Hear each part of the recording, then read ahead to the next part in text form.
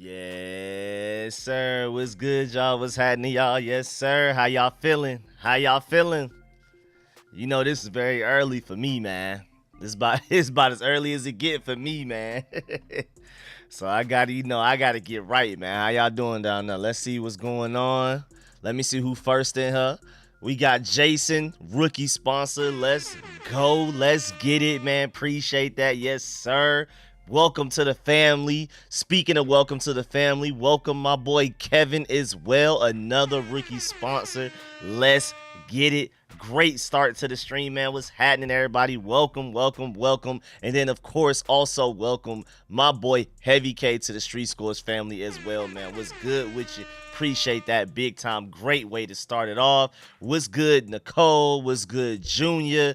You said let's take over the draft just like we did in free agency. Leave our haters silenced around the league, man. I just did that video putting together what everybody's saying about our draft so far. They love it. They loving us right now. They loving us. Yes, sir. Yes, sir. What's good, Justin? What's good, Manya? What's good, Code Talker? Yes, sir. Greensboro, North Carolina in the building. We got Too Lit in the building, too, man. What's happening? He said, how do I become a channel member? It should be in the description. Let me go get it for you, though. Don't even worry about it. I'm going to go ahead and get it myself. I can copy and paste the link real quick. Don't even worry about it. Hold on. Put it in. Paste. Yeah. There you go right there. Let's go. Let's go. Appreciate you asking. What's good, Jason? What's good, Mr. Jones? Yes, sir. Now get rid of the name. You ain't warmed up to the name yet.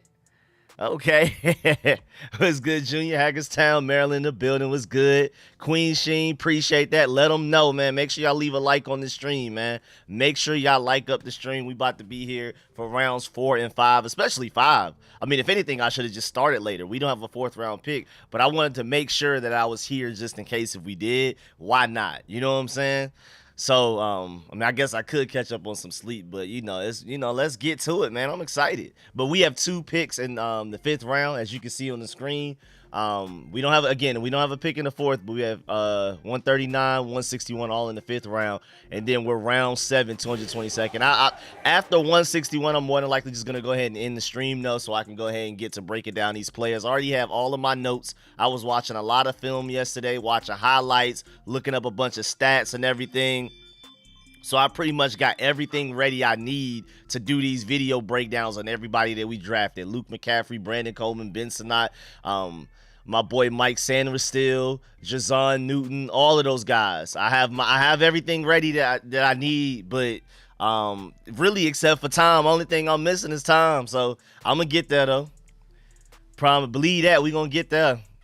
That's going to be throughout the day today. Of course, I'm going to have to break down the guys we draft as well. Hopefully, I can try to run through a bunch of these draft picks. After I'm done streaming after the pick 161, hopefully I can run through enough, video breakdowns before we get to round 7 and we pick 222nd. And then I'm going to have to do a video for that guy too. So, and then I'm going to also keep y'all updated on undrafted free agents that we're bringing in, especially if it's somebody really notable and somebody that I really wanted. I'm definitely going to super keep y'all updated on that.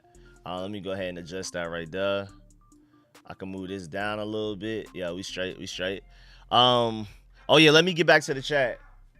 Oh, you say what, man? Oh, appreciate it. Love you too.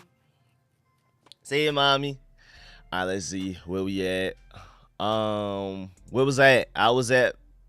Oh yeah, we was on Mr. Jones again. Even though they see Brandon as a tackle, I still want to see us get Javon Foster or Christian Jones. I've seen a lot of people talk about Christian Jones last night. That probably could be a solid pickup.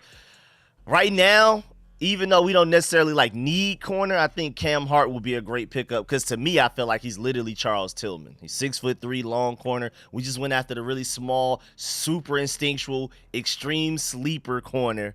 Like a super leader, always in the right spot, super fast. I would like to do like the complete antithesis to that and go and get Cam Hart here right now. Because remember, Cam Hart held Marvin Harrison Jr. to like 3 catches and 30-some yards, no touchdowns. And that's exceptional against a guy like Marvin Harrison Jr. So I love some Cam Hart that we could potentially get. We can start, after I say what's up to everybody, we're going to start looking at players and everything too. So we're going to get there. Where we at? I wanted to make sure I just said what's up to everybody. Appreciate you pulling up, Valerie, as always. Mark Twain was good. Yes, sir. Yes, sir. Too lit in the building like we already saw. Brutal was good. YT was good. Christian was good. Yes, sir. King Sean was happening. Jefferson, welcome back. Yes, sir. Gerald was good. Nicolino was good. Jefferson. Baby Glock was good. Nico was happening. Boxing match. Appreciate you pulling back up. Justin was good. My boy Beats with Soul came in with the rookie sponsor. Welcome to the family. Let's get going, man. We ain't playing with y'all this morning. Yes, sir. Yes, sir, man. What's good, man? What's happening? Joseph was good. Welcome back as always. Gerald was good. Manage was good. AJ was happening even though you took your message back. Non-Ether was good.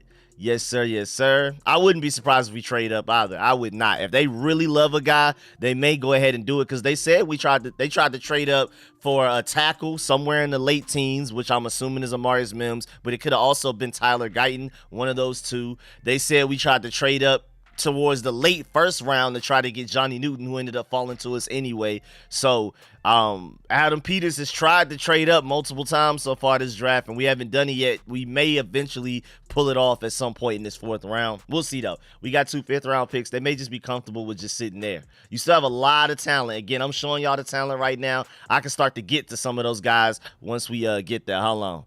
Let me make sure I say what's up to everybody. What's good, Northeast Landlord? What's happening with you? I like that name. Ty Lau was happening. Yes, sir. Luke McCaffrey might be it still. I'm telling you. I'm telling you. Jim Nagy said he's basically a more athletic Puka Nacua. Watch out, man. Hurley was good. TJ was good. Phil was good. Make sure I ain't miss nobody. Yumi Yahoo, welcome back. Was good. D'Angelo was good. Yes, sir. My boy Brendan became a sponsor this literally within the past couple of days. He just pulled back up. Appreciate that, man. Welcome to the family once again, man. What's happening with y'all? Y'all, what's good? What's good? Zafir was good. The Dubs family, welcome back. Yes, sir. Yes, sir. What's good, everybody? I just wanted to make sure I said what's up to everybody. Now I can start reading everybody's comments again. I just wanted to make sure we ran through everybody to say what's up. You know what I'm saying? Feel like everybody got to at least be said what's up to. You dig? What's good, Patrick? What's good, James? Nico was good. Phil, I make sure I say what's up there, everybody. Let's get it. All right, so now let me go ahead and start looking at. Shout out Hendrix. What's good, Hendrix? Make sure you have a good game today, man. Go crazy for me, Hendrix. Go crazy for me, Hendrix. What's good, man? I know y'all seen my boy Ant last night going crazy on them Suns too, man. I'm telling you, man, Ant about to get a ring by 22, man. It's this year. Timberwolves ain't no joke for y'all, man. Y'all better stop playing. What's good? My boy Michael Santiago with a big dub to set it off for the super chat today, man. I really appreciate that. My dog Michael Santiago with the donation. Let's start day 3 off right. Let's get it, man. Let's get it. There's a lot of talent still out there. There's a lot of guys we're clearly still interested in out there as well. Again, Cam Hart came in for a top 30 visit. You know what I'm saying? I believe there may be some interest in Muhammad Kamara. I don't think he came in for a top 30 visit, but I know that we met with them somewhere. I remember that. Jatavion Sanders, we had a top 30 visit with him. We don't need tight end, but, you know, there was strong interest there at one point in time. You never know, man. There's a lot of talent out there. Let's start looking at the talent, man. So a lot of people did not expect TJ Tampa to make it this far. I'm not as big of a TJ Tampa fan as probably most other people, but I didn't expect him to make it this far either. Cam Hart, this is a round where I thought he may make it. I was like, maybe don't take the risk, take him in the 3rd round. But, hey, man, I'm not surprised that he's there, and I would love to take a chance on him this late. Troy Franklin, I'm still surprised that he's there. We probably wouldn't go receiver. I don't necessarily think we're going to double down on receiver or tight end. But then again, Luke McCaffrey is 6'2" as well, so I don't know. Honestly, I'm up in the air right now as to exactly who they're targeting. I mean, maybe Jeremiah Trotter at this point.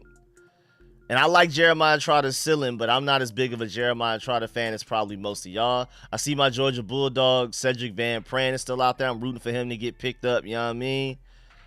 That's my boy right there. I'm hoping he goes crazy. Maybe you pick up Theo Johnson just off of the pure, raw talent. Maybe, you know, you can go there. There's still some guys out there, man. I mean, oh, Isaac Garendo. Oh, I would love to get him sometime in the 5th round, man. Or Bucky Irvin. Him or Bucky Irvin.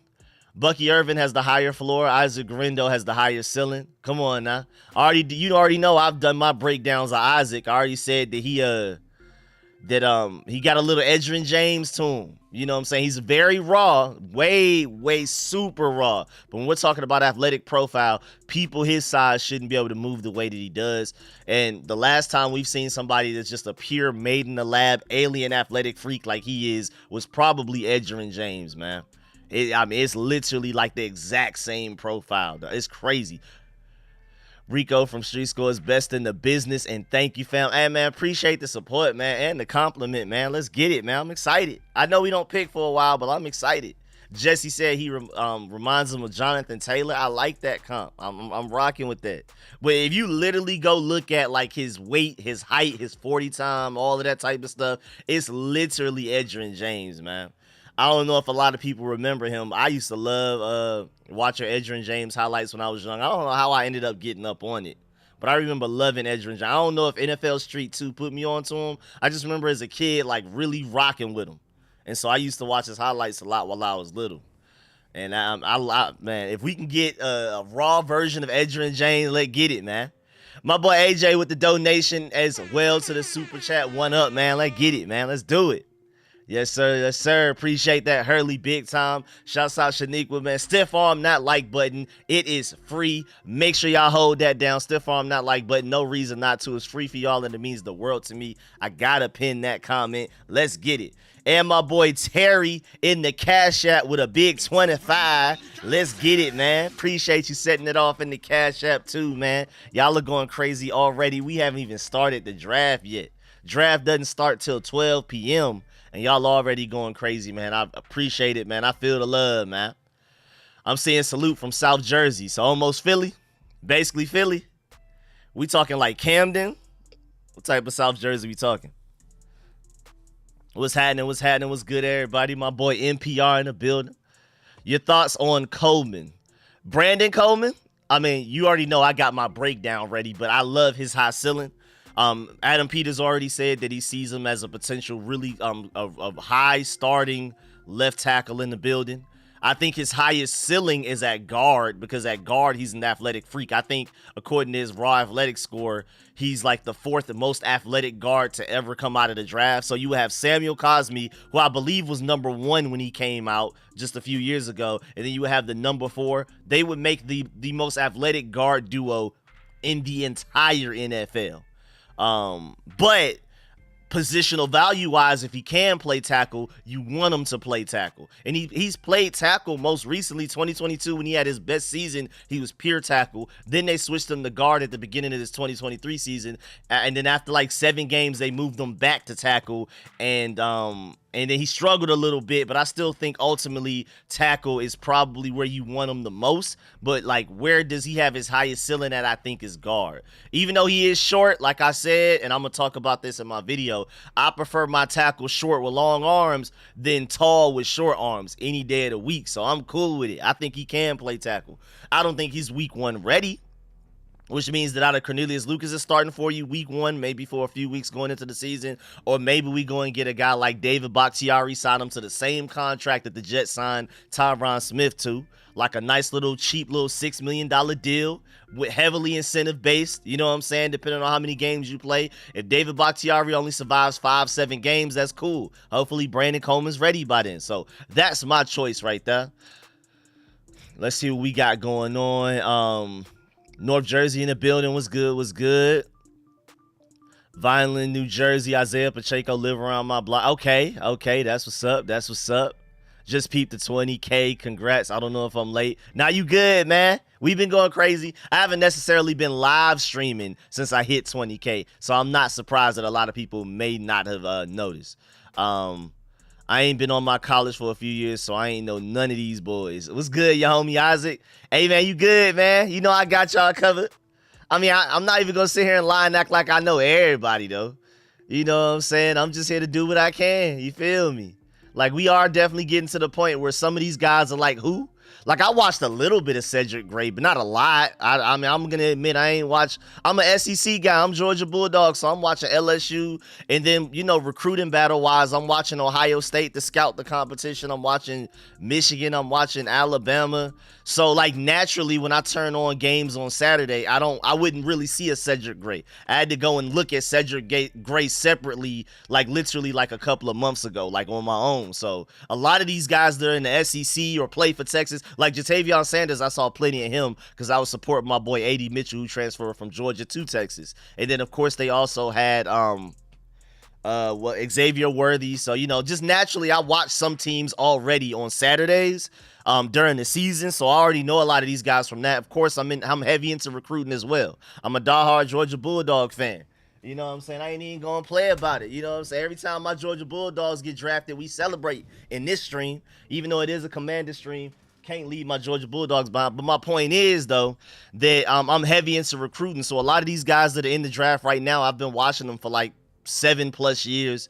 If they were like a really notable 8th grader, I've been on them since then. If they were really good coming out of high school, I'm heavy into recruiting. I'm already looking at some guys that sophomores in high school right now that Georgia can get, and we're not going to land everybody. So I keep track of where they went. If they go to Ohio State, if they go to another random school, if they stay local with their random school that isn't that good, I watch their progress. And then I eventually be like, oh yeah, that is him when we start to get to the draft process. So, you know what I'm saying? That's how I usually know a lot of these random guys.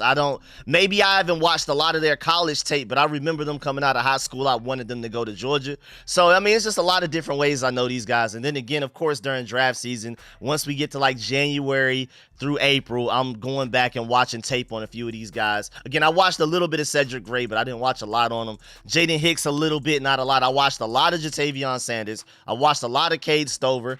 A medium amount of Troy Franklin. Not much Brandon Dorius at all. I really didn't look at many defensive tackles because I didn't expect us to go defensive tackle. Johnny Newton was unavoidable. He was a first-round talent. Of course, I couldn't avoid Johnny Newton. That boy different over there. I'm glad we got him. Brendan Rice, little bit, but not a lot. I mean, just naturally from watching Caleb Williams tape, you just notice Brendan Rice. He pops a lot, but I haven't like sat down and been like, give me Brendan Rice highlights. I just never got the time to do that. Cam Hart, watched a lot of him, especially after he came in for a top 30 visit. I was like, oh, okay, time to peep him. You know what I'm saying? We can keep going and going and going. Javon Baker, I watched a little bit of him. Makai Wingo, just naturally watching the SEC, I remember him even like watching my dog Cedric Van Pran.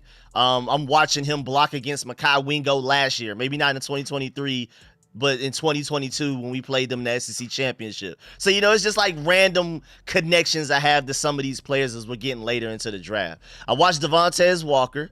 A little bit, not a lot. Again, I just didn't, I didn't just go and turn on North Carolina games on a Saturday. So I've gone back and watched a little bit of those guys, but not a lot. Kyrie Jackson, I watched a lot of him. I watched a lot of Jeremiah Trotter. I've been praying on Clemson's downfall ever since they won that chip with Trevor Lawrence. So I've been peeping the competition over there. I don't know why we always end up playing them week 1 of a regular season. I'm excited to whip up on them this upcoming season as well, my Georgia Bulldogs. You already know Cedric Van Pran now. Probably the tape, easily the guy I've watched the most of out of anybody here. I know we don't necessarily need center, but he's a Georgia Bulldog. I know Cedric Van Pran in and out. I'm telling you, he's a starting level center day one. I think he's going to be a top 15 center in the NFL. I know he doesn't necessarily have a high ceiling, but he has a very high floor. I'm surprised he's made it this far, but it is what it is, man. So, yeah, man, I'm connected to random guys everywhere. I watched a lot of running backs. So that's why, like, Isaac Garendo, I'm big on him. Bucky Irvin from Oregon, big on him. I watched a lot of him. You know what I'm saying? Those are my guys. I watched some DJ James as well. I watched a lot of Theo Johnson, freak athlete, especially after the combine had to. Muhammad Kamara, watched a lot of him as well. Gerald Wiley, watched a lot of him. I was thinking about getting him, but I'll take Ben Sinnott easily, man. I love some Ben Sinnott, so I'm happy. Jaheim Bell, watched him. Gabriel Murphy watched him as well. I mean, you're watching Latu tape, and you're just gonna naturally notice Gabriel Murphy on the other side doing his thing. That's just gonna come with it. It's a lot of random people, man. But I'm not gonna sit here and act like I know all of these guys, man. I'm not about to sit here and act like I watch tape on every single person that's available right now. We in day 3 of the draft, man. So I'm only one person, man. Let's go, let's go. Yes, sir. Just to let y'all know, we do not have any 4th round picks. We do not pick until round 5, pick 4, which is 139th overall, and then again 161st overall, and that's probably where I'm gonna cut off the stream, and I'm gonna go ahead and start working on my videos, and hopefully I get enough videos out before we pick in round 7, because then I'm about to do a video on that guy. So I still got to go back. I have all of my stuff ready. I mean, I can literally look at my notes right now. I have my breakdown for Johnny Newton, my breakdown for Mike Sanderstill, my breakdown for Ben Sinnott, Brandon Coleman, Luke McCaffrey. I got all of my notes, my stats. I watched tape on all of these guys last night. I got everything ready that I need. It's ready to go. The only thing I'm missing is time. So I'm about to get to recording those after I dip up out of here after pick 161, unless we end up with another 5th round pick or they do something to end up with a 6th round pick. But I'm more than likely leaving after picks 161 here in this stream. So we're here just round 4, just chilling. We could just go ahead and chat it up in the chat because, again, we don't pick until round 5. So how many picks is that do we have to wait? Let's go ahead and move over here. So round 4 starts at 101. So right now we're on pick 101. And again, we do not pick again until 139. So we got to wait for 39, 38 picks. So you eat, sleep, and it's football, literally. Appreciate that, mommy. Appreciate that. What's good, everybody? I'm sorry if I missed any of y'all comments. What's our next pick? Yeah, there we go. 139. 130. We're 37, 38 picks away. What's good, Terry? Rico, let's get Adam Peters is knocking it out the park so far. I agree. If y'all haven't already seen it, I put together a video of everybody loving our draft right now. We're talking Bill Belichick. We're talking Nick Saban. We're talking about Skip Bayless being mad at how good our draft is. We're talking about Mina Kimes. We're talking about Ian Cummins. We're talking about Jordan Reed. We're talking about Mel Kiper. We're talking about websites like SB Nation and Bleacher Report. We're talking like, bro, they love our Pro Football Focus loves our draft. They feel like we're the only team in round 2 to have more than one elite pick. They had other people that they felt like had elite picks, but they felt like we were the only team in round 2 to have at least 2 elite picks.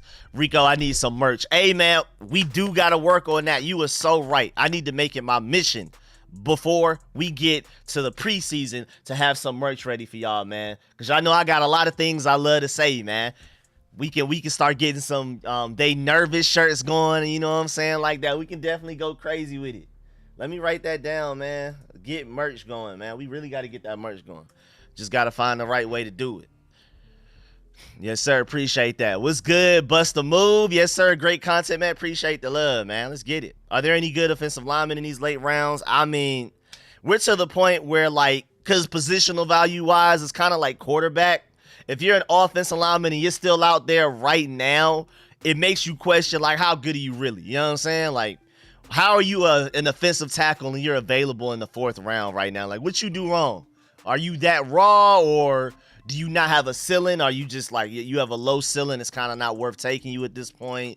You know what I'm saying? You start to, just like how you look at quarterbacks, like, why are you here in the 4th round? You can't be good in the 4th round. It's maybe to a lesser extent for offensive linemen, especially tackles, but it's still kind of the same logic. Like, what you doing here? Like, cornerbacks and wide receivers this late is more so about, like, scheme fit. Exactly how do you plan to deploy them? How do you plan on utilizing them in your scheme on defense, offense, or whatever? You can make the same argument for tight end, but when it comes to tackles and quarterbacks, at this point, you're kind of like, hey, man, what's going on? I mean, you saw Jalix Hunt is coming from the FCS, and the Eagles took him in the 3rd round. So you're even looking at edge rushers right now, like, hey, man, 4th round and you're an edge rusher. Why haven't you been taken yet?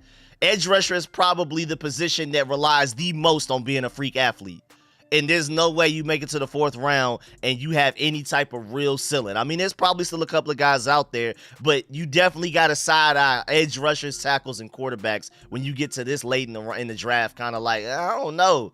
Why you still here? Why nobody? Again, Jalix Hunt that the Eagles stole from us. We brought him in for a top 30 visit. I mocked him to us at 100. They hated and took him for right just a couple of picks ahead of us. The Eagles did us dirty right there. But again, that's a guy coming from the FCS. The FCS, y'all. He ain't play against nobody. And he still went in the 3rd round. So you got to look at edge rushers in the 4th round that are still available. Like, what did you do wrong?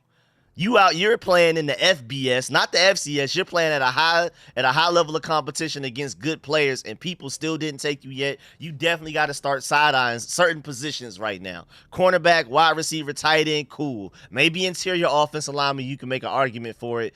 And safety as well. I mean, there's definitely some safeties out there that you may like, but we are getting to the point where you're looking at a quarterback, an edge rusher, and a tackle. Like, what you still doing here? What's wrong with you? You know what I'm saying? But then again, beauty's in the eye of the beholder, so maybe there's an elite edge rusher out there that maybe we'll sleep on that the Commanders have the eye on. You just never know, man. Rico, I can't lie, I watch you more than ESPN. I appreciate that, Bust the Move, man. I really, really appreciate that, man. My mom said it's already in the works. Appreciate that. We're going to get on that for sure. All right, man. We about to get that merch going. Man. Appreciate it, man. We got to go crazy. Draft starting in 1 minute, I believe. It's supposed to start at 12 p.m. But you know, the NFL always late, so I ain't even worried about it. Who we get second round? I mean, where you want to start? You know what I'm saying? You want to talk about my boy Johnny Newton, a.k.a. Javon Hargrave? You want to talk about Mike Sanderstill, who a lot of people are saying, and Chris Sims said literally, I wouldn't be surprised if he's the best slot corner in all of the NFL in 2 years. Nick Saban, I think, said he's the best pound-for-pound player in the entire draft. I mean, people love Mike Sanderstill. If you don't, just know that these guys that know football absolutely love him. Joe Klatt said he was the best defender on the best defense in college football last year, and he said something to the extent of that he's gonna be in quarterbacks' nightmares going into every week. I mean, people love Mike Sanderstill. And then we finished the second round with my dog, Ben Sinnott, who I think is literally Sam Laporta, but I also see a lot of people comping him to Chris Cooley, which makes a lot of sense because he can play H-back, fullback, and tight end. He's very versatile like that. I see a lot of Chris Cooley in him. When you go look up his highlights, he reminds you a lot of Chris Cooley. Daniel Jeremiah said he's a healthy blend of George Kittle and Kyle Juszczyk, which is really interesting because Adam Peters is very familiar with those two with his time with the 49ers that he just came from. So I feel like that's a beautiful comp right there. If you could be a little bit of George Kittle and Kyle Juszczyk, I don't even know how you make it to the third round, in my opinion. And I feel like if we could trust anybody, we could trust Adam Peters with his eye for tight ends. He found George Kittle in the 5th round. Imagine how he feels about Ben Sinnott, who we just got in the 3rd round. You know what I'm saying? You got to view it from a different, you got to look at it from different ways, man. Adam Peters is cooking right now. You got to believe him. You got to trust him. Give him the benefit of the doubt right now. I think we killed it in the 2nd round. Johnny Newton, I felt like, was arguably the best player available at that point, even though we didn't necessarily need defensive tackle. I'm going to talk about this in my breakdown of Johnny Newton. I'm not going to give y'all too much until I do that breakdown, but I love the fact that Jonathan Allen and Deron Payne will be able to have to play. They won't be forced to play as many snaps. He'll keep them fresh. They'll come in as part of a rotation. They'll be far more efficient, far more explosive. They won't be all fatigued and tired all game because they were forced to play so much last year because Fedarian Mathis was either hurt or just straight up sucked even when he was healthy. And I like John Ridgeway, but Johnny Newton's way better than him. You know what I'm saying? So I'm ready to go. Let's get it. I'm ready to go. I think Jonathan Allen and Deron Payne are both happy about the Johnny Newton pick because now they're like, man, now I don't have to play 90% of snaps in the game. I can actually go sit down and somebody can actually go out there and still produce in my place just for a second. Let me get on the sideline, get some Space Jam halftime water, boot up real quick, and I can go back in the game. You know what I'm saying? I've been to Martini's, bro. My brother used to do security for you guys. A great spot. Yes, sir. Yes, sir. Where we at? Where we at? I own a club called Martini's. If you ever in the DMV, look me up. We got the best chicken wings. I love the fact. First of all, shouts out to that. I love the fact that Daryl replied to that too, man. That's what's up, man. Wait, whoa. Mount St. Mary's transfer guard Dakota LeFew commits to Georgia. Hey, man, Georgia ain't playing with y'all, man. We got that 5-star forward coming in as part of our recruiting class, and we're getting transfers right now. Hey, man, just like how Georgia football is dominant, watch out. That Georgia basketball team may become dominant as well. Shouts out to my dog, Anthony Edwards, Atlanta's own, Southwest Atlanta specifically zone, to set it off for Georgia, man. He didn't have to go to Georgia. He easily could have gone to a basketball powerhouse. He still ended up going #1 overall from Georgia, and that kind of showed everybody that you can go to Georgia play basketball, not football, and still go high in the basketball draft. So shouts out to Ant for setting the standard. I'm very excited about my Georgia Bulldogs. Not only football, but that basketball team coming together as well. We were in that little secondary tournament going a little crazy. We made it to the Final Four, I believe, in that little that little side tournament that didn't matter as much. Y'all make a Street Scores merch purchase, man. I appreciate that, AJ. Let's get it, man. I love Sanford still, but why get him when we have Quan? Because Quan, I'm going to talk about this in my breakdown of Mike Sanford still. Make sure y'all stay patient. It's on the way. After we pick 151st, I'm assuming if we don't end up with another pick later or sometime before pick 222nd, I'm dipping at the 161 so I can go ahead and do my video breakdowns. But Quan Martin is moving to pure strong safety. That's it. Just a pure safety. Literally, he's going to be... Remember how Cameron Curl was kind of like the box hybrid star guy? Or y'all probably hear it best as Buffalo Nickel, because Ron Rivera used to call it Buffalo Nickel. As a Georgia Bulldog fan, it's ingrained in my mind to call that position the star. So the hybrid safety, linebacker, slot corner, whatever you want to call them, the chess piece, the guy that you don't know what he's doing any given snap, basically. That extra DB on the field. That was Cameron Curl's role in 2022. 2023, Cameron Curl moved to strong safety so Quan Martin can take over that role. Now we're doing the same thing where Quan Martin is moving into the safety role so that Mike Sanford still can be that star position, your slot corner. So it's just kind of like guys keep graduating. Now, hopefully this is it. We're done. Quan Martin's permanent safety. Mike Sanford still is permanent star position. But we'll see. But again, Chris Sims said Mike Sanford still, he wouldn't be surprised if he's the best slot corner in all of the NFL in 2 years. Joe Klatt said he was the best defender on the best defense in college football last year. He said he's going to give opponent quarterbacks nightmares. Nick Saban said he's probably the best pound-for-pound player in this entire draft. I'm telling y'all, do not sleep on Mike Sanford still. Do not sleep. Do not sleep at all. And I know people are talking about how small he is, but his small is different. See, Emmanuel Forbes is like 6'1", 100, maybe 80 pounds. Mike Sanford still is 5'9" at 180, so he's built a little bigger. And you ain't got. I'm gonna talk about this in my breakdown, but go look up the highlights, man. That boy, he hit stick 220-pound running back from Ohio State. Henderson. He hit sticked him, left him on the ground looking like roadkill, just sitting there, just laying down. Mike Sanford still already up, celebrating, flexing, and everything. Henderson just on the ground, like, man, who did me like that? He's still trying to figure out who shot him. You know what I'm saying? I ain't worried about Mike Sanford's size at all, man. That boy's different. And if you're worried about his height, go look at the play where he's going against Cade Stover, 6'5", and in the end zone fade route, he puts his hand up there to knock it out of his hand. It's there. Perfectly thrown ball. I think it's C.J. Stroud that threw it too. And Cade Stover's high up there getting it, using the 6'5".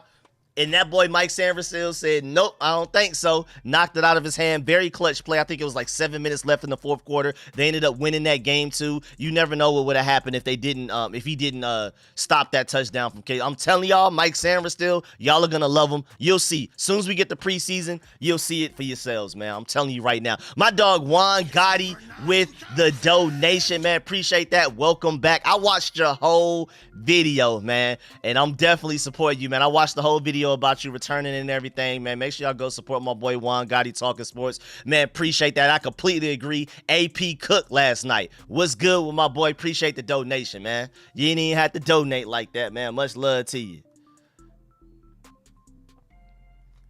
Yes, sir. Yes, sir. Yes, sir. Let them know, Tom. Hit that like button, y'all. Let's get to it, man. Now, granted, we don't have a pick for a while. We don't pick until the 5th round, early 5th round, no, at least, but it's going to be a minute. You know what I'm saying? What's good, Jalen? What's happening, y'all, man? Let's get it. Let's get it. Let's get it.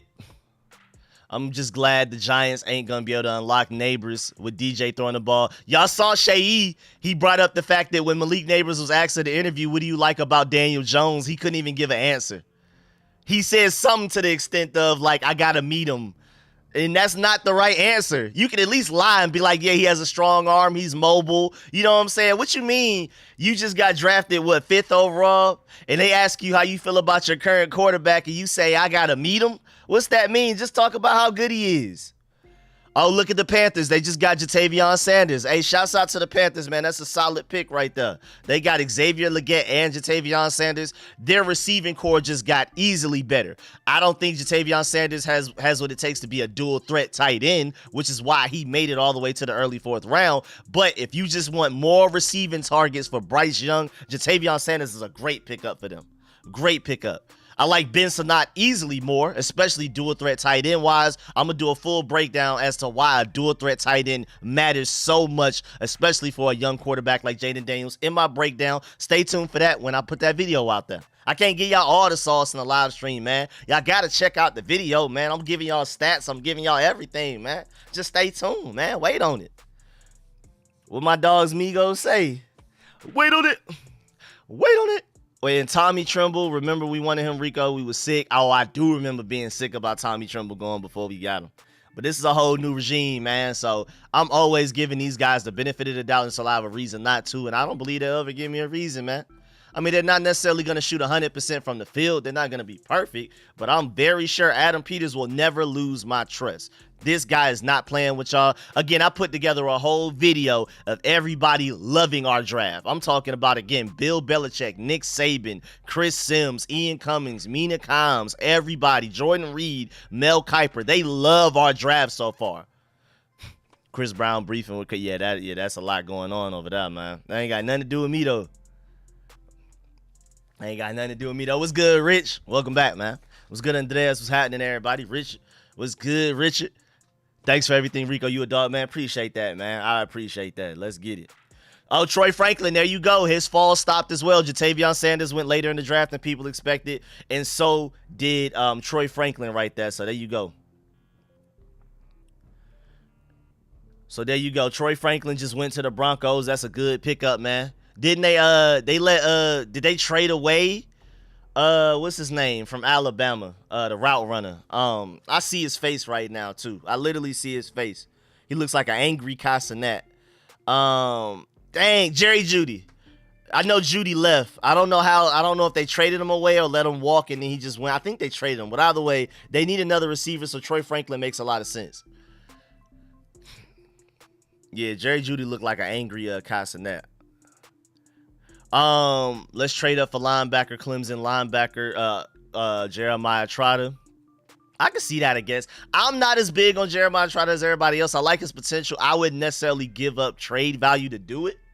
But he is a pretty solid linebacker. Maybe because I'm just so sick that I missed out on Peyton Wilson and Junior Colson, and they were there so long that we easily could have gotten them if we wanted to. Those are my linebackers 1 and 2. And the only guy that I had even like a decent third for me was Edgerrin Cooper.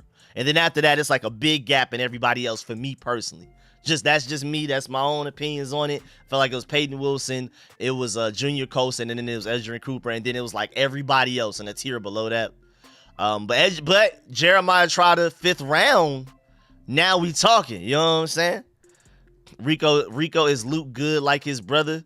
He's a different type of good. Just know that I'm going to do this. I have a whole video breakdown on him. I have advanced stats and everything. Y'all already know it's on the way. Pro Football Focus grades, all of that. It's loaded. I just need to find the time to do it. Again, I'm probably going to leave after the 161st pick in the 5th round, our second 5th round pick. So go ahead and start my breakdown. So again, I already have all of my notes ready. I have all of my stats. I already watched film on all of the picks that we made yesterday, last night. I'm ready to go. I literally have individual windows for each guy. I'm ready to go. It's locked and loaded. I just need to sit down and record it. But Luke is different. I'm just letting you know right now he is different. He's basically Jim Nagy himself, the guy that literally runs the whole Senior Bowl and everything like that, literally said he's a more athletic Puka Nacua. I think the best way to put Luke McCaffrey is that he's barely scratched the surface. He had the best short shuttle out of any wide receiver at the combine, and I think he had the 3rd best 3-cone out of any receiver. He just moved to wide receiver 2 years ago. He was a quarterback basically his whole life, just moved to receiver 2 years ago. Quarterbacks don't practice short shuttles. Quarterbacks don't practice 3 cones. Why would a quarterback ever need to practice that? And the fact that he went out there and had the best short shuttle out of every receiver in arguably the deepest wide receiver class we've seen in years, and it's only his 2nd year of playing the position, and he has great hands. He's a great contested catch guy. I think he was 2nd or something in contested catches out of all wide receivers, or 2nd in touchdowns and like number 1 in contested catches, something crazy. Like Luke is like a super high ceiling guy. Like you take him now, he's only been playing wide receiver for 2 years, and he's about to be crazy. I'm letting you know that right now. Trust me, Luke is a different type of guy. Definitely a great athlete. Great athlete. He's basically Puka Nacua, but more athletic is what Jim Nagy said. So there you go right there. I thought maybe Jalen Clark at the time, but cool. Seattle took our pick just to trade out of it. Yeah, they're weird boys. Them boys, Seattle never sit still though, man. You know how Seattle get. They never sit still. They always trading around, especially trading back. How many minutes do teams get per pick? I don't even know at this point. I'm so like in tune with y'all in the chat. I haven't even really looked up to see what's going on. The only things I know about what's happening in the draft is off of my phone, looking at Twitter every now and then, just peeking over. But this is my first time really looking at the draft. I'm seeing Detroit Lions fans looking excited in the crowd. We getting Gabe Taylor when he comes out of Rice. I can see that. I think Gabe Taylor even tweeted about Luke when we drafted him yesterday and was like, y'all getting a dog, basically. It looks like it's about 5 minutes per pick. Cool. That makes sense. I didn't want to just guess a random number and just throw y'all off. So I was like, hey, I don't know. I'm not going to say nothing. So it looks like it's 5 minutes per pick. Appreciate that. Shouts out, baby. Muhammad Kamara, definitely a guy. Still available right now. Again, it's just weird, though. You got to look at quarterbacks, tackles, and edge rushes with positional value. Why are you still available in the 4th round if you're really that good? But I think, shouts out to Bang Bang, I think Austin Booker has a little bit of talent. I think Muhammad Kamara was very productive. He has some talent as well. But again, I'm not going to lie, I'm side-eyeing edge rushers. Like, if you really that good, why you still here? Jalix Hunt played in the FCC last year, y'all. FCS. I said FCC. FCS last year, y'all. Didn't play against nobody. Played against straight bums left and right. And he still went in the 3rd round. So you got to really look at these 4th round edge rushers like, what's your excuse? You know what I'm saying? What you doing? Like, what's the problem? You know what I'm saying? What you on? Why you still here? Theo Johnson's definitely still here because of how raw he is. What's good, Outlaw King, my boy? My boy, welcome back. What's the deal with Jatavion Sanders? He's not dual threat. And then also, if he's just a pure pass-catching tight end, you would hope he's a little bit more athletic. You would hope that he's a little bit more athletic than he is if you're only going to be a pure pass-catching tight end that you can't really depend on him to block. He's not really a dual threat. So I'm not really surprised he made it this far. If you would have told me back in December that Jatavion Sanders would have made it all the way to the early 4th round, I would have thought you were crazy just based off of the hype coming out of the season, especially with Texas going so late into the playoffs and things like that. But as we've gotten further into the draft process, you really watch his tape. You've noticed I've been lower and lower on him as we've gone. I mocked him to us like a while ago in one of my mock drafts, and ever since then it's been Jared Wiley and Ben Sinnott the whole time. It's been straight up, and Theo Johnson. Those have been my favorite tight ends for us to get for the longest. Of course, Brock Bowers is by far the best tight end of all time. You know what I'm saying? We ain't even got to speak on that. But outside of him, I've been watching a lot of Jared Wiley. Of course, Ben Sinnott and Theo Johnson leading up to the draft. Those were my guys at tight end. I love Theo Johnson too. Ridiculously high ceiling. He's still available right now because he's so raw. Penn State barely used him. They never utilized him. They never got potential out of Chop Robinson or Theo Johnson. They just had pure freak athletes over there and didn't even use them correctly. I read something about it saying Jaden Daniels isn't happy we drafted him. Nah, he's good to go, man. I ain't worried about none of that. That boy Jaden Daniels is ready to go crazy, man. He's happy. He even talked about mumbo sauce before we drafted him. Like, literally, like, we drafted him around, like, 8-something p.m. I think it was around, like, 2-something. Some interview asked him about something. I think he said something about mumbo sauce. Or maybe it was even the day before the draft. Like, he ready to go, man. I ain't worried about that. Because even just think about it from this point of view. No matter where he wanted to go, why would he go to the NFL and sabotage his own career for the next 4 or 5 years just to be that petty? Like, who would be that petty? You either pull an Eli Manning before the draft, before you even get drafted, or wherever you go crazy. Like, I just don't see why he would sabotage his own team. He definitely doesn't hate us that much, and I don't think he hates us at all. I think he actually is really excited about what we got going on. If you watch his press conferences and everything, he's ready to go, man. I ain't worried about it. Business is about to pick up in the NFC East. Let's go, Jaden Daniels. A lot of people feel like Jaden Daniels is literally the best quarterback in this draft. You ask Dan Orlovsky, you ask Louis Riddick, you ask him. I forgot his name, but he's the he used to be a backup quarterback for the Green Bay Packers, and now he does draft quarterback breakdowns on YouTube and things like that. I really trust his opinion. It's a lot of guys out there that literally think Jaden Daniels is the best quarterback in this entire class, the best player in this class. And then you have guys like Chris Sims that feel like Jaden Daniels would have easily have gone #1 in most quarterback classes. He just simply, Kirk Burnkert. Thank you. I like him a lot. He had Johnny Manziel on him and Johnny Manziel were talking about it after we took him too, and then they were like, yeah, man, these guys could be Super Bowl contenders with a Jaden Daniels, with the way that Adam Peters is building the team. Go check that out if you haven't yet, man. They love Johnny Manziel and Kirk Burnkert, love what we're doing, and they're both ex-quarterbacks. So if anybody knows what they're talking about, if anybody knows what they're talking about, is them. Chris Sims, ex-quarterback, loves Jaden Daniels. Again, like I was saying, he felt like Jaden Daniels would easily be quarterback 1 in most other drafts. It's just the fact that you have just what some people consider like a once a generational talent in Caleb Williams. But outside of that, people feel like Jaden Daniels is easily a #1 overall pick worthy quarterback. So everybody loves him. Yeah, Nick Saban loves Jaden Daniels as well.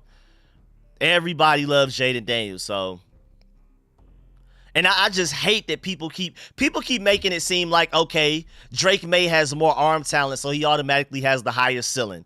And then even outside of that, people make it seem like you either have the higher ceiling or you have the higher floor. Why can't Jaden Daniels potentially have both? Are we just ignoring his legs? Are we ignoring the fact that he was literally the best deep ball thrower in all of college football last year? Like, are we just completely ignoring the fact that he's the most efficient slot fade thrower I've seen come out of college in years, specifically? The hardest route to cover in all of football. Coaches and players talk about it all the time. The slot fade is the most difficult route to cover in all of the sport. And for some weird reason, Jaden Daniels is really efficient at it. I can't wait to see him and Terry McLaurin's connection on that, but I just don't see where the Jaden Daniels hate comes from. I know he has a higher floor, but why do we have to act like because he has a higher floor, he doesn't have a ceiling? Why can't he have both? I just don't understand what happened to him having both. Do we just forget about his legs? Do we forget about the fact that he was literally the best deep ball thrower, regardless of how you feel about his arm strength? Like, I still don't get it. I just realized Coleman was the guy getting toasted at the Senior Bowl. Yeah, he's still raw, but he has a very high ceiling. Freak athlete. He may not be ready to go week 1, but I am confident in his ability to be really good at some point. Really good at some point. All right. Patriots have made sure to secure the 175th, 186th pick overall players. Oh, okay. That's a different tweet. Where are we at in pick-wise? Let me go ahead and move back to the draft board. Okay, we're moving through a little bit. Again, Ja'Tavion Sanders to the Panthers. So now Bryce Young has Adam Thielen, Ja'Tavion Sanders, and Xavier Legette. Xavier Legette's going to be the face of that franchise, though. I know Bryce Young is the quarterback, but the Carolinas love him, man. If you've heard his accent, man, you can't beat that for the Carolinas, man. That boy don't even have commas in his sentences, man. That boy is straight Carolina.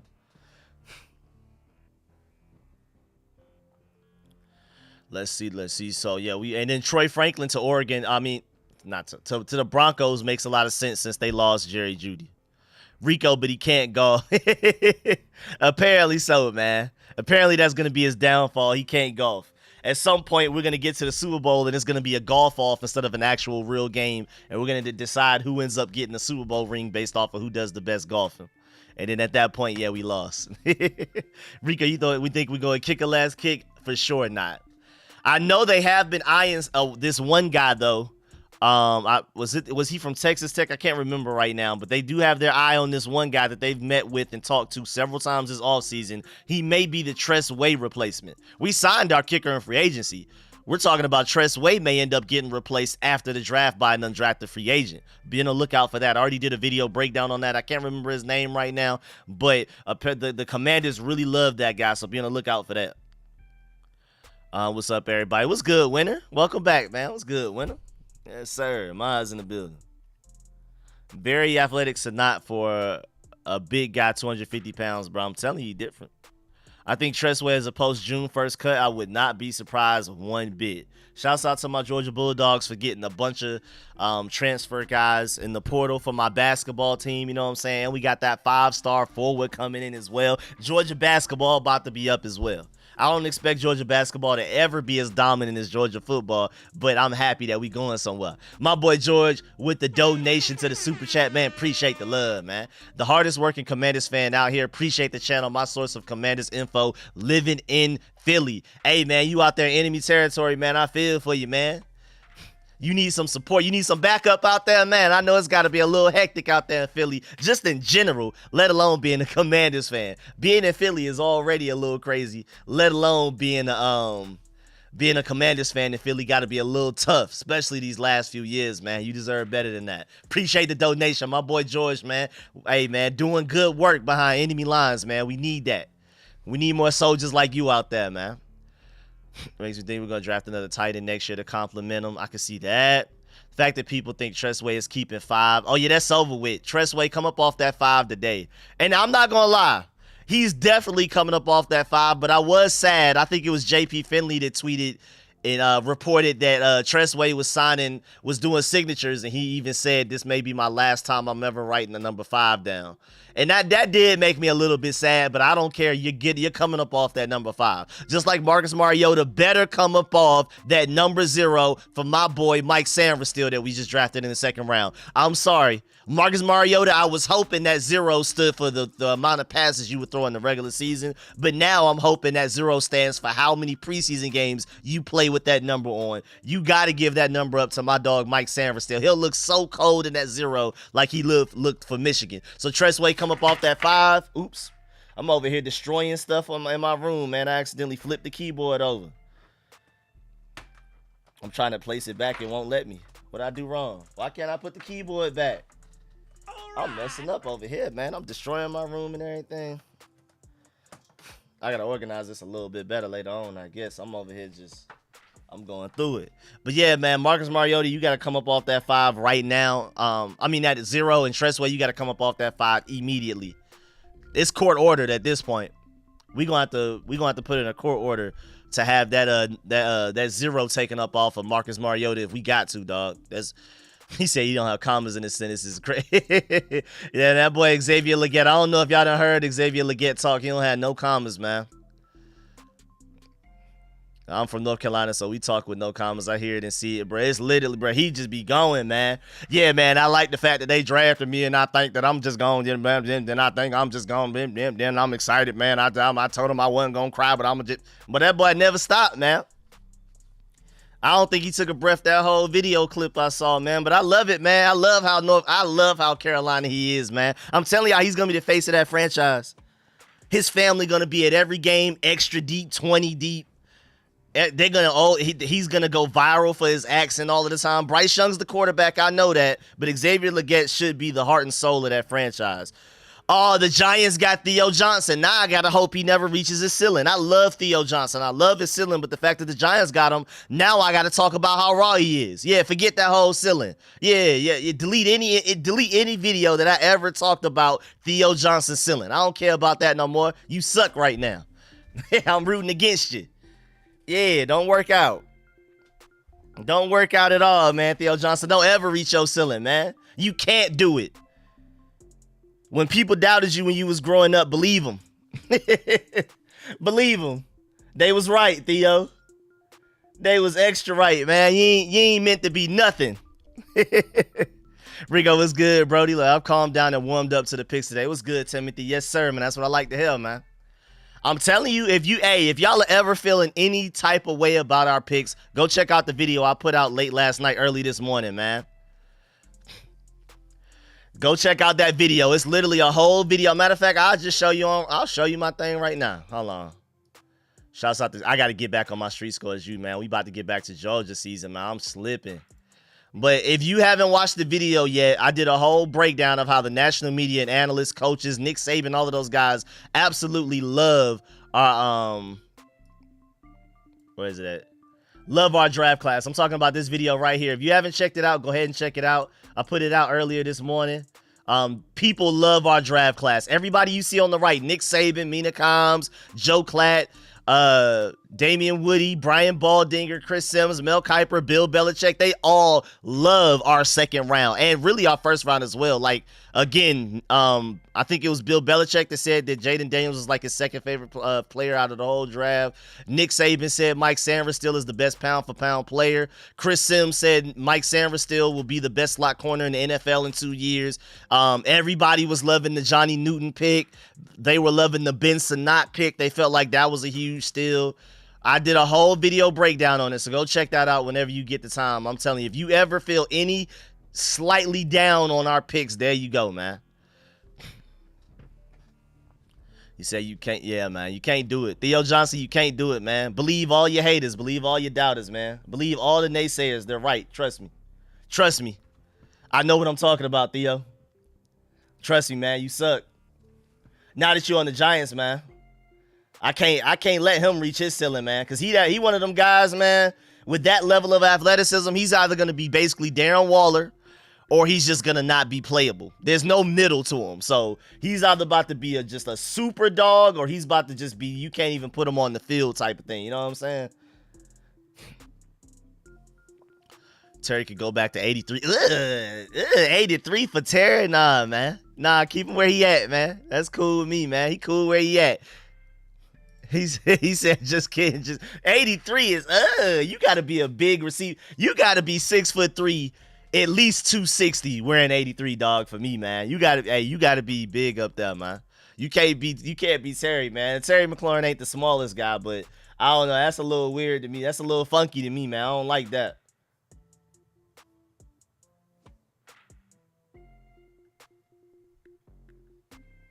Terry needs 7. I think Terry would look nice on a single-digit number. I think that would make a lot of sense for him, man. I think that actually would make a lot of sense for Buddy, man. He probably would look good in that. Let me go ahead and do this real quick. Let me see where it's at. Go ahead and put that in real quick. I'm excited, man. We got to wait till round 5, but I'm pretty sure that boy Adam Peters is cooking something up. I don't necessarily expect us to trade into the first round, but I'm thinking we're going to put something together, man. I'm confident in Adam Peters. He's been cooking this far. Why wouldn't he continue to do so?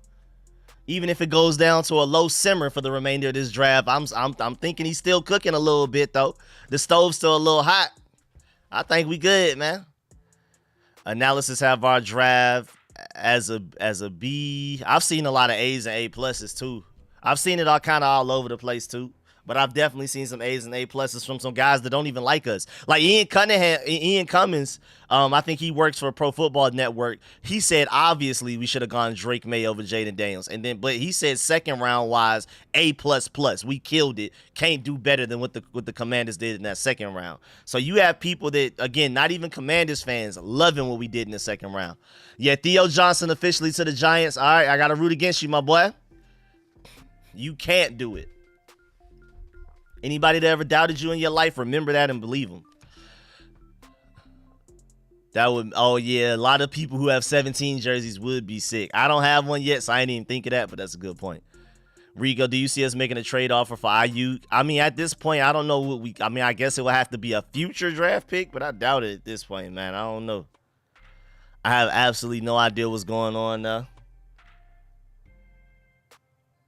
Okay, Falcons took defensive end Brandon Dorius with pick 109. So we're moving through. We're already on to the Patriots pick. Y'all know, yeah, Skip Bayless was sick about our draft, too. I forgot to mention that. That's why I Skip Bayless on the other side with the fire behind him.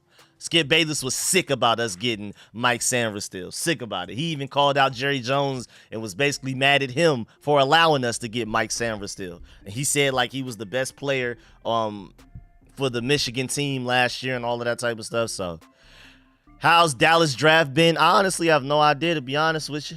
We can go ahead and pull it up if you want to, though, just to kind of see what's going on over there. I know the Eagles draft is crazy. I know I've noticed I've liked a couple of picks from the Giants. I have absolutely no idea what the Cowboys is doing, though.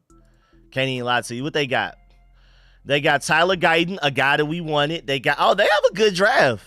Cooper Beebe should not have gone that late. Marshawn Nealon was a guy that the Commanders were interested in, and Tyler Guyton has a very high ceiling. I think that the Dallas Cowboys have a solid draft. Their draft is way better than their free agency. Their free agency was horrible. Their free agency was trash. Their free agency was complete trash, man. Hot dog water, man. Let me see. Let me talk to me. I'm trying to get to the New York Giants. I accidentally clicked on the Saints. That's my bad. Malik Neighbors, great pick, obviously. Tyler Nubin still in the second round. Andrew Phillips, solid. Theo Johnson, high ceiling.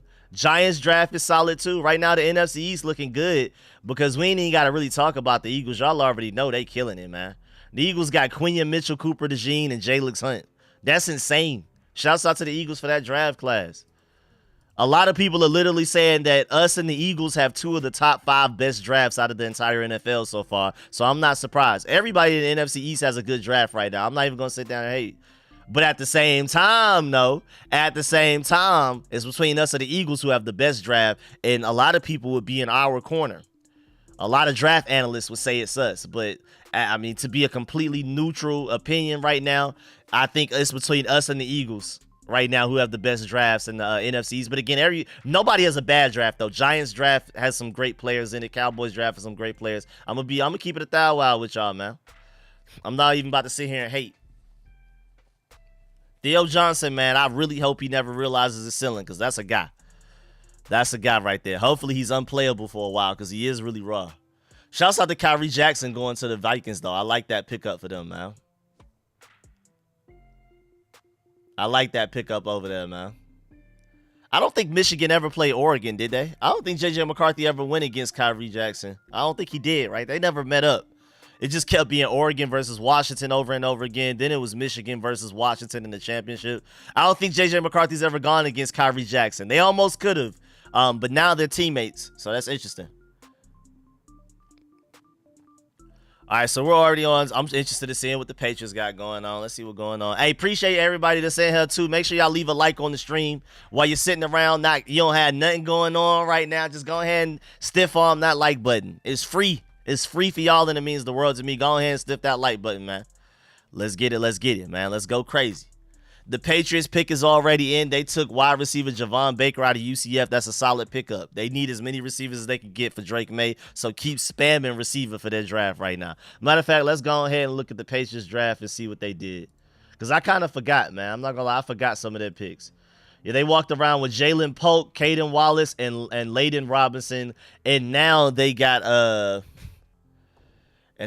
what's his face, Javon Baker. So they're completely. They drafted Drake May and then got him 2 receivers and 2 offensive linemen. No defense. Completely doing everything that they can to help Drake May. It sounds like they're doing everything in their power to try to get him to be able to play as soon as possible. They're trying to build that offense around him so he can get out there on that field as soon as possible and replace Jacoby Brissett. That's looking like the strategy that I'm seeing right now. I think that's the pattern. 2 receivers and an offensive tackle and a guard is interesting. So they're not playing. I respect it, though. I respect it. I like our draft way better, but I respect it. You know what I'm saying? Rico, do you ever get tired of putting out content because you never sleep? I am sleepy right now. I only slept for like 3-4 hours. But, you know, I can sleep later, man. I'll sleep, I guess, later on tonight or something. I'll be all right. I'll be outside. We'll get there. I ain't worried about it. Appreciate it, though. Appreciate it, man. We got to cook, man. It's too much. Hey, man. It's too much going on for me not to go crazy, man. Why wouldn't I? We did a great job this entire offseason. I love it, man. I love it. It's just poker reach.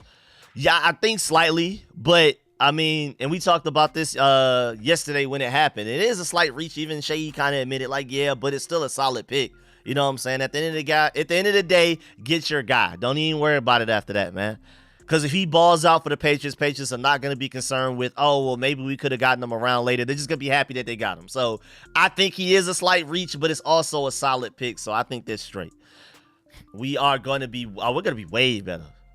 Back on with you, my boy. What's good, Brandon? Welcome back, man. Let's do it, man. Yeah, man, we killed day 2. Stop playing with us.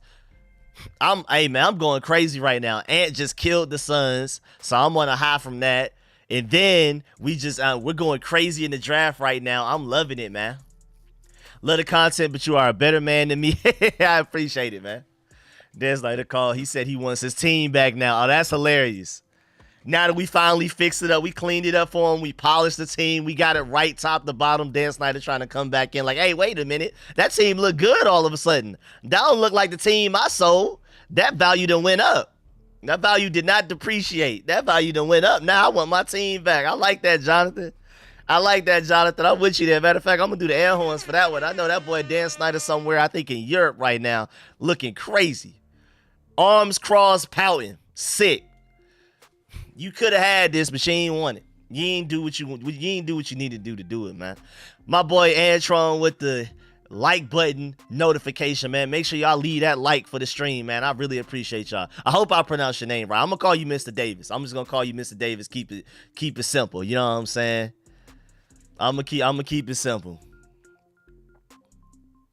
49ers still prefer Debo trade. Remember the 49ers did draft Ricky Pearsall, so Debo Samuel is more likely to be traded than probably Brandon Ayuk. So maybe Debo Samuel for our early fifth. I highly doubt it though, man. Appreciate that, man. You got it right. Love your content. Okay, I'm like that then.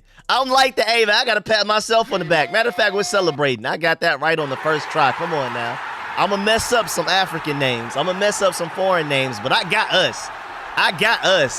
You know what I'm saying? I'm gonna hit that, man. That was a half-court shot to it. I hit it. Yeah, scoop. No rim. All net. Bottom of it. Let's go.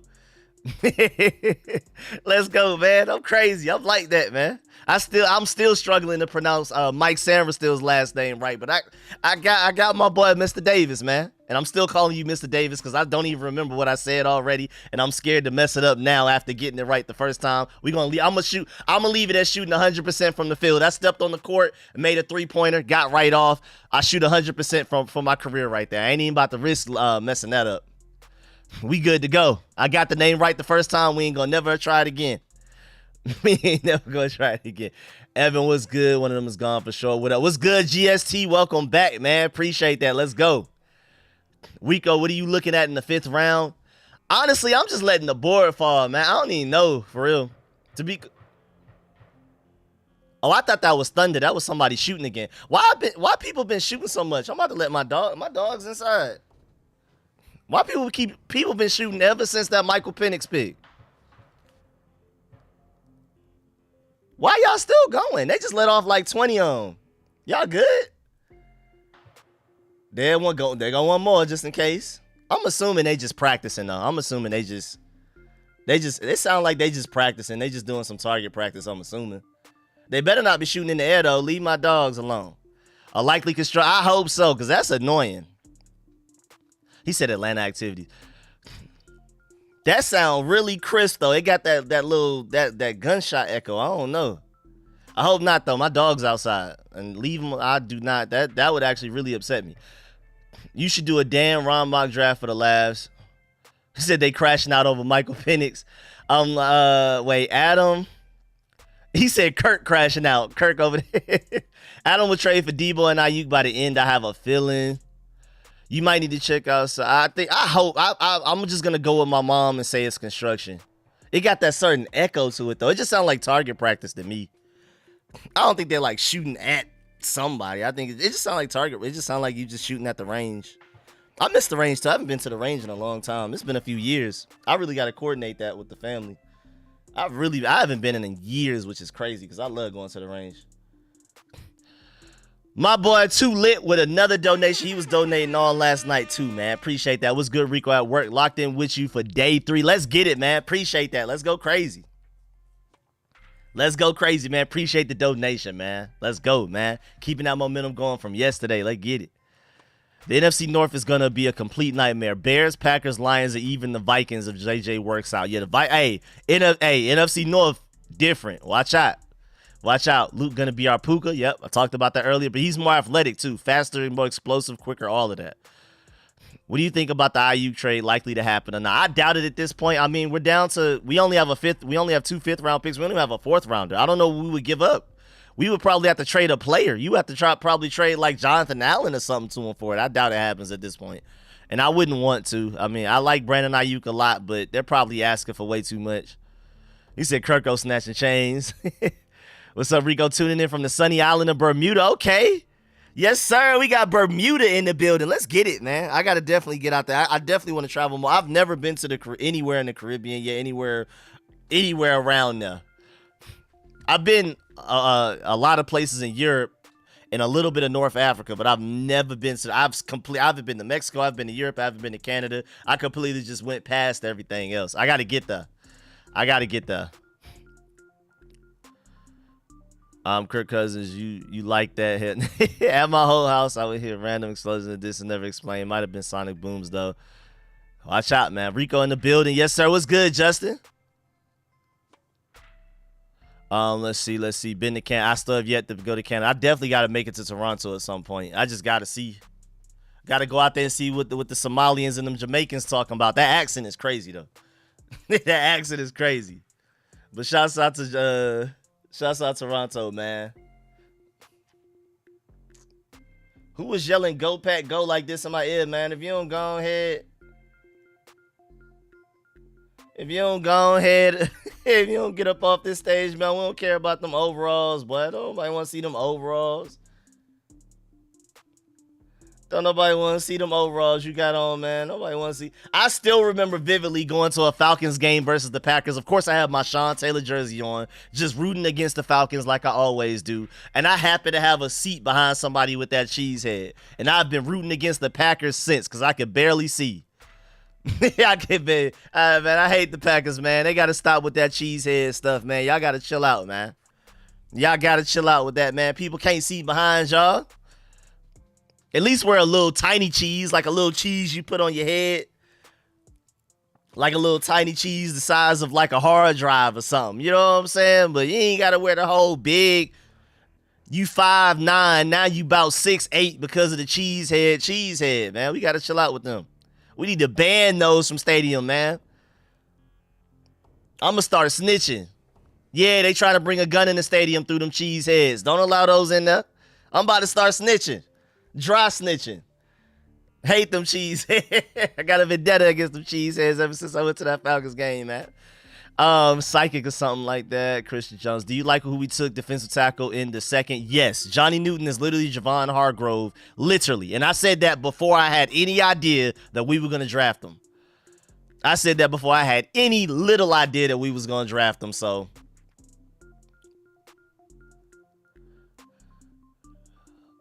I literally think he's Javon Hargrove. We have Javon Hargrove in the rotation now. And that's a guy that won. He made it to the Pro Bowl in 2021 with the Eagles and in 2023 with the 49ers. So he's certified. He's not a system-made guy. He is the system. And I literally think Johnny Newton is literally him. Literally comped him to him before we even made it to the second round. We got us a steal right there. That's best player available easily at that point. You can argue Cooper DeJean. Maybe you can argue Kool-Aid McKinstry, A.D. Mitchell. But Johnny Newton was easily one of the best ones. Y'all seen when they was clowning the Packers fans when they drafted Morgan? Nah, I didn't even see it. What happened? Rico, why you think TJ Tampa falling this far? I don't know. Honestly, maybe. I really don't know. I like TJ Tampa. I didn't like him enough to take him in the second or third round necessarily. But I am still surprised that he's there. I thought somebody would want him. I thought somebody would take him. I'm not the biggest TJ Tampa fan, but I am surprised that he's still available. I really don't know. I don't know if there's some character concerns we need to know of or something. I don't know, because that's the only reason A.D. Mitchell made it as far as he did. A.D. Mitchell was a first-round talent. The Colts got a steal there. You need to come to training camp this year. It's going to be fine. I definitely need to at least make it to one training camp. There's going to be so much hope. Jaden Daniels, everybody there, man. My energy about to be through the roof over there. They need to wear a slice of government cheese. Hey, man, let them know, man. Yeah, take that off, man. I'm about to start snitching on them boys. Them boys are smuggling with them cheese heads, man. Don't allow them cheese heads in any more NFL stadiums except for Green Bay. I shouldn't have to deal with a cheese head in Falcon Stadium at Mercedes-Benz in Atlanta, man. I shouldn't have to deal with that. That should be a Packer Stadium only thing. The Packer Stadium, hand them out when you enter the stadium and confiscate them right back like 3D glasses at movie theaters.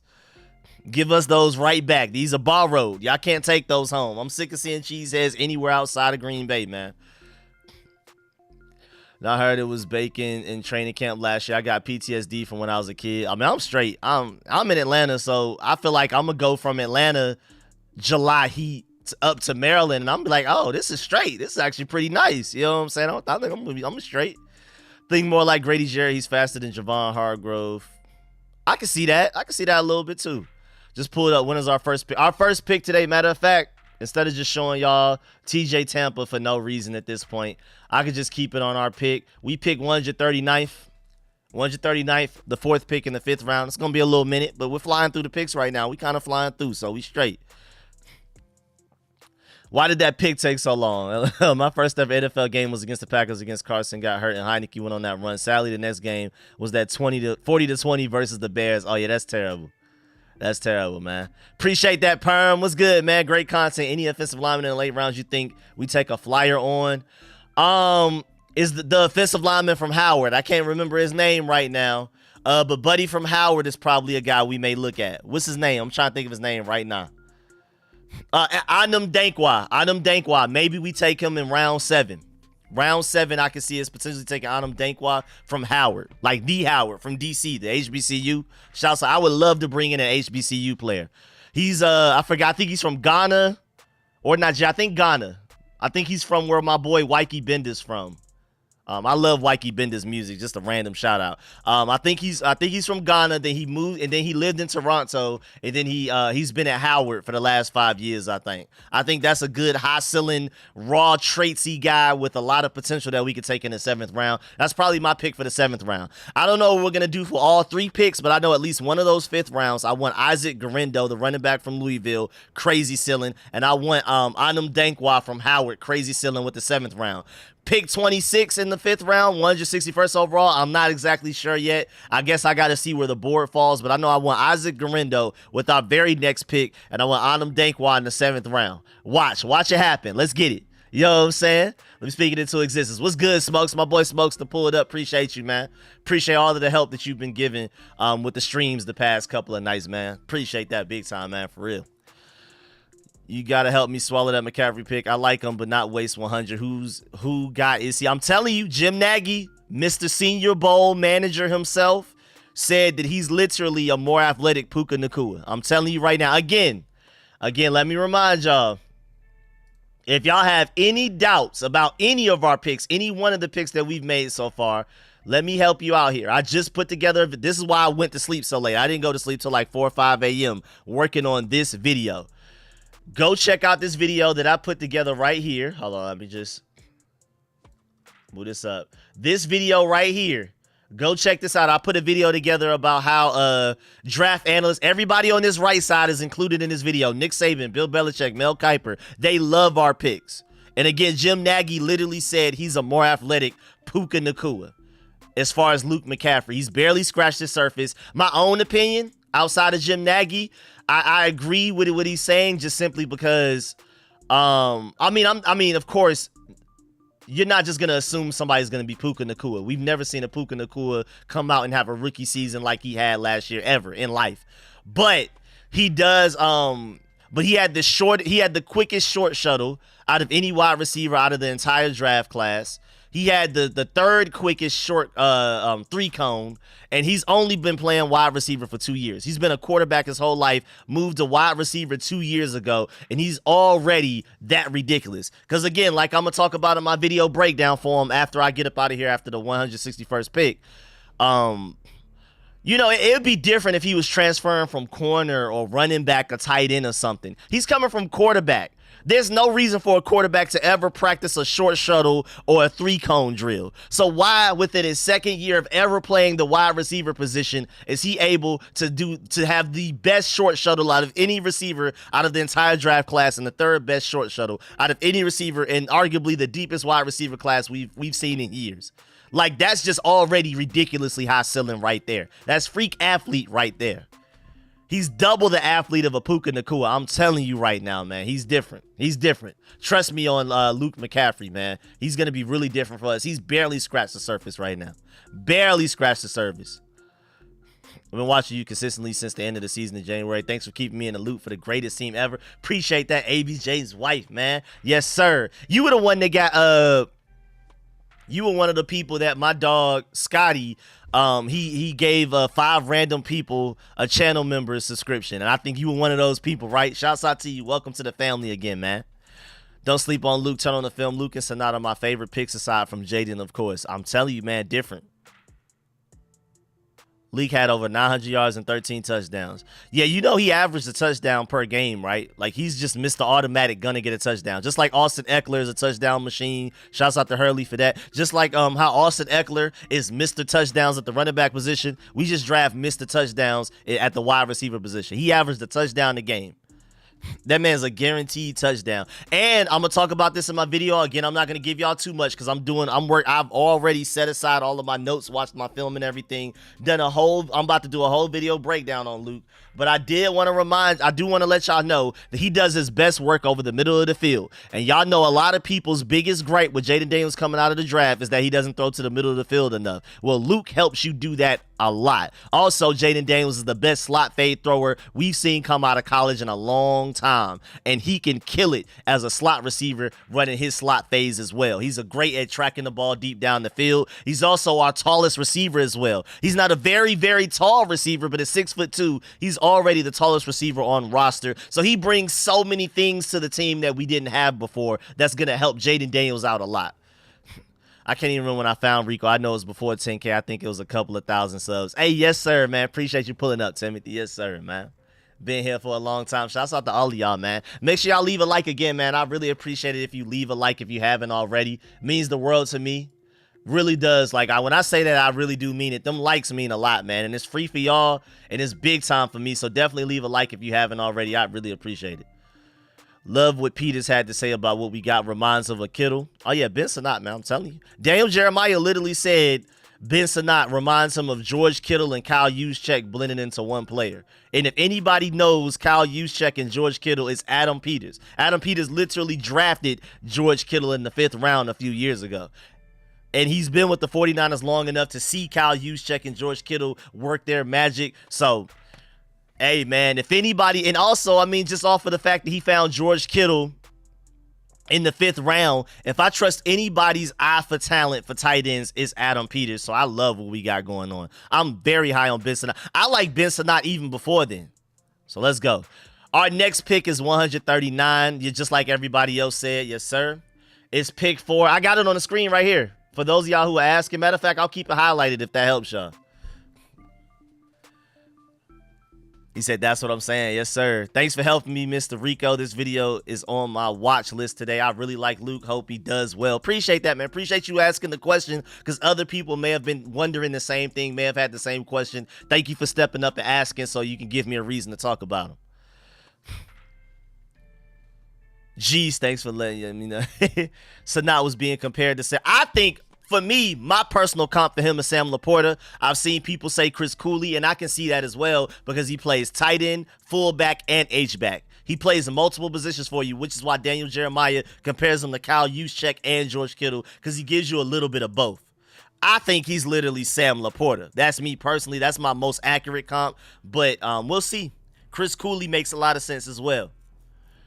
What do we pick now? What's up, my dread brother Rico? What's good? D7R Mellow, man. Welcome back. I can't wait for the next Commanders log. I hope it's a nice in-depth one like the Lions. Yeah, I'm looking forward to that. And I'm not really typically the person that watches those a lot, but I'm really excited about this one with the new free agency and draft class we got.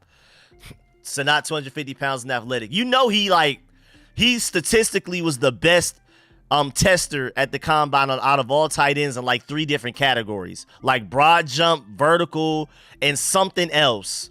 I forgot one of them other things at the combine. He was the best tight end at 3 different things at the combine. Just to let you know. Thanks for keeping us informed, my Washington Commanders guru. Appreciate that, Raymond, man. Appreciate the love, man. What pick are you excited about? You talking about the ones that we've already made or ones that's potentially coming up? I mean, right now, coming up wise, I'll answer both just in case. Coming up, I think Isaac Garendo, running back out of Louisville, is my favorite option right now. Round 5, pick 4 when we pick next. So far before then, of course, Jaden Daniels. But if I had to pick outside of Jaden Daniels, it's really difficult. Very difficult because I can see Mike Sanders still. I can see Ben Sinnott and Johnny Newton balling out for us. Brandon Coleman, left tackle. I mean, one of the most important positions of football. If he ever works out, that's huge value. That could arguably one of the biggest steals in the draft for us. I'm super excited. And Luke McCaffrey, I'm telling y'all, man, don't sleep. Don't sleep, man. Did y'all see y'all saw Anthony Edwards doing the wrestling move? The DX wrestling move when we was whooping up on the Suns yesterday. I'm telling y'all, boy. I'm telling y'all, man. That man that man Ant about to win a ring at 22 years old, man. I'm stamping it. I don't care. I'm letting it be known. Well, y'all think we should draft next? Again, and let them know, man. Appreciate that D7R mellow time, man. Appreciate that. Let them know to like up that stream. If you haven't left a like on the stream and you're having fun, you're enjoying yourself, please leave a like, man. Please leave a like. Will they play Sam Cosmi at tackle? I don't think so. I think they're just going to go ahead and let him be an all-pro, at minimum, Pro Bowl guard. I like Bucky Irvin as well. I like Isaac Guerindo's ceiling. I like Bucky Irvin's floor. I'd personally take the ceiling. It'd be different if we didn't have Brian Robinson, Austin Eckler. Then I'd probably prefer Bucky Irvin for his floor because he's a really good running. Today, he's a better running back than Isaac Guerindo. Definitely, for sure. But I think Isaac Guerindo literally has Edgerrin James' ceiling. If you look at their weight, height, 40 time, all of the different measurables and stats and things like that, he's literally a clone of Edgerrin James athleticism-wise. His problem is that he's very raw. I'm taking a chance on Isaac Guerindo. They just don't make athletes like that. He was literally built in a lab. He's an alien. I'm taking the alien. I'm sorry. I like Bucky Irvin. Again, if we didn't have Brian Robinson and Austin Eckler, then maybe I'd lean towards Bucky Irvin. But I think Isaac Guerindo, man, he's different. His ceiling is so ridiculous. You don't need him to contribute immediately. And I think literally he's our good karma for Bryce Love. Remember the Bryce Love experiment didn't go right? Give me Isaac Guerindo. He'll be our good karma. We deserve it. We deserve it after we missed on Bryce Love because he didn't work out. Edwards is a beast next. MJ, I love to hear it because when I was trying to say that years ago when he was at Georgia, you know, Southwest Atlanta's own Oakland City. What up, man? Shouts out Oakland City over there. When I was talking about him years ago, people were doubting it, and now everybody's starting to warm up to it, so I love it, man. My boy Ant.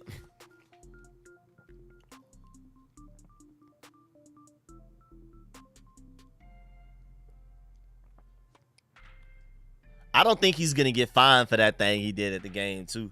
Rico, would you be mad if we took TJ Tampa if he's around in the 5th? I mean, not really. I don't think we need safety that bad, but at the same time, you can argue TJ Tampa is best player available on the board at that point.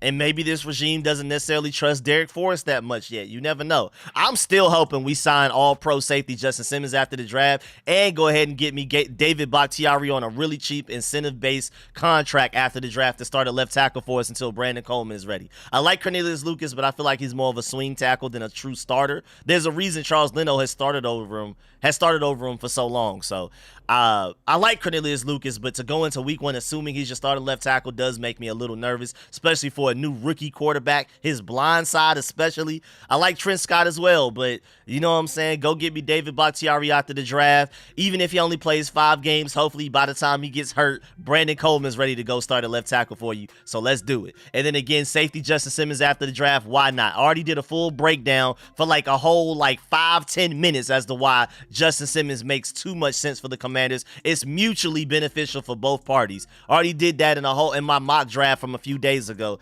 But just to let you know, our Adam Peters drafted Justin Simmons when he was working for the Denver Broncos as their lead draft guy. So there's that connection. He also is a perfect fit for our defense. He's led the league in interceptions since he was drafted in 2016. And Dan Quinn and Joe Wood Jr. love taking the football away more than anybody else.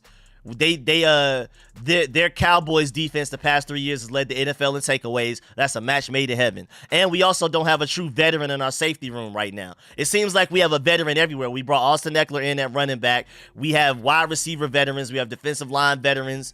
We have some tight ends. Zach Ertz is the veteran. Even cornerback, I guess you could argue Michael Davis and Benjamin St. Juste at least a little bit. Because Derek Forrest, I mean, he missed all of last year, so he's kind of getting up there in age. But, you know, we don't have like a true veteran leader. Linebacker, we have veterans Frankie Louisville and Bobby Wagner all over the place. I feel like the only place that we're truly missing a real veteran right now is the safety position. It just makes too much sense in so many different ways. And on top of all of that, we have the second most cap space in the NFL. So if Justin Simmons wants to go get paid, come down to the Commanders as well, for even if that's the only reason. So I just feel like it makes way too much sense to go get Justin Simmons after the draft for so many reasons, man. He would make our defense elite. I feel like our defense is already going from the worst in the NFL last year to top 15 at worst. But I think he would take us to top 5. Rico, you seen CJ Stroud telling Parsons he's delusional for thinking NFC East was the best division last year. I think and I did see that. I think the problem was they were arguing 2 different points. Micah Parsons was saying going into the 2023 season, at the beginning of last season, everybody thought the NFC East was better, and that's true because everybody, the top 3 teams made it into the playoffs, and everybody felt like the Commanders would come into the season and ball out, especially after the first couple of weeks where we beat the Cardinals and the Denver Broncos. Yeah, people thought we were the better division, but to CJ Stroud's point, again, they were arguing 2 completely different points, so it was a stupid argument. The AFC North was easily the better division last year. So they was just arguing 2 different points. It was just really a dumb argument, honestly.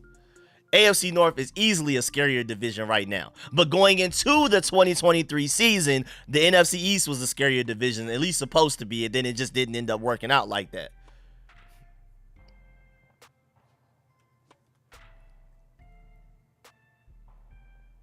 Why would we not trade Ayuk?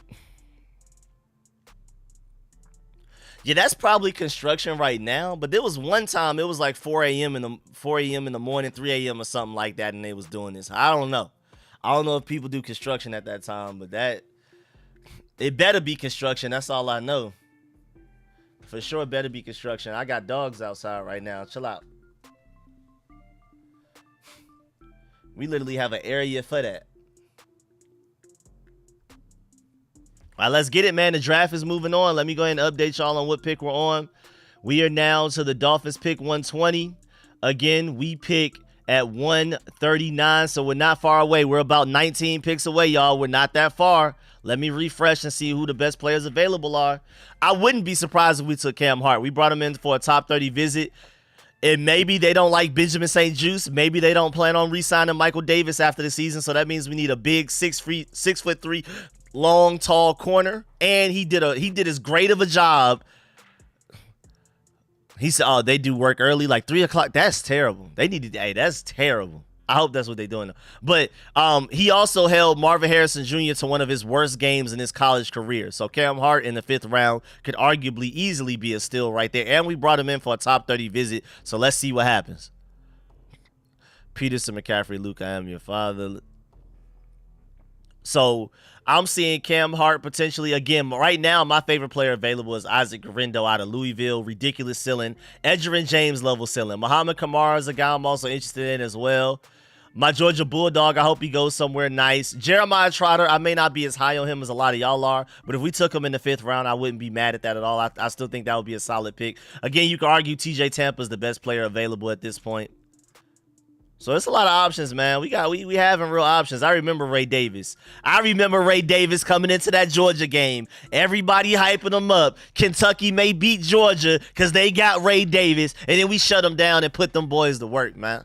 Yeah, I know you remember that, Ray Davis. He's a good running back, though, but I got to talk my trash because everybody was going into that for some reason, that Kentucky UGA game acting like Ray Davis was about to drop 152 touchdowns on us.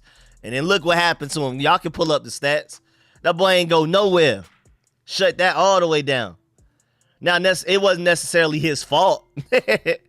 It wasn't necessarily his fault because his quarterback was so bad. We just focused on stopping Ray Davis and dared them to throw the ball. And the Kamari Lassiter was locking up everything moving. So, it was nothing he could really do. But still, Ray Davis got shut down. I'm going to still talk my trash to him. I don't care.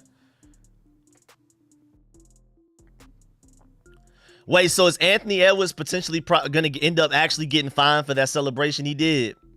The little wrestling celebration. Rico, who's a UGA player you think would work in the Commander system in next year's draft, hypothetically speaking? Whoa! Don't get me started. I don't even know where to start. Malachi Starks, going to be the first safety off the board, probably a top 10, top 15 pick. Mykel Williams is going to probably the first edge rusher taken off of the board. I'll take him. I mean, where you want to start? I think Carson Beck's probably going to end up going #1 overall. I'm really serious about that. I mean, let me think. Where are we going?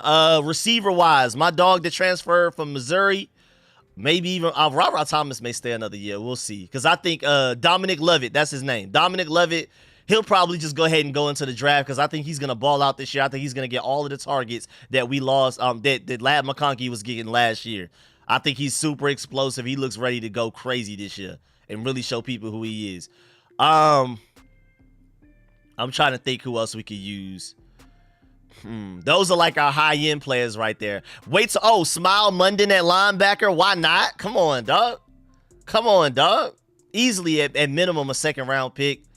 And then wait till 2 years. Oh, 2 years from now? Boy, Georgia about to have like 5 first-round picks. I'm one of y'all now, man. 2-3 years, we about to be loaded in 5. Our teams are more talented coming up than they have been the past couple of years. I'm so excited, man. But next year's draft, I'm telling you, Malachi Starks, Michael Williams, Smile Munden, and probably one of our offensive linemen, whoever goes to the draft. I'm telling y'all right now, watch out. Those are the guys that are going to be dominant. Georgia's probably going to send a couple of third-rounders, second-rounders, maybe fourth-rounders of defensive like tackles to the draft as well. We'll see there, but I don't think we'll need them. Dogs are secretly becoming NFLU, and I absolutely love it. Let them know, DJ. Come on now. Stop playing with us. Somebody did like a statistic breakdown. I saw it like a month ago or a couple of weeks ago, breaking down like who's really the best at producing talent in the NFL. And I think Georgia ended up being number 1. I think we had linebackers. I think we won tight ends. We won edge rushers. We were up there in defensive tackle. We were fairly low at wide receiver, but we had a couple of guys. We were, middle of the pack quarterback. I'm trying to think. Safety, we were fairly up there as well. I forgot. I got to go find it. I forgot who did it was like a really long essay tweet with multiple tweets linked in. It was like a tweet chain. And it was crazy. It was like, wow, I didn't even know it was that crazy. I didn't know Georgia has been that dominant so long as far as putting players into the NFL. I mean, but y'all already know, though. All you got to do is recruit the state of Georgia. The state of Georgia has the highest player per capita output of NFL talent right now. Maryland is top 5, though. Got to shout out Maryland. But Texas, California, Florida, they do their thing with talent, but they don't do it per person to the level of Georgia. Georgia's number 1 per person. You said UJ leading in felonies. Hey, stop hating, man. Everybody else got their own things going on. They just only talk about Georgia's. They only talk about Georgia's, man. Leave us alone, man. So I had to pop my stuff real quick. Somebody brought up Georgia. I had to do that, man.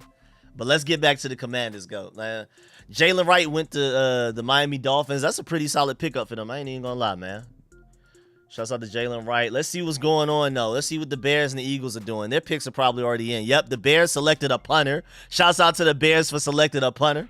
Yeah. Let's do it. Yeah.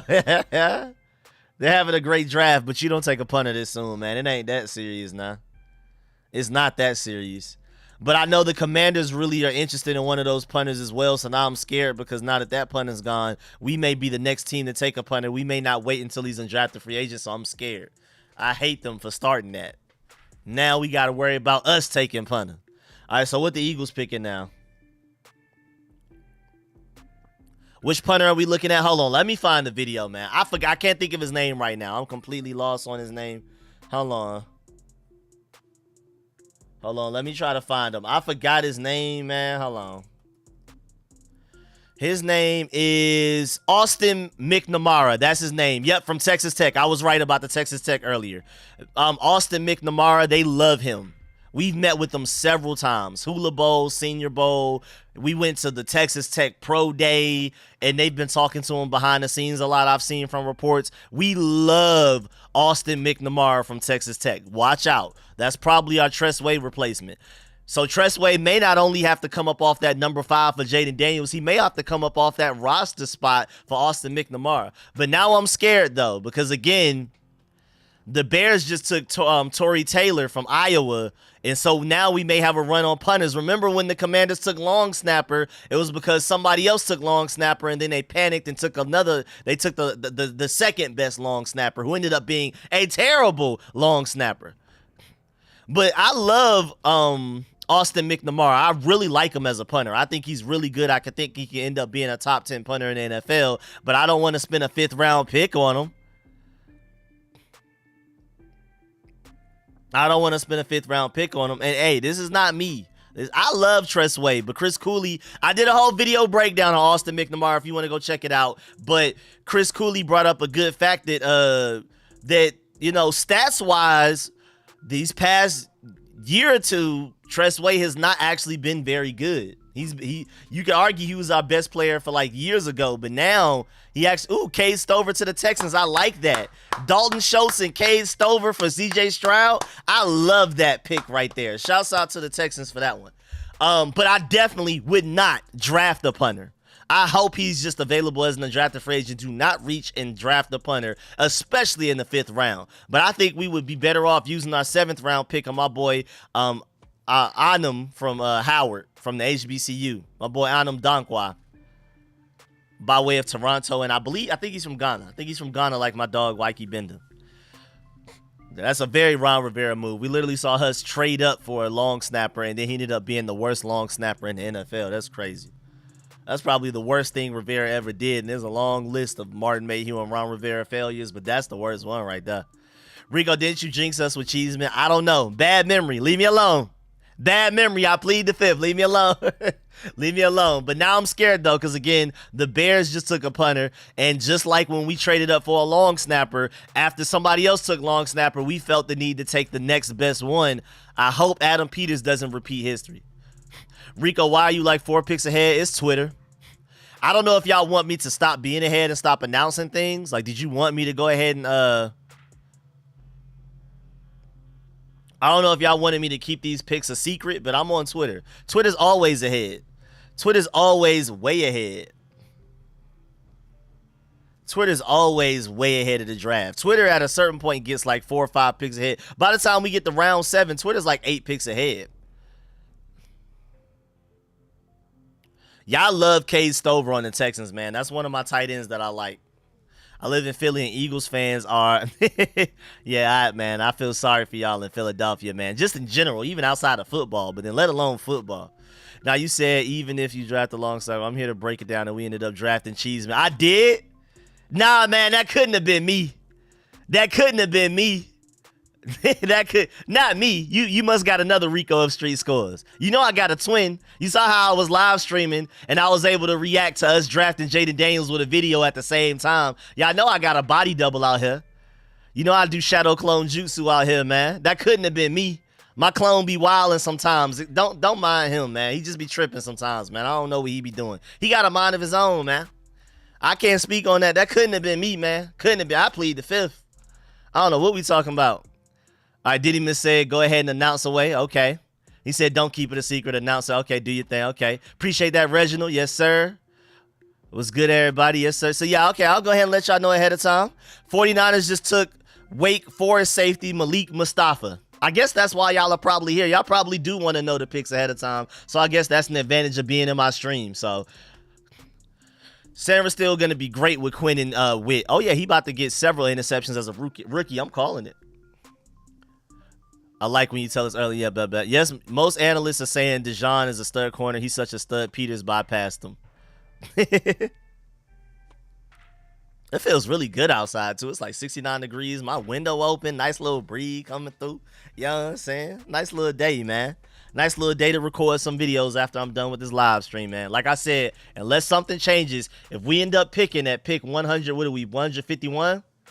My fault, 139. I'm tripping. Thank goodness. 151. We're going to pick 139 as of right now. And then after 161, I'm going to go ahead and end the stream and start working on my video breakdowns of all of our draft picks, especially the guys that we just got. So stay tuned for that. I will not be here for round 7 unless something dramatic changes, just to go ahead and give y'all the heads up. Rico, do you think we could possibly have an offensive rookie and defensive rookie of the year? I really think so. I really think we have a great chance. I really honestly do think that Jaden Daniels has potential to win offensive rookie of the year. And I also think that that Johnny Newton and Rick, my boy Mike Sanders still have honest chances to doing it as well. Because Sanders still, again, Chris Sims literally said Mike Sanders still, he wouldn't be surprised if he's the best slot corner in all of the NFL within 2 years. Literally. Joe Klatt said Mike Sainristil was the best defensive player on the best defense in college football last year of Michigan. Nick Saban said he's the best pound for pound player in the entire draft. Come on now. People love Mike Sainristil. The people that know football love Mike Sainristil. I'm telling y'all, if you're doubting that pick, don't doubt it anymore. Again, I did a whole video going around looking at all of these people you see on the right here. Let me go ahead and zoom. All these people you see on the right, everybody was hype about our draft.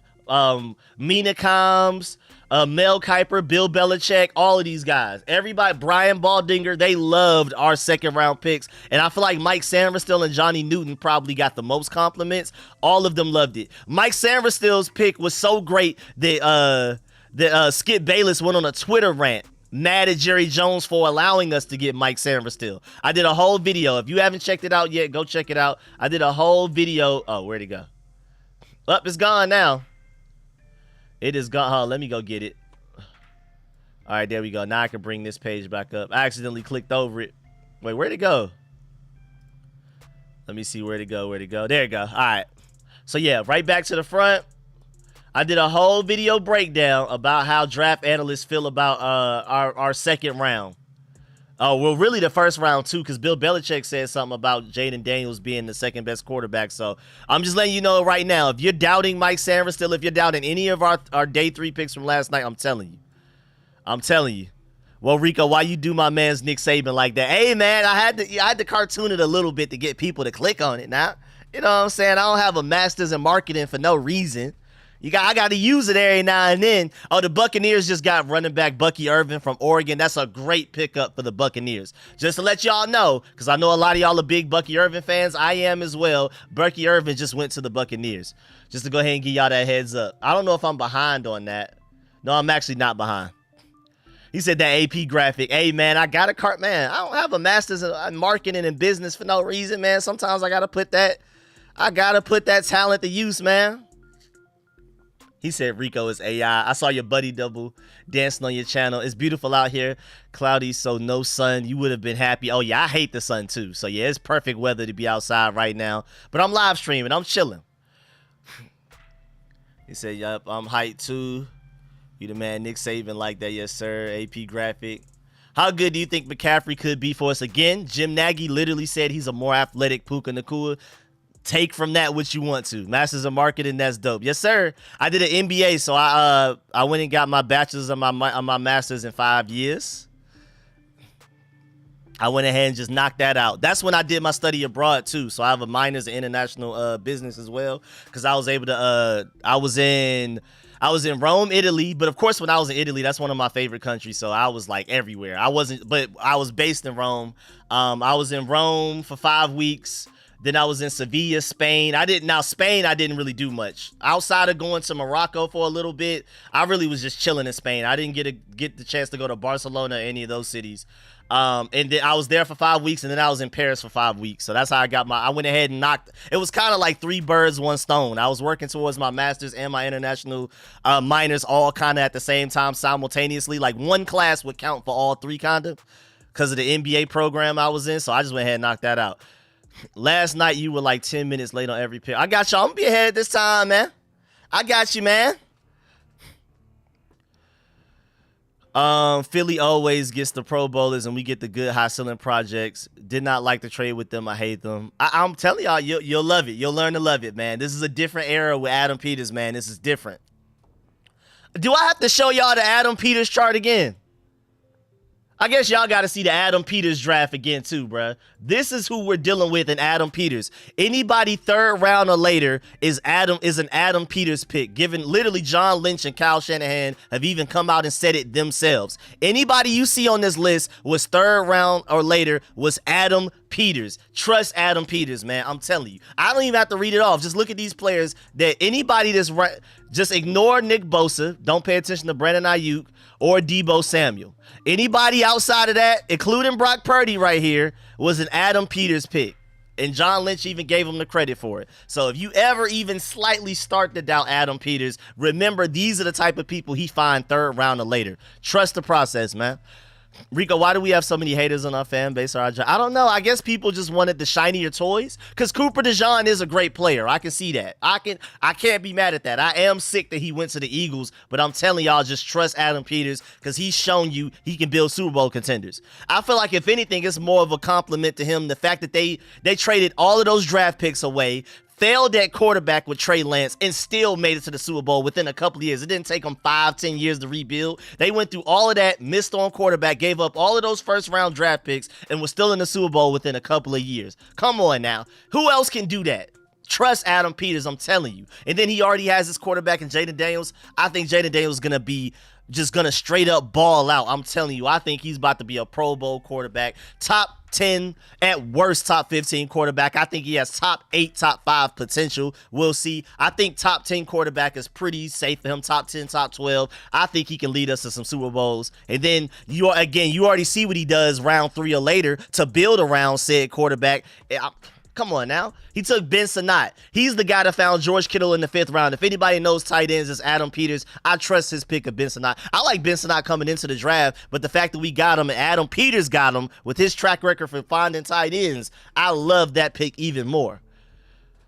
It's kind of like when the Steelers got my dog George Pickens. I already knew George Pickens was a great receiver, but with the Steelers' track record for receivers, I knew once the Steelers got him, it kind of reaffirmed my my draft evaluation of George Pickens. Now, granted, I'm biased. He's a Georgia Bulldog. Of course, I love George Pickens. But at the same time, the same way that I feel about Adam Peters taking tight ends was the way that I felt about the Steelers taking George Pickens. I already knew the guy was fire, but after a certain person, a certain team takes a guy, you're like, okay, yeah, that just confirmed it. I know for a fact this guy's a guy. Italy, you have an education and class. Yeah, I love Italy, man. If I had to pick another country to live in, it would definitely be Italy. Like, if for some crazy reason I couldn't live in America anymore, it would easily, by far, no question, without hesitation, be Italy. I love Italy.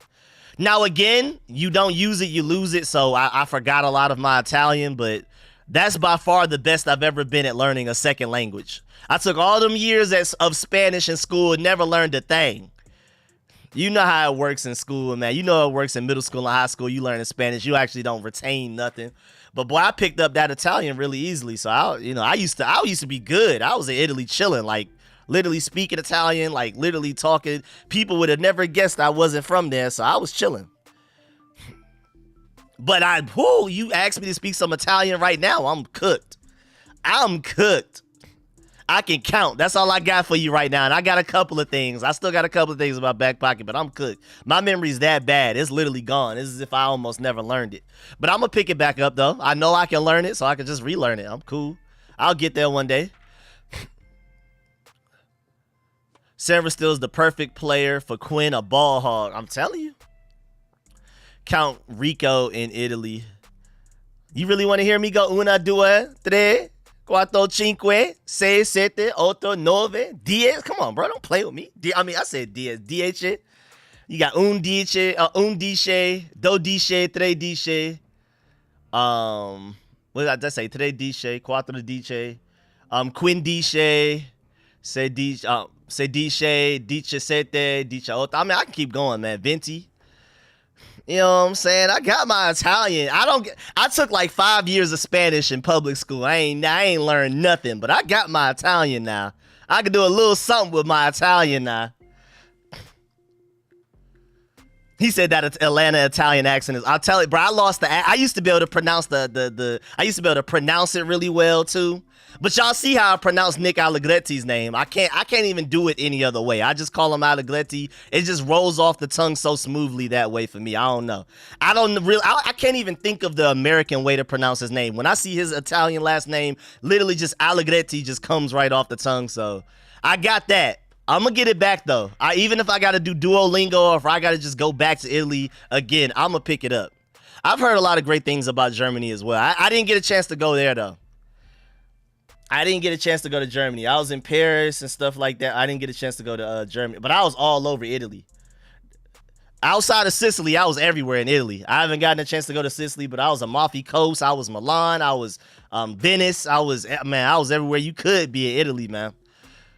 I love Italy. I mean, it only helps that Italian food is my favorite food on top of everything else too. That only makes it better. But even if Italian food wasn't my favorite, Italy is my favorite country outside of America for so many other reasons as well. Let me see. Let me put this in. What pick are we on, man? I'm ready to pick, man. Stay out of the Middle East. Been all over there and it blows. Really, is that bad? I mean, I feel like. I mean, do we count the United Arab Emirates as the Middle East as well? Because that counts, right? I thought they were pretty solid over there. I thought they were safe and fun. I thought they were like the futuristic city over there. All right, where are we at? So we're about pick 127, 128 if I probably watch my... Let me see. So Eagles select Clemson running back Will Shipley. So Isaac Garendo is still out there. Let me see. Do we have any more picks coming out? The Bucks have, okay. So yeah, we already know what the Eagles pick. So now we're on 128. And again, we pick 139. So we're about 11, 12 picks away. Let's get it. Rico, what's our draft strategy today? Best player available. We start picking yet, Rico? No, we have not. We're still like 11, 12 picks away. We'll get there. Yes, we doing Dubai blows. Dang, really? Dubai's bad too? Golly. The Bills select running. Oh, we already knew they selected Ray Davis. That been happened. Or am I tripping? Oh, no, that is new. Okay, so we already know who the Eagles got and the Bills got. We're on to the Jets. The Bills just got Ray Davis. The Eagles got a running back as well. This is the sweet spot for running backs. Let's get it. Debo Samuels, I don't think he got traded yet unless I didn't hear something. I heard Darryl Green coming back as a defensive coach for us. Is he really? I never heard that, but I love the fact that he got his jersey retired. And yeah, hey, bring him back in any capacity. Darryl Green around your organization helps us no matter what happens.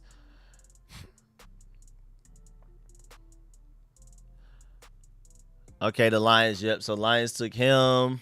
The Eagles got a running back. The Eagles are taking Will Shipley. The Bills are taking Ray Davis. Now we're on to the Jets, man. We're getting closer and closer. We're getting closer and closer. So you don't trade both fifths to move up now. I don't like anybody enough to move up. I'm not that big of a fan of Jeremiah Trotter, and I love Isaac Garendo's ceiling, but he's still raw. I personally would just sit there and stay with the 2 fifth-round picks we get. I feel like 2 players are better than 1. Eugene Shen already said 2 later picks are better than 1 earlier one. We're an analytics-based team. I know Adam Peters is a football guy, but everybody else we brought in are very analytics-based. I highly doubt that we trade up into the at this point. I think we're just going to stay where we are and keep it pushing.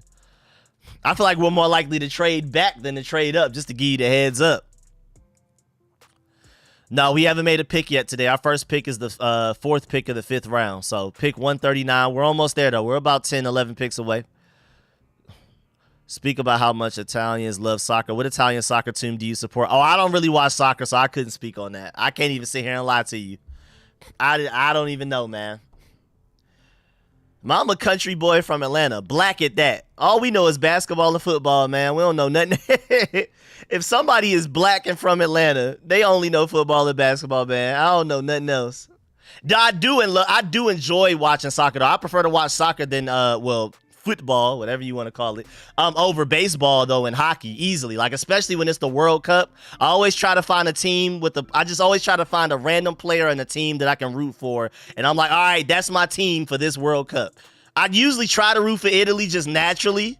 But I also try to find another team that's kind of like, okay, I like that guy. He's swagging it a certain way. Like, I like his personality. He talks trash. That's the guy. I try to find like the Chad Ochocinco or the Cam Newton of soccer every time the World Cup comes around. But that's it, though. That's all I got. I don't really know much else, though.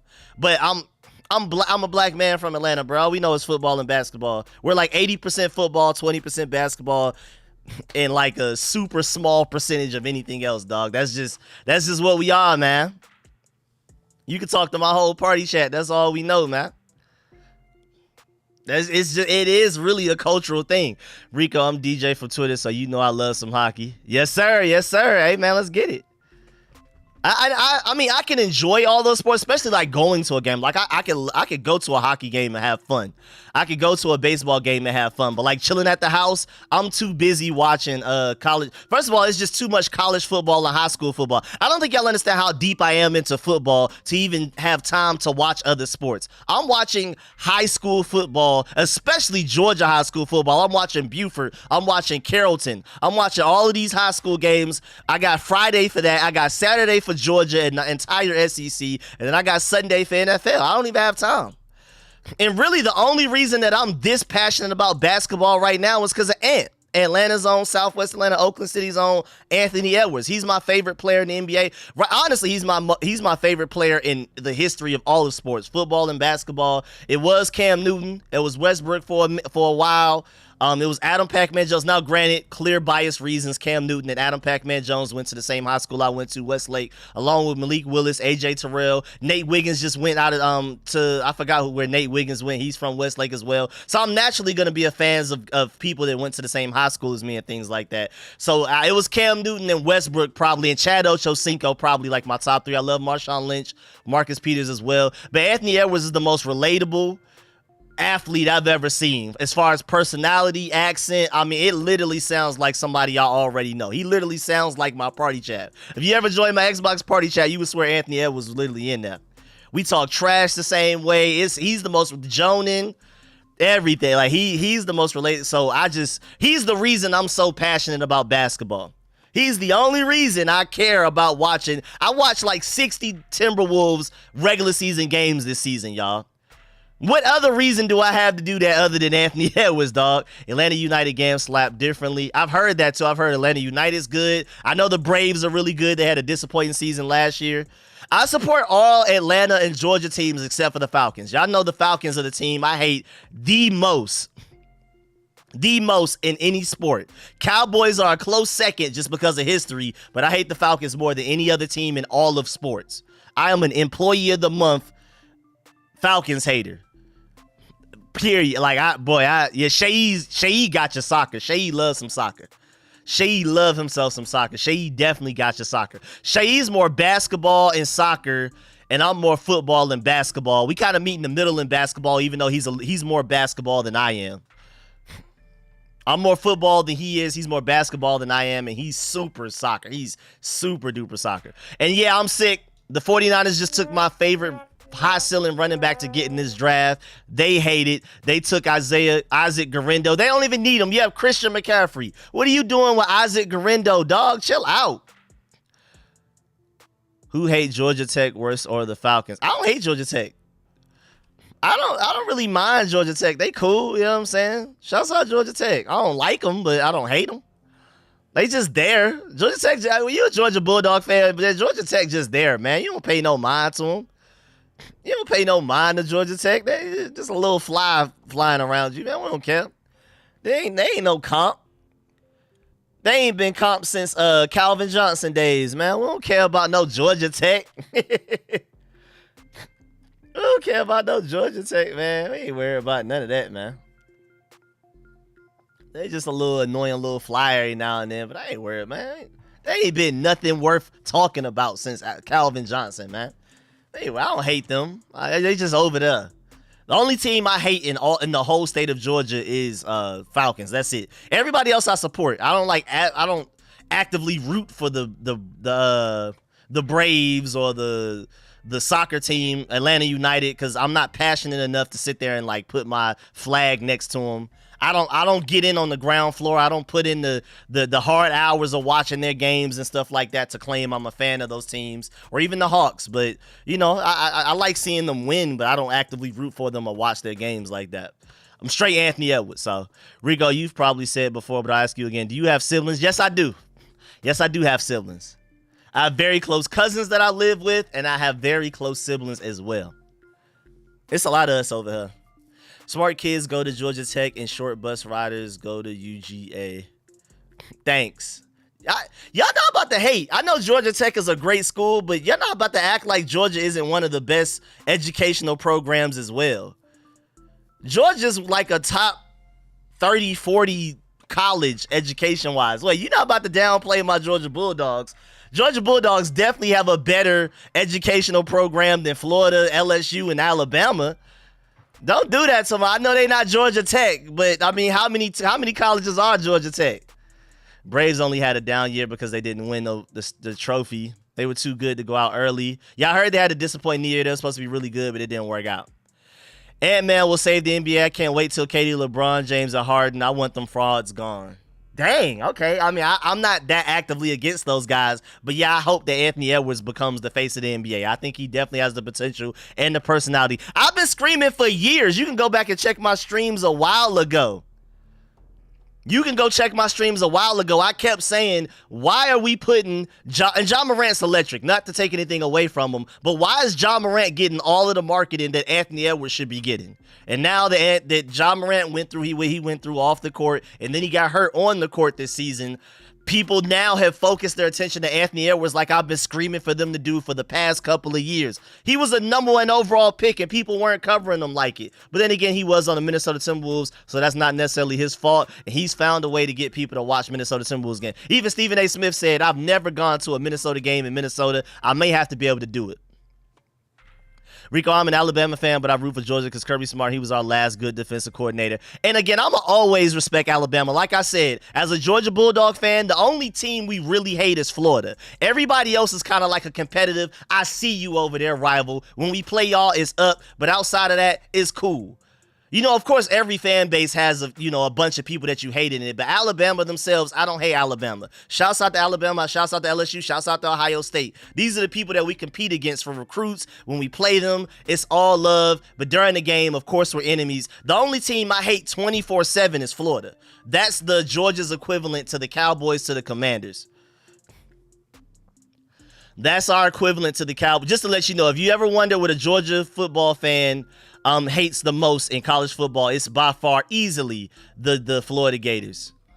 Easily. That I don't hate Alabama. I feel like it's more of like a competitive thing, like our rival, like, yeah, I see you. You got the better of us this time. We got the better of you that time. And also, I'm actually kind of annoyed with the fact that Nick Saban retired because I think Kirby Smart is 1-5 against Nick Saban. So no matter how many chips we win, he'll forever have that over us. So I hate it. I hate that. Yeah, man, we got ATN. He ran into a slight bump in the road, but ETN looks like he's about to literally be a better version of DeAndre Swift, in my opinion. Oh, my God. Him and Nate Frazier and Roger. Come on, bro. This running back group is about to be insane behind the best offensive line in college football. I'm telling y'all. And we finally got a bunch of good receivers. Y'all better be afraid of Georgia this year, man. Don't say, hey, hear me now, believe me later, man. Let's get it. Travis Etienne, man. Let's get it, man. And we got Jaden Rashada.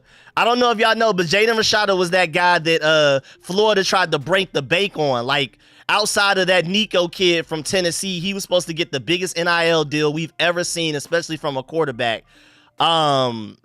And then the check bounced or something like that. At some point, he was already signed up. He was taking classes. He was enrolled in everything. The NIL check bounced, and he was like, I'm out. And then he ended up transferring out. And now we got that guy that Florida believed that much into that they would try to sell the whole team to get, but then the check bounced. So I love it. I love how petty we could be to Florida fans. Travis Etienne and Jaden Rashada, let's get it. I'm super excited.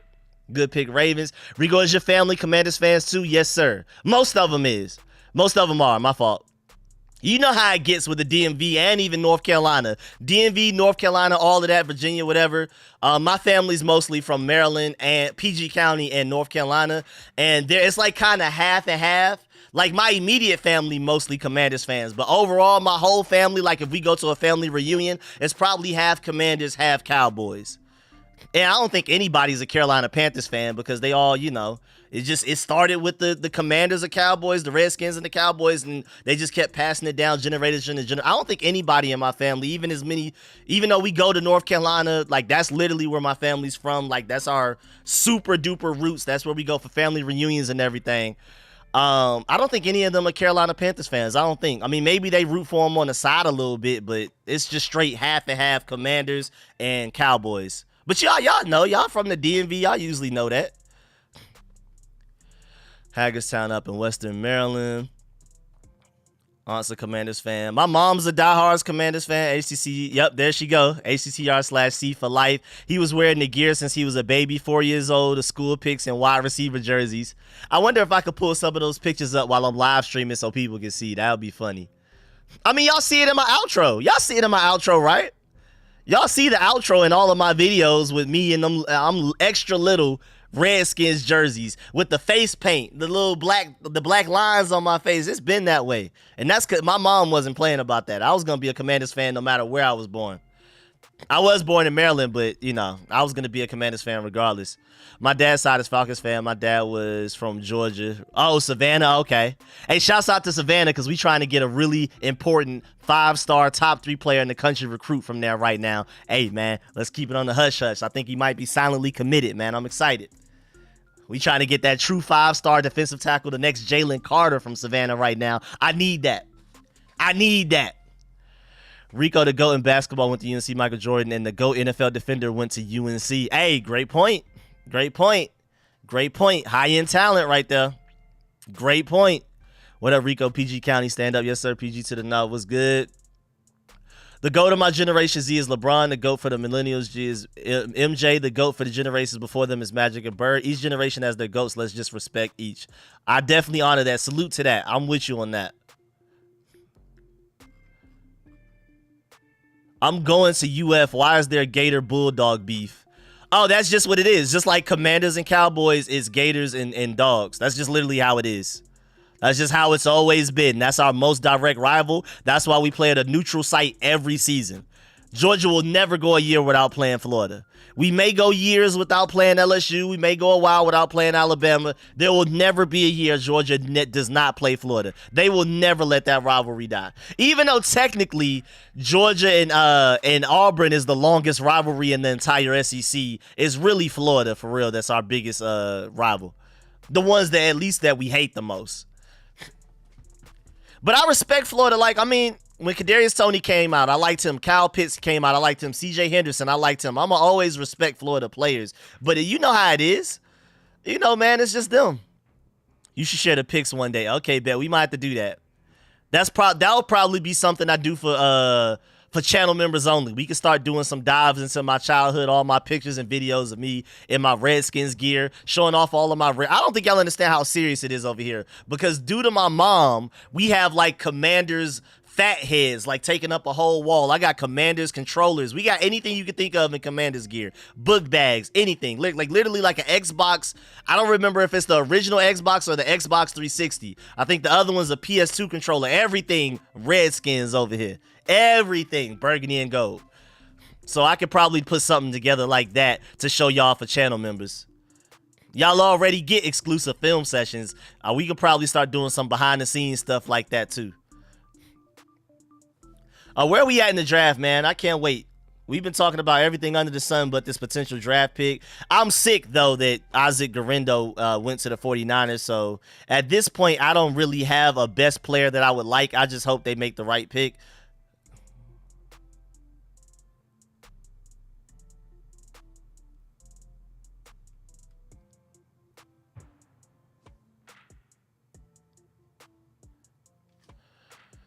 Keep up the great job, Miss Nikki Harper. Appreciate that. Yes, sir. Yes, sir. Rico, what do we do next? Yeah, Muhammad Kamara is a great pickup potentially. We'll see, man. I honestly don't know, though. Again, oh, TJ Tampa finally left. Okay, finally. Golly. I'm sick about Isaac Garendo, though. I'm not going to lie. I'm not even going to sit here and lie and act like I'm not sick about that. I really wanted him. Rico, how far are you ahead in the picks? I got the Jets drafting running back Braylon Allen. Is that far ahead? I don't know where I'm at. Yeah, I'm all the way to the Jets. I got the Jets pick right now. Jets are drafting running back Braylon Allen. I honestly don't know where we're going in this draft right now. A lot of people are saying they want Texas right tackle Christian Jones right now. That's what I'm seeing, right? A lot of people want Christian Jones. I'm seeing on Twitter. My boy Rio said it. My boy Felix said it just now on Twitter. It seems like I'm seeing momentum growing for I just said his name too. I forgot that fast. Christian Jones from Texas. I'm seeing people want him as our Andrew Wiley replacement right now, so I guess we'll see. Who's left? Let me refresh and see who's the best players available now. Trade back. I wouldn't even be mad at that, man. I'm chilling. Is Jeremiah Trotter still out there? Or did he go somewhere? I'm assuming somebody took him by now, right? Jeremiah Trotter still out there? Well, I guess, I mean, maybe him. I'm not that huge of a fan. Honestly, looking at the list of guys who's left, probably my favorite pick left. Maybe my boy Cam Hart, if he's still out there. Oh, no, Trotter's gone? Where did he go?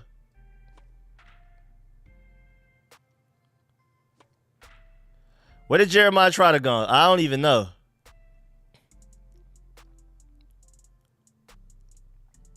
Y'all would love Cam Hart right now. Am I blind? Do I not? Am I missing something? Or did he go to one of these picks that we just haven't seen announced yet? Yeah, I'm about to say, am I blind? I thought Jeremiah Trotter was still out there. Am I tweet that? I think Jeremiah, I'm almost sure he's still out there. My boy Cedric Van Prant's still out there too, even though that's not a Commander's fit, but he's still out there. Yeah, Cam Hart's probably my favorite pick left, man. Yeah, I don't know how the Ravens got TJ Tampa at pick 130th overall in the 4th round. That's actually really insane. I don't know why TJ Tampa made it that far. I don't know. I really don't know. Oh, yeah, Redskins retainer and everything. Yes, sir. Yeah, Jeremiah Trotter's still available. Probably Cam Hart's probably my best player available left right now, though, to me personally. But I could see Muhammad Kamara as well. Very productive guy. Had like, what, 12.5 sacks or something like that last season? Meanwhile, Chop Robinson went in the 1st round, and I think he had 3 sacks last season. I don't think he missed a single game. I mean, I know Chop Robinson has an elite ceiling, but, you know, Muhammad Kamara far outproduced that boy Chop Robinson last year, so I could definitely see that. I'll get the pics and videos together for you. Thank you, Mommy. Appreciate that. Yeah, so Muhammad Kamara will be very solid, very productive. Again, Theo Johnson, I mean, same Penn State, same high ceiling, but not producing as much guy. Basically the same guy, but at different positions. Chop Robinson, I think, only had 2 or 3 sacks last season and played, I think, every game. Meanwhile, Muhammad Kamara had 12.5. So, hey, I could easily see taking him right there. He's a little small, but, hey, man, productive. That boy produces. Sometimes you got to take the guy that produces, man. Even if he is small, some guys just find a way to work around it. Rico, are we almost on the clock for you? Let me check. We are close. Let me check my picks. Let me see what the 49ers got. Yeah, I think right now, Christian Jones, Cam Hart, Jeremiah Trotter, and Muhammad Kamara are probably our best options right now. Probably our best options right now, if I had to say.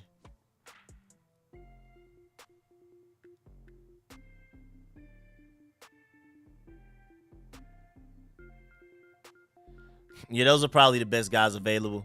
All right, let me start looking to see what's going on. Let me see what pick we're at Twitter-wise. Let me check with my sources real quick, you know what I'm saying? Says Sullivan over Kamara. Okay. Dwight Freeney was small too, but was a missile. Yeah, hey, you are not lying. You are not lying. Easier to produce in the Mountain West compared to the Big Ten. Yeah, but 2-3 sacks is still crazy, though. I mean, I love Chop Robinson silly, don't get me wrong, but Adiza Isaac had like 7 or 8 sacks, so it's like, I mean, same guy right next to him, same team. But I'm not necessarily trying to downplay Chop Robinson. I'm just trying to let y'all know that Muhammad Kamara produces. Malachi Corley looked like Killmonger from Black Panther. I like the picks, but honestly, roster-wise, we're still last place in the division. I don't know. We'll see. We'll see about that. 49ers take Arizona wide receiver Jacob Cohen. I'm not going to lie. I don't exactly know who that is. Not even going to sit here and lie to you. Let's move on. Yes, sir. We down to round 5. 4 picks away. Yes, sir. Let's get hype, man. Let's go. Let's go. It's getting crunch time now, y'all. Let's get it. We getting there. Make sure y'all like up the stream if you haven't already. Please leave a like on the stream if you haven't already. I really appreciate y'all. It's free for y'all and it means the world to me for y'all to leave likes on these streams, man. Y'all do not understand how much it matters. Please leave a like on that stream. Let me do the air horns too. Let's get it. We about to go crazy, man. I'm excited. I am excited. Super duper excited, man. Gotta do the air horns. Let's get it, man. Let's get it. Let's get it. Let's get it. Yes, sir. Yes, sir. Let's get hype, man. About 3 picks away. I'll leave a like. I got you. Appreciate that, T-God. Make sure y'all leave a like, man. Y'all see the pinned comment up there. Follow Shaniqua's request. Make sure y'all stiff arm that like button, man. Stop playing. Stop playing and leave a like, man. Let's get it. Uh-oh. I got some Georgia intel. Wait a minute. Wait a minute. Pause everything real quick. What's going on, Brooke? What's going on, Brooke? Hold on. Take a break from the Commanders for 2 seconds. Let me see what my boy Brooks Austin talking about. My boy Brooks Austin said Zachary Thomas, Kyle Faulkner, McWarthers. Okay, so he's giving a breakdown of some underrated players in high school right now. He's going around the state of Georgia, watching a lot of the high school kids these next few days, putting us on to some of the prospects. I'm going to read you later. I'm excited. Oh, I'm going to read you later. My boy Brooks Austin, that's why I'm subscribed to his Patreon right there for the inside scoop on things like that. Let's get it. All right, man, let's go, man. We're close to this Commanders pick. We're right there. The Seahawks are taking Nehemiah Pritchett. Not gonna lie, I do not know who that is. Again, I don't know everybody. I know a lot of people, and I probably even know some people that's gonna be in the 7th round, but I don't know everybody. I don't know who that is that they just took. But we are 3 picks away, man. Make sure y'all get hype. Make sure y'all like up that stream. Let's get it, man. Rich said, do not spoil our pick. All right, I'll chill out. Let me know when y'all find out. So the Seahawks took Auburn quarterback now. Oh, that's why I remember his name. He did play for Auburn. I feel like we gave him the business. I ain't worried about him. I feel like Georgia gave him we did him dirty. I ain't worried. Who did the charge? I don't know who the Chargers picked yet. I'm waiting on that one. I feel like my sources are starting to slow down. We like only 1 pick ahead. We supposed to be 4 or 5 picks ahead. What's going on, man? What y'all doing? Twitter? What's going on with my sources right now, man? Let's get Van Pran. I mean, you can argue he's best player available, but we already have Tyler Biadasz. You know I love my Georgia Bulldogs, but we already got Tyler Biadasz. Is it Tyler Biadasz or Tyler Biadasz? All right, help me out here. Is it A, Tyler Biadasz, or B, Tyler Biadasz? I think it's Biadasz, but let me know. Is it A? Is it Tyler Biadasz? Because y'all know I don't really look at a lot of people's breakdowns, so I've never really heard somebody say his name. I literally only know his name because I've seen it on paper on his jersey. I watch my own tape, so I don't really hear like announcers and commentators and analysts say people's names. That's why I'm so terrible with names. I don't really watch other people's stuff like that, so I don't have time. I'm too busy watching my own stuff. Too busy watching middle school, high school football, at least tape, like huddle tapes and things like that, even if I don't watch the game. But I like watching high school games, especially Georgia. Carrollton, Buford, all of the top schools in Georgia. Then I'm watching college games, especially my Georgia Bulldogs, SEC. And then you got the NFL. I don't have time, man. All right, so I'm seeing more A's. He said C, Tyler C. I like C. I definitely like C a little bit more.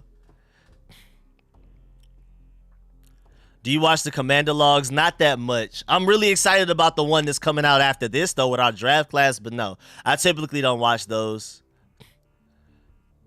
Typically do not watch those. So I think it's A. Yeah, I think I'm seeing more A's in there. So I'm just going to go Tyler Biadasz. I'm going to just stick to Tyler Biadasz and see how it goes. Somebody corrects me. Oh, well. I guess I can go Google what his family says or what he says, maybe. Biadasz. Tyler Biadasz. Okay. Yes, please, Ma. That would actually be really clutch right now. Please, some Chick-fil-A. Oh, thank goodness Hendricks didn't have a game on Sunday. That would be really clutch right now. Can I please get a 4-count meal? 4-count chicken mini meal and a chicken biscuit meal as well. Please. Oh, yes, I need that. Hopefully y'all get here like right after we make our picks, and then I can eat. I can go ahead and end the stream, eat, and then start working on recording videos for the picks that we made. I get a kick out of Rico butchering these names. Yeah, I know, bro. Y'all were on my head for pronouncing it as Potomac. It looks like Potomac on paper. How am I supposed to know, man? I've never heard anybody ever say Potomac before until I started covering the Commanders. So I don't know, man. But y'all were on my head, man. He said get a 20 count. Yeah, can I get a 4-count Sprite no ice? Chicken biscuit meal, Sprite no ice. I want both the hash browns. If somebody don't want the hash browns, I'll take some more hash browns on top of it. Wish we had Chick-fil-A here in Germany. I was horrified with the Potomac. Bro, it looked like Potomac, man. Atlanta Italian is whack. Can't pronounce names too. Thanks for that, Door Gunner. Appreciate the support. 4-count chicken mini, chicken biscuit meal. Yeah, both of them meals, my Sprite no ices. Because they come with it anyway. And yeah, I want the hash browns for both. And I'll also take somebody else's hash browns if they don't want it. I ain't gonna lie, I'm hungry. I ain't get a chance to eat yet. I literally woke up at 11 something a.m. and then it streamed at 11:30. I brushed my teeth real quick. I'm gonna take a shower after the stream and after I eat. It was just I went to sleep at like 5 something, man. I barely even got to sleep. I'm trying. But that's nothing. My cousin from Nova pronounced Decatur as Decatur. Oh, yeah, I'm mad. I'm mad. All right, now I know how y'all feel about the Potomac. Because Decatur is crazy. I'm highly upset at that one. The meals are in the fridge. I mean, I can wait for the Chick-fil-A, though, because I'm going to be streaming anyway. I love Chick-fil-A. Y'all sleep. You sleep. But then again, I've heard Chick-fil-A isn't as good outside of Georgia. So you're streaming. Thanks, Mom. But I've heard Chick-fil-A isn't as good outside of Georgia. Like, I've been to New York so many times since Chick-fil-A went there. I refuse to try it. Because just like how I always hear Popeyes is way better in Louisiana than anywhere else, I'm scared to try Chick-fil-A anywhere outside of Georgia. I'm not going to lie. Maybe somewhere else in the South, like South Carolina or Florida. But I don't think I would ever eat Chick-fil-A in New York or even Maryland. So, I don't know. Maybe y'all are eating a different Chick-fil-A from me. But I love Chick-fil-A. I need to get a Chick-fil-A sponsor. I got to stop talking about them. There's no reason I should be talking about Chick-fil-A like this and they ain't paying me to do it. I'm done. Forget Chick-fil-A. Forget Chick-fil-A. Pay me, man. Popeyes is incredible anywhere. I've heard, though, that Popeyes is way better than Louisiana. And when I was in Louisiana, when I was in New Orleans, I was scared to try it because I didn't even want to know what it even tasted like. I don't want to know what better Popeyes tastes like because then I'm going to look at my Popeyes in Atlanta like, what is this? I'm going to look at my Popeyes in New York, the one I used to go to on Jamaica Ave.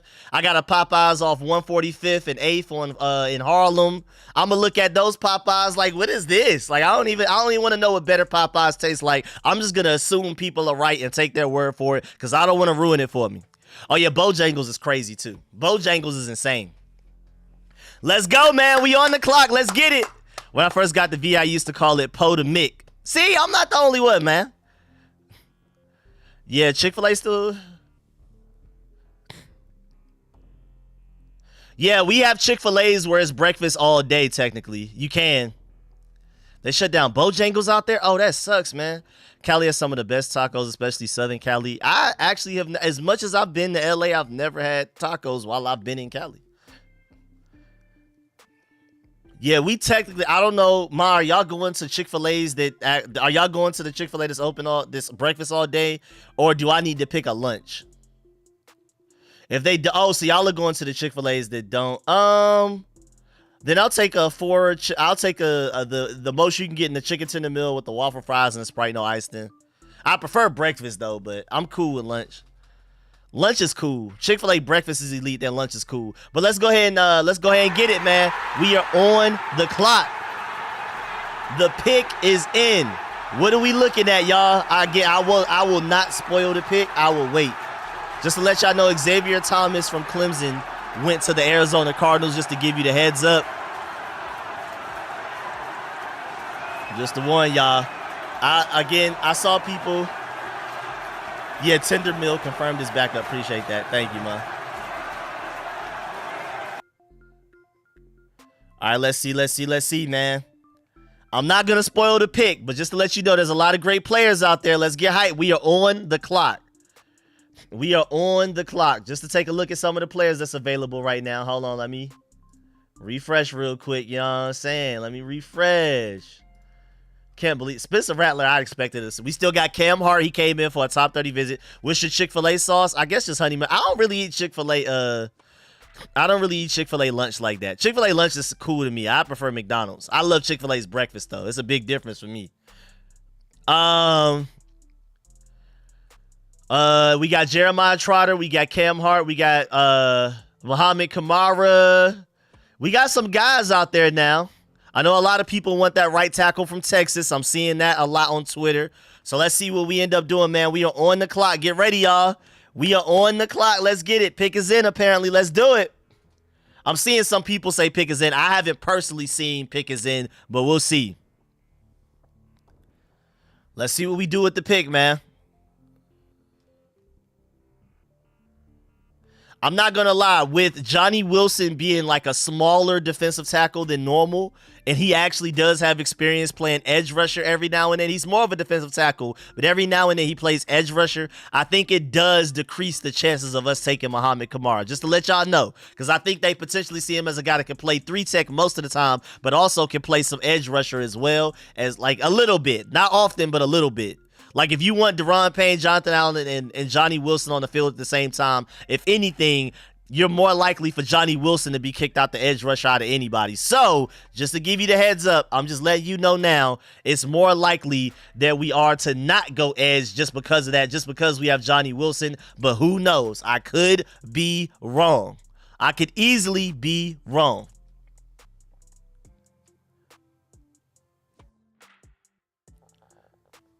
All right, man, that pick is in. Let's see what happens. I won't spoil it for y'all, though.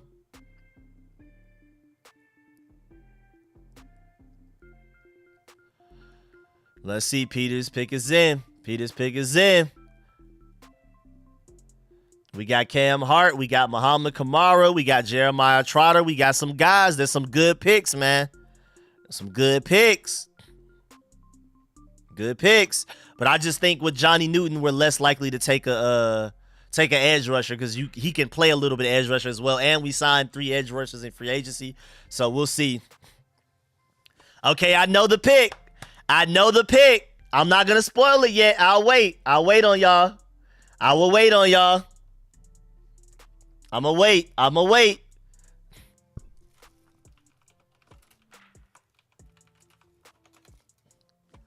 I'm going to wait. I'm not going to spoil it. I'm not going to spoil it.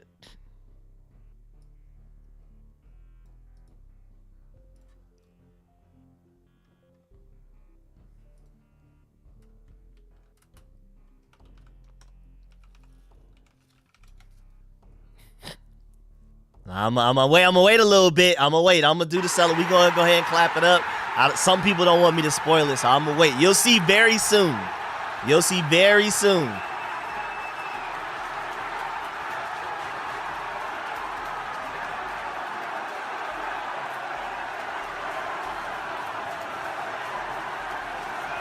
You'll see very soon. It's on the way. It's on the way.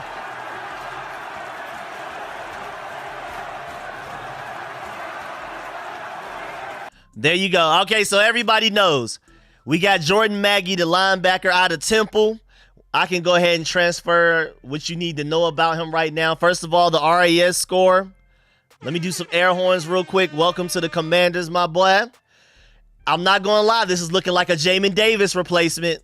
A smaller linebacker that's very athletic, very explosive, very fast, can run sideline to sideline, can cover. He's looking like a Jordan. He's looking like a Jamin Davis replacement. Remember, we did not pick up Jamin Davis's what's it called? Fifth year option. Also, Jamin Davis is moving into like a more edge rusher, Micah Parsons like role. So I can see why they did this. Freak athlete though, high ceiling. Freak athlete, high ceiling type of guy. Probably the guy. Like, again, like, I'm not saying necessarily that he's literally coming here to take Jamin Davis' spot. He's going to be what Jamin Davis was supposed to be last year. Because, again, Jamin Davis is moving into a Micah Parsons edge rusher role. So, this guy's basically going to do what Jamin Davis was trying to do last year. He's going to be doing a lot of coverage. Like, if we need a linebacker to cover a running back, that's your guy right there. He's the athlete. He's the sideline guy. Great coverage skills. Freak athlete, great coverage skills type of guy. So we basically got a diet Jeremiah Owusu-Koramoah. That's probably the best way I can word this for you. Very undersized, very, very undersized. Very undersized, even though his arm length is longer than you'd expect of somebody his size. But he is 6'1", 230 pounds. Little undersized, but freak athlete. He could cover. He could definitely cover. Again, remember how Jamin Davis was getting killed on wheel routes by running backs? That's what this guy can excel against. So that's what we got it for. Again, Jamin Davis is moving into like a semi-edge rusher outside linebacker role. I wouldn't be surprised if Jamin Davis has 1 foot in the dirt. Also, just to let you know, he has a lot of Frankie Louvu energy to him too as well. That's what my boy Nick Ackridge just said. He plays like, he plays with a battery in his back too. Yeah, you know what? That is a better way to describe it, Rich. He is like a Khaleke Hudson replacement more than anything else. Because Jamin Davis, again, is moving to like a Micah Parsons-like role, going after the quarterback from the edge. My fault. I said 1 foot in the dirt. 1 hand in the dirt. My fault. Yeah, he's going to have 1 hand. I wouldn't be surprised if Jamin Davis has 1 hand in the dirt. Or if he's just, regular 2-point stance and he's just rushing from the edge. And pre-snap, he's rushing from the edge. He's right there on the outside shoulder of Dorrance Armstrong Jr., like how Micah Parsons was. But I think he's a freak athlete, high ceiling coverage linebacker. Even though I felt like we brought Jeremy Chin in here to kind of do the same thing a little bit. It's like your hybrid safety, star position linebacker, your big, oversized safety that can cover really well. I thought that was more so your Khaleke Hudson replacement, but let's get it. Let's get it. I like it. I like the pick, man. I'm going to clap it up. Let's clap it up again. Let's applaud. Welcome to the Commanders, Jordan McGee. Yes, sir. Elite athlete, coverage guy. I mean, if you think about it, fit-wise, Bobby Wagner is a great run stopper, elite run stopper, quarterback of the defense. Frankie Louvu is going to rush the passer from up the middle, blitzing a lot. He's going to stop the run, maybe cover a little. Jamin Davis is rushing the passer. This is your guy that's going to cover for you. He immediately steps in as potentially our best coverage linebacker. On obvious passing downs, you throw our boy Mike Sanders still at slot corner. You bring Jordan McGee as your outside linebacker, and Jeremy Chin is somewhere out there with Quan Martin, and they're shutting everything down. You can't throw on us with that group out there. With that group of guys out there, you can't throw on us. You can't. Jordan McGee is easily one of the highest ceiling, best coverage linebackers in this draft. Now, as far as him stopping the run, who-wee about that? But coverage-wise, he brings you what you don't necessarily have in a linebacker group right now. He brings you something. Oh, the Chargers got Cam Hart. That's a great pick right there. I love Cam Hart. I'm surprised we didn't take him, but I guess that means that they either believe in Benjamin St-Juste or Michael Davis or both that much, because those are your taller, longer corners right there, and Cam Hart was a 6'3" corner, and so I'm assuming they're higher on Benjamin St-Juste or Michael Davis or both than I originally thought. But either way, our boy Jordan McGee, I'm telling you, this guy's very athletic. Matter of fact, I think this is actually his RAS score. He has a higher RAS score out there somewhere. Hold on. Let me see. Let me make sure I'm not tripping. Because I think I saw somewhere. Here you go. This is the better one. He has a 9.75 after you include the agility drills in there as well. This guy's an elite athlete, super freak, high ceiling type of guy. Small, pretty small, especially weight-wise at 232. But again, when he's a coverage linebacker, he's not too small at all. He's actually a perfect size. I think he's literally has the ceiling to be like a Jeremiah Owusu-Koramoah. If that's the best way to think about it, we basically just drafted a baby Owusu-Koramoah right there. So there you go. There you go. So if you're wondering who this is, what he's going to be, Frankie Louvu's going to be blitzing up the middle, going after the quarterback and stopping the run. Bobby Wagner's going to be the quarterback of your defense, stopping the run. Jamin Davis is going to be more of an edge rusher now. This is your coverage linebacker. This is your freak athlete, sideline to sideline speed, lock down every running back and tight end moving. Your slot corners even if you need them to. You know what I'm saying? This is your guy that's the wheel route eliminator. So I like this pick a lot, man. I like this pick a lot. Just to let you know, Jordan McGee was first in 10-yard split among all linebackers in the draft. He was third in broad jump. He was fourth in vertical and fifth in 40 time among all linebackers. He killed the draft. Absolutely killed the draft. I'm excited, man. I'm excited. I actually do really like this pick. I think he's a great pickup for us, man. I like this pick a lot for us, man. He perfectly fits what we needed. We needed a guy like this. He definitely fits that profile. We needed like a guy that's he's a Jeremiah Owusu-Koramoah type of guy. I'm not gonna literally say that he literally is Jeremiah Owusu-Koramoah, but he has that in him. That's his ceiling. He's also born. He was born in Maryland too. I did not know that. He was born in Maryland and grew up in Delaware, so you know, kind of a local kid. So there you go, right there. But his upside is insane. This is purely a ceiling pick. Yes, sir. Cedric Van Pran with the Bills. Yes, sir. Oh, I love that. Yeah, Cedric Van Pran with the Bills. Let's get it. I'm so happy for my boy. I love the fact that all of my Georgia Bulldogs are going to playoff and Super Bowl contenders. Brock Bowers literally went to the worst team out of all of my Georgia Bulldogs, but he went top 15, so that makes sense. You're supposed to go to a bad team if you go that early in the draft. Everybody, Ladd McConkey is going to get passes thrown to him from Justin Herbert. Javon Bullett's over there with the Packers. Kamari Lassiter's with the Texans. Oh, my Lord. Ladd McConkey again with Justin Herbert. Who else am I missing? Somebody else went somewhere crazy as well. Oh, I love where my Georgia Bulldogs are going. I'm so happy. I'm so happy. Oh, yes. Cedric Van Pran blocking for Josh Allen. Let's get it. Rico, can you explain those numbers and what they actually mean? All right, so basically, he's really explosive. When we're talking explosion, is that if he sees something, he needs to hurry up and get off and react to it. He's great at that. One of the best in the class. He has elite speed, so you already know he can run down anybody, even at his size. And agility, he can change directions really quick. His footwork is great. That's the coverage. So explosion and agility and speed all contribute to his coverage, honestly. But I feel like agility probably matters the most when it comes to coverage. Your ability to be 232 pounds and to change directions the way that he can and different angles and things like that. Basically, he's your running back shutdown guy. I think Jeremy Chin shuts down tight ends.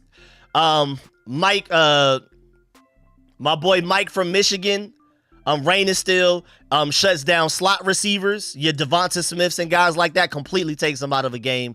Jordan McGee is your guy that's taking away your running backs. Your Saquon Barkley's out of the game. Your whoever running backs we are going against, because Saquon went to the Eagles. Who the Giants got right now? I don't even know. I know the Cowboys re-signed Ezekiel Elliott, but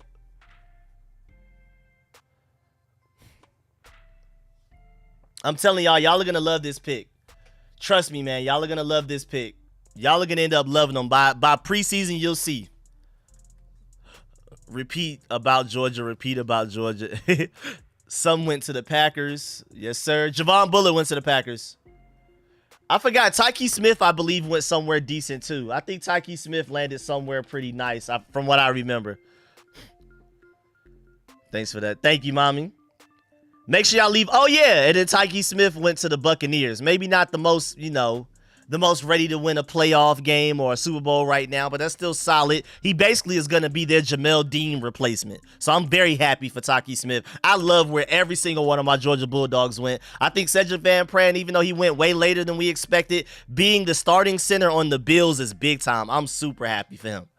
But yeah, man, I saw someone say he has Frankie Louvu energy. Yep. That's what Nick Ackridge said. I'm telling y'all are going to love him. Hear me now, believe me later, you're going to love him. I mean, you could argue maybe we could have gotten him later in the draft, but you never, ever doubt. Jamel Dean is like a slot corner, though. He's kind of like a slot You know what some people call the Buffalo nickel, I call it a star, and Tyke Smith is literally a star. Literally a star.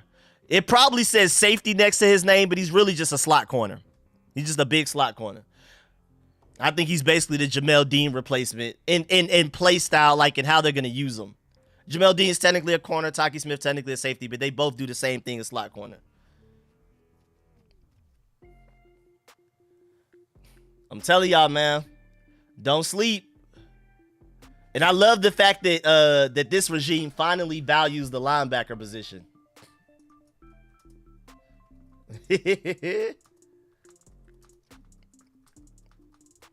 This regime loves linebackers, dog. We signed Frankie Louvu and Bobby Wagner this offseason. We went and got Jeremy Chin, who's basically like a hybrid safety linebacker. And now we got Jordan McGee as well. That is hilarious, man. I love it, man. I absolutely love it.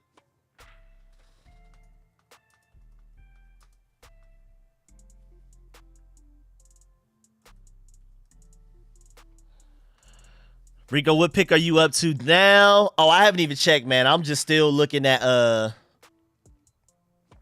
I'm still just too busy looking at Jordan McGee stuff, man, because I'm so excited. I think he's a really good pick. Again, you could argue that maybe you could have gotten him later, but you never ever question a good player. Because down the line, when we're happy that he's balling out for us and locking up running backs, I'm cool with it. They sleeping hard on the Louisville boys. Nah, Rich, I may be the only person almost as sick as you about us not getting Isaac Guerendo. You weren't here, but I was hyping up Isaac Guerendo the whole 4th round. That was my guy I wanted the most, so I'm with you. I'm with you. I really wanted. I'm sick that he went to the 49ers, man. I think he's going to a great situation. So as a Louisville fan, I'm pretty sure you're happy like how I am for my Georgia Bulldogs. Going to a lot of great situations, but man, I'm not gonna lie. I'm sick about not getting Isaac Guerendo, man. I really wanted him. Rico, how many undrafted free agents you think we're going to sign? It's weird to tell because sometimes people sign 10. Then we had that 1 year where we only signed 1. So you just never, you never know. I'm estimating somewhere around 5 to 8, but you never know. And man, if y'all like that pick, make sure you leave a like. Y'all are going crazy. I didn't expect to have 810 people in here on a Saturday during round 5. Y'all are real fans, man. A lot of fan bases don't have fans that care this much, man. Y'all, Commanders fan base is serious about theirs, man. And there's definitely a pattern here. We are drafting freak athletes everywhere. Crazy thing is, Rico, Jawar Jordan is way better than Isaac Guerendo. Jawar tested worse. No. Isaac Guerendo is very raw. He's just a freak athlete with the crazy high ceiling built in a lab. But for sure, Jawar is the better running back today. Just like I think Bucky Irvin's the better running back today than Isaac Guerendo. But if Isaac Guerendo ever reaches his ceiling, it's good night. It's good, especially on the 49ers, Christian McCaffrey and him. That's the most athletic running back room in the NFL right now. I'm scared. But yeah, I love Jordan McGee, man. I like the Jordan McGee pick a lot, man.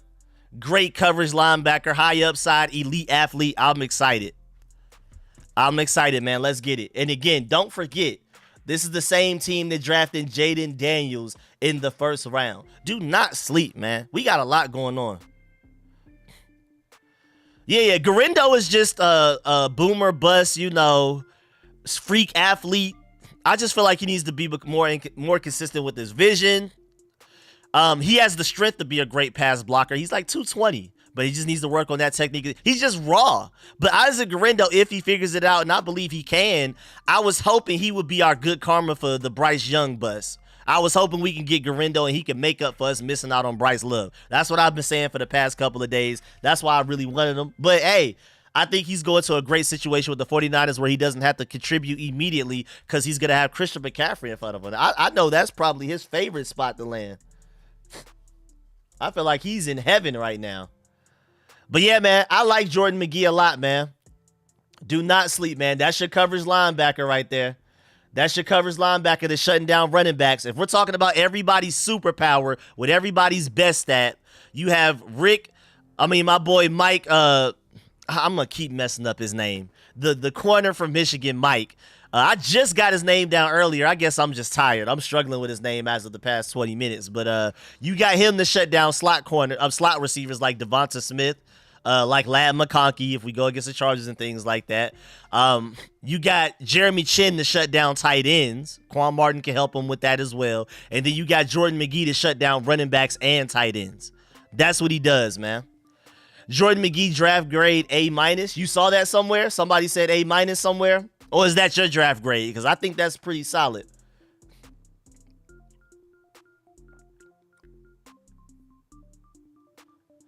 And it's crazy, too, because Ryan Fowler tweeted yesterday, April 26th, that a defensive coach described Jordan McGee as arguably the best instincts at linebacker in this class.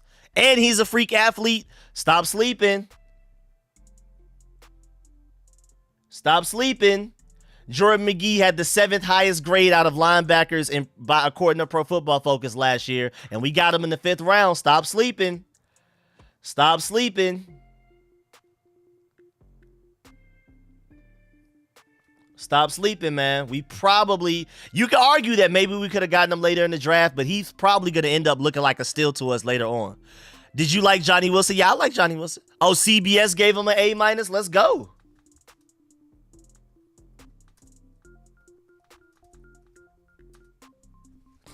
Let's go. They gave him an A-. I like it. I like it. Let me actually read what they said. So they gave us A-. The Bobby Wagner signing will be a bridge at inside linebacker spot while McGee develops. McGee, a Temple product, has 2 seasons over 80 tackles and 23 tackles for loss over his last 2 seasons. Like several of the off-ball linebackers in this class, McGee is on the lighter side for the position at 228 pounds, 6'1" frame. He can fly to the ball with 4.55 speed. He and Jamin Davis could combine to give Washington an uber-athletic linebacker group. And that's a good point, too. Him and Jamin Davis probably, with Frankie Louvu included as well, probably give us the most athletic linebacker core in the NFL.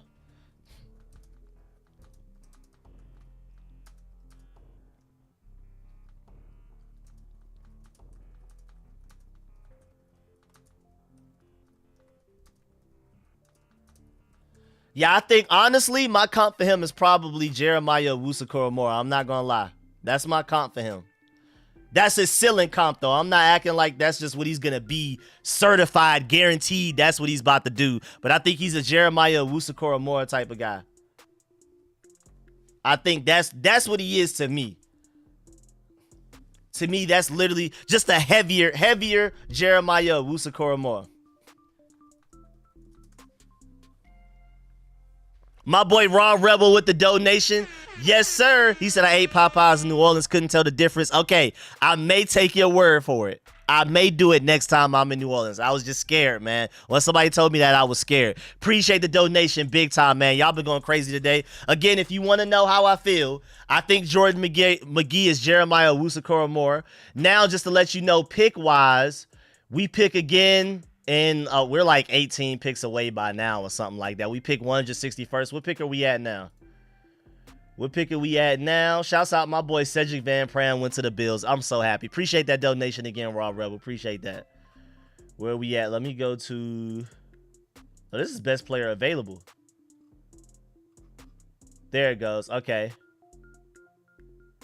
We are now pick 145, and again, we have pick 161. So we're about like 15, 16 picks away. That's not bad. That's not bad, man. We're not far away, man. We about to be right back at it. We about to start building that momentum again. I'm going to have to build up the hype again. Let's go.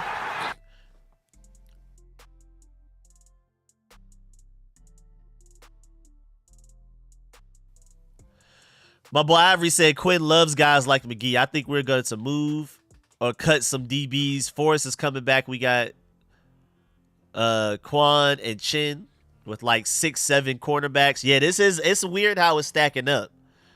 Because Mike is going to be our starting slot. Quan Martin is now your starting one of the safeties, more than likely strong safeties. I guess maybe Derek Forrest is our free safety. And then we have so many corners with Emmanuel Forrest, Benjamin St. Juice, Michael Davis. We're really deep. But Jeremy Chin makes things weird because is he a safety? Is he a linebacker? Like, we have a lot of talent right now, man. Don't forget Percy Butler, pure free safety, but can also play some slot corner. Like, it's tough. It's tough. I don't know. I don't know. We have a lot of talent, though. One thing about it, it's a good problem to have. Trying to figure out who fits, who's actually going to get any playing time. I think us loading up on talent like this is a great thing. I think it's a great thing how we're going about this. I think this is definitely how we're doing this.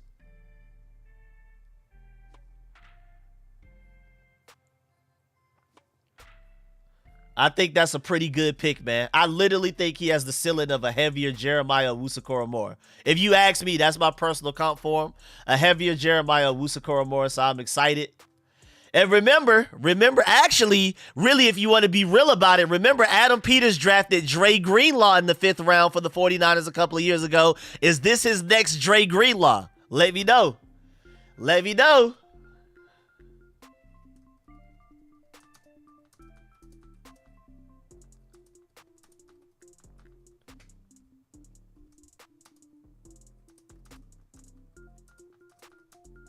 Let me make sure I write that down. I just thought about that.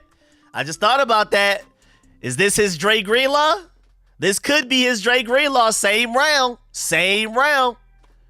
Arguably similar player. Let's look up the measurements. Matter of fact, we'll do it on stream together. Dre Greenlaw, RAS. Let's look up his RAS real quick. No, I don't want that version. Let's just go straight to Twitter. Oh, he didn't even qualify for an RAS. Poor guy. All right, but he's 5'11", 237. 5'11", 237, and this guy is 6'1", 232. Is this Dre Greenlaw, though? Is this more athletic Dre Greenlaw right here? Is this more athletic Dre Greenlaw?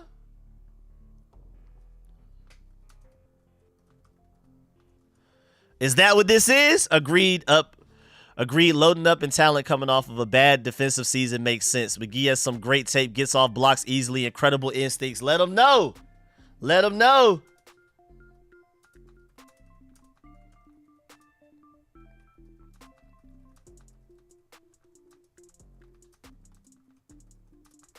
One thing I can tell you, just off of the little bit of tape I've seen on him, he gets off of blocks better than Jamin Davis. I can tell you that Jamin Davis has always struggled getting off of blocks. And now, granted, he's gotten better at it over time, over the past couple of years. But coming out of college, Kentucky Jamin Davis, this guy, Jordan McGee, is way better at getting off of blocks as well. And basically just as athletic. So basically, you can call him a heavier Jeremiah Owusu-Koramoah or maybe a more athletic Dre Greenlaw potentially. But there you go. There you go. And we're taking straight freak athletes in this draft, man. Let's run down the list. Where we at? I got some of these RAS scores loaded up. No, that's not one right there. Where we go? We got my boy Mike Sanders still. Elite athlete right there. Ben Sinnott, elite athlete. I hope you're seeing the pattern.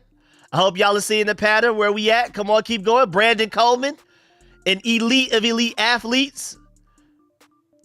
If you put him at guard, he's the 4th most athletic guard to be drafted into the NFL since 1987.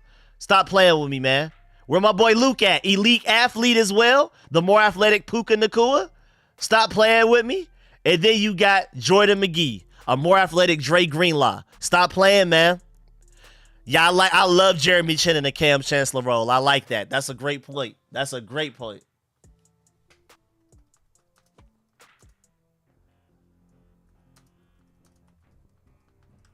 I like that comp, especially for Dan Quinn. I love that comp. That's a great comp. Rico, is your other gig a preacher? I appreciate that. Please check Frank Crum offensive tackle RAS. Okay, I could take that request. Frank Crum RAS. Now I'm not very up on who he is. But it looks like he's a freak athlete as well with a high ceiling. Oh, yeah, crazy athlete, too. 6'8", 313. Elite explosion, elite speed, good agility. Okay. Is this somebody we should be looking at? Hey, why my dog Anthony Edwards trending while we here, though? Let me just take a little break. Let me see what my boy, what they saying. Is letting everybody on notice. Yeah, I'm not going to wait for y'all to give me anything. I'm going to take it all. I love it. Chuck is a big fan of Ant. Okay. So I know what I'm going to be doing when I end my stream. I'm about to check out all of this Ant love right now. Yes, sir. Ant reminds Ocho of Michael Jordan. Yes, sir. Let's keep it going. Yeah, I know what I'm doing after I'm done streaming. About to watch. I already watched the game live last night and already watched the highlights after the game. But I got to continue to watch people praise Anthony Edwards as much as possible. My boy Lawrence with the big time donation to the super chat. Man, I really appreciate that. Yes, sir. Yes, sir. My boy Lawrence, appreciate that big time. Yeah, hey, NGA, I'm not going to lie. I'm starting to like this Crumb guy a little bit. I don't know. He wasn't really on my radar. I didn't watch a lot on him, but I'm starting to really like his potential right now. Frank Crumb, high ceiling, raw guy that we can bring in. Hold on. We not done. Matter of fact, let me go to Draft Buzz real quick. We're going to look at something. We're going to really take a look at this. When he was in elementary, one of his bus drivers said he would be a preacher. Is that real? Is that serious? Love the Dragon Ball. Appreciate that. Wait, is that real? Did my bus driver really say that? Jeremiah Trout is still on the board, and people wanted to take him in the 3rd round. That's not saying he's not going to be a good player. However, that would have been a major reach. Yeah, I already told y'all coming into the draft, I'm not a big Jeremiah Trout fan. I was Peyton Wilson, #1, Junior Colson, #2, Gap, Edgerrin Cooper, 3, Gap, everybody else for me. But I'm really starting to like this Jordan McGee kid, man. I'm seeing the potential there. I love the potential. Look at this. Look at all of the green and the blues. Blue is as best as it can get. Green is elite. And then like a lighter shade of green starting to get to the yellow is great. And then everything else is kind of bad or under average or around average. Height, elite. Hands, great. Wingspan, great. 40 time, one of the best. 10-yard split, one of the best. Vertical, elite. Broad jump, one of the best. 3-cone, one of the best. And then his bench press is also really good to elite as well. I'm telling y'all, man. Hey, man, who put us on the Frank Crumb? I gotta give you your credit. Gotta give you. Was that NGA? Who said Crumb? Let me give you your credit. So if we do end up taking him, I gotta shout you out and even mention you in a video. If we end up bringing him in as an undrafted free agent, I gotta shout you out. I'm scrolling up right now. It wasn't NGA. Who said Crumb? Let me find out who said Crumb. I gotta make sure I give you some credit because you literally asked for us to show Crumb. That was Ramon. Let me save you in, man. Let me copy my boy Ramon right here, man, because you might be on to something. My boy Ramon said, check out Frank Crumb. Now I want Frank Crumb. Thanks for putting me on. Shouts out my boy Ramon. Hey, man. Hey, shouts out. We got to do the air horns for that. I think you piqued my interest with this one, man. This looks like a freak athlete, man. We might have to hire Ramon as a scout for Street Scores, man. Hey, I like this. Yo, yeah, somebody get Ramon in touch with Adam Peters, man. I would love to take a high ceiling guy like this. 9.95? Come on, man. But again, I love the Jordan McGee pick. Let's get it. I also love the tackle from Howard, the Anum Dankwa guy, by way of Toronto, by way of, I believe, Ghana. I like him as well as a high ceiling guy. Matter of fact, let me look at his RAS.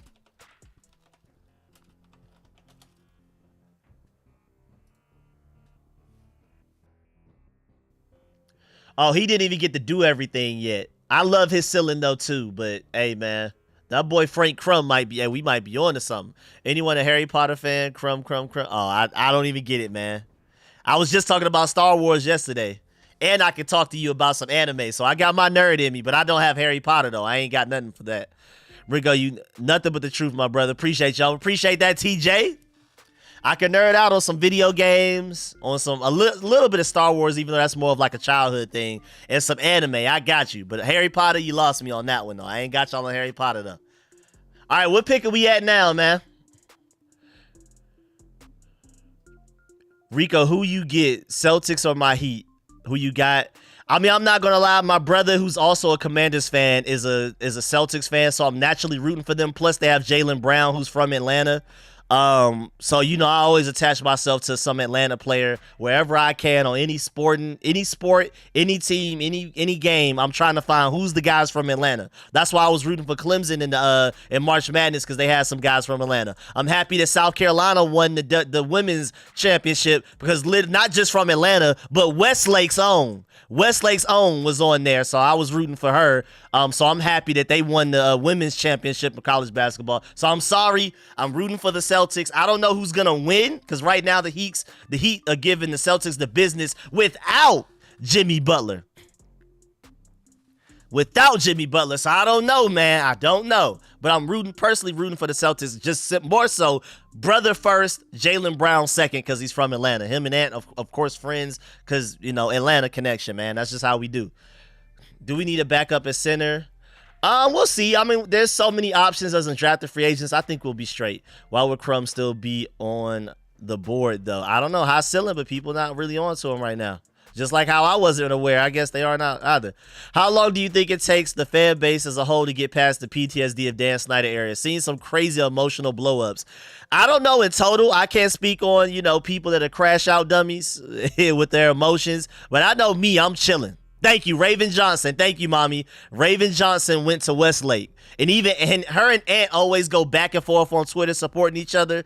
Like she be shouting out Ant be shouting her out. She went to Westlake, so that's another Westlake person that I'm always going to root for forever. Forever. The WNBA team she's on, I got to figure out which one she's on. I'm rooting for them to win the whole thing. Just like I'm rooting for, even though Ant didn't go to Westlake, he is from Atlanta. Jaylen Brown's from Atlanta. Westlake specifically, I got Raven Johnson, AJ Terrell. I got Nate Wiggins. I'm still rooting for Malik Willis. And then I also, of course, have Cam Newton, Adam Pac-Man Jones. And coming out of high school right now, we got Juan Gaston, an elite high-level tackle. Be on the lookout for him in the draft in about 5 years. And then you also got Travis Smith, a very high-ceiling wide receiver from Westlake as well. Be on the lookout for both of them. I hope Georgia gets them both. Be on the lookout for those guys in the draft for like 4 or 5 years. Both of those guys have crazy high ceilings, crazy traits, guys. So, I'm going to stick with my Westlake first. Then we go to Atlanta. Then we go to the state of Georgia. That's who I'm usually rooting for in things. Shouts out to Raven Johnson again, man. Tommy Eichenberg finally left. He's on the Raiders. Tommy Eichenberg went with my boy Brock Bowers over there. All right. Yes, sir. Yes, sir. We already got 2 centers from free agency. Yeah, we did. Oh, I forgot. We got Tyler Biadasz and we got I forgot the other guy, Michael Dieter, that I really like. We got Michael Dieter as well. So, yeah, we're solid at center. How do you feel about Atlanta botching their pick and getting Penix Jr. after signing Cousins to $90 million? I love it. I hate the Falcons more than any other team in all of sports. It's probably Falcons 1, Florida 2, and then Cowboys 3. So Falcons 1 at the NFL level, Florida at the college level, and then Cowboys 3 is the 3 teams I hate the most in all of sports. So, again, I'm an Employee of the Month Falcons hater. Dedicated. I need a promotion. I need a pay raise as much as I be hating on them. And so, yeah, I loved it. I was in heaven watching what they did. And I don't even necessarily think that Michael Penix was a bad pick. They should have just took, I think if you had to pick between Kirk Cousins for the money he's making, Michael Penix at 7, I would have taken Michael Penix at 7. But why do you draft Michael Penix after you already signed Kirk Cousins? I think you would have just been better off not signing Kirk Cousins and then getting Michael Penix. I appreciate that, mommy. So Raven Johnson will have her jersey retired at Westlake. I love it. And she was giving Caitlin Clark the blues, locking her up in that championship game. I love it. So you don't never got to ask. You'll never got to wonder. I'm a big Raven Johnson fan. I'm rooting for her at the next level for sure, man. Ravens fans tripping. They thought they were going to get JD. Yeah, poor guys, man. They thought they were going to get Michael Penix. Cowboys fans, Cowboy family members, and then Eagles. Yeah, I'm Falcons 1, Florida 2, Cowboys 3rd as the teams I hate the most. Falcons in the NFL, Florida, college, and then Cowboys 3rd. Teams I hate the most in all of sports. Right now, because the Timberwolves are playing the Suns, I feel like I hate them the most in the NBA, but I feel like after that series is over, that's going to go away. Just right now, I have just my eye. When I look at Suns, when I look at their teams, when I look at their jerseys, when I look at it, purple and orange together anywhere, I get like flames in my eyes right now. Like I hate them, but that's just how I am. I'm just that personality. Whoever I'm up against at the time is the person I hate the most. I'm just a killer instinct type of person like that. So right now, if you ask me, the Suns are the team I hate the most in the NBA right now, just simply because that's who the Timberwolves are going against. But after the series is over, then I'm gonna hate the team that they're going against currently the most right now. I'm just that type of person. Rico, don't we got an NFL commentator by the name of Bucky Brooks? Is that young man his son? Is that true? I don't know. I can't speak on that. 10 picks away. We're 10 picks away, y'all. We're at 150, and again, we pick at 161. We're really close, and I'm pretty sure we're ahead of that. I'm pretty sure Twitter is ahead of that pick right now, so I'm happy. Yes, sir. Jordan McGee is already speaking to the media. Let's get it. Let's get it. Again, I love the pick. Also, I love the fact that y'all are leaving likes on the stream. Please like up the stream if you haven't already. We only have 2 picks left. Just to show you, we have 161 overall and 222nd overall. Again, if nothing changes after 161, I'm probably going to go ahead and end the stream and start working on all of my video breakdowns, because I haven't even done a video breakdown for any of the guys we signed yesterday, rounds 2 or 3. I have all of my notes ready. I have my stats. I have my player comps. I watched tape on these guys. I'm ready to go. The only thing I'm missing is time to record. So after 161, I'm going to go ahead and shut down the stream, and we're going to go ahead and go. How did you become a Commanders fan being from Atlanta? I was born in Maryland. I was born in, what did my mom say? Was it, I forgot which hospital. Mom, I need you again. Can you please tell them why I'm a Commander? Well, first of all, no matter where I was born, my mom, my granddad, everybody that I'm like super close to a Commanders fan. So I could have been born in Atlanta. I probably would have still been a Commanders fan anyway, because it's way easier to root for the Commanders than the Falcons anyway. I probably would have looked around 5 years old like, this ain't it. This ain't it. These boys suck. So I probably would have taken PG Hospital. Thank you. Thank you. I used to live, what did you say? Largo, Bowie, Mitchellville, would you say Palmer Park? I think you said it was, and stuff like that. So that's why I was born.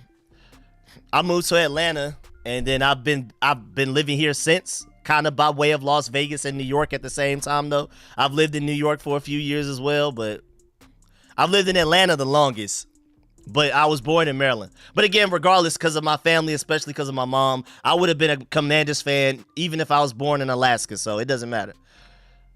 Got some family from Maryland, but they Ravens fans, but it's all good. So they must be closest to Baltimore. Or are they just rooting for the team that's been better the past 25 years? I'm from Virginia, Delaware.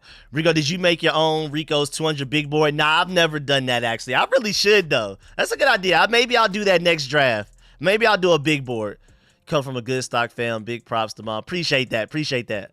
All my family NFC East fans. Oh, that's got to be so fun. That's got to be really. That's why I love my party chat, because my party chat on Xbox, even though some people don't join as often anymore, but I'm still in contact with them through text message. We have, of course, half of everybody's Falcons fans, of course. Half of everybody. But I got Bears. I got Steelers. I got Colts. I got Rams. I got 49ers. I got one Cowboys fan, but he's not that bad, so it's like not even that like how y'all have to go to work and deal with obnoxious Cowboys fans all around every day in your regular life. I don't have any Cowboys fans I personally have to deal with that are annoying. Nobody. Even my uncle that's a Cowboys fan is actually one of the nicest people you'll ever meet. I literally only hate the Cowboys because of history, but I don't have like a personal Cowboys fan that I actually hate in real life like y'all probably have to deal with going to work, going to school or whatever. But still, I still hate the Cowboys due to history of us playing each other all of the time. Shout out to PG Hospital. Yes, sir. Appreciate the donation. Shout out to PG Hospital. I was born there too. Yes, sir. Yes, sir. Appreciate that. He said PG County equals pled guilty county. Oh, no, I've never heard that before. That's a new one. I ain't never heard of that. You in the hood, Palmer Park. Yeah, I wouldn't know. I was too little, man. I don't know. Where'd you say Brian and them were from? Largo 1 year, Mitchellville majority of the time in Maryland. You said we were Palmer Park. You said Brian and them were the other one, whatever they were. I don't know. I can't keep track of all that stuff. My memory's too bad. I have too much Atlanta and New York processed in my brain for me to really be able to calculate anywhere else right now. I know New York like the back of my hand. I know every street, every block, especially Manhattan and Queens. And even some of the Bronx and some of Brooklyn. And then I got Atlanta almost memorized. So I don't have enough memory capacity to have Maryland down from my time being there as a little kid. So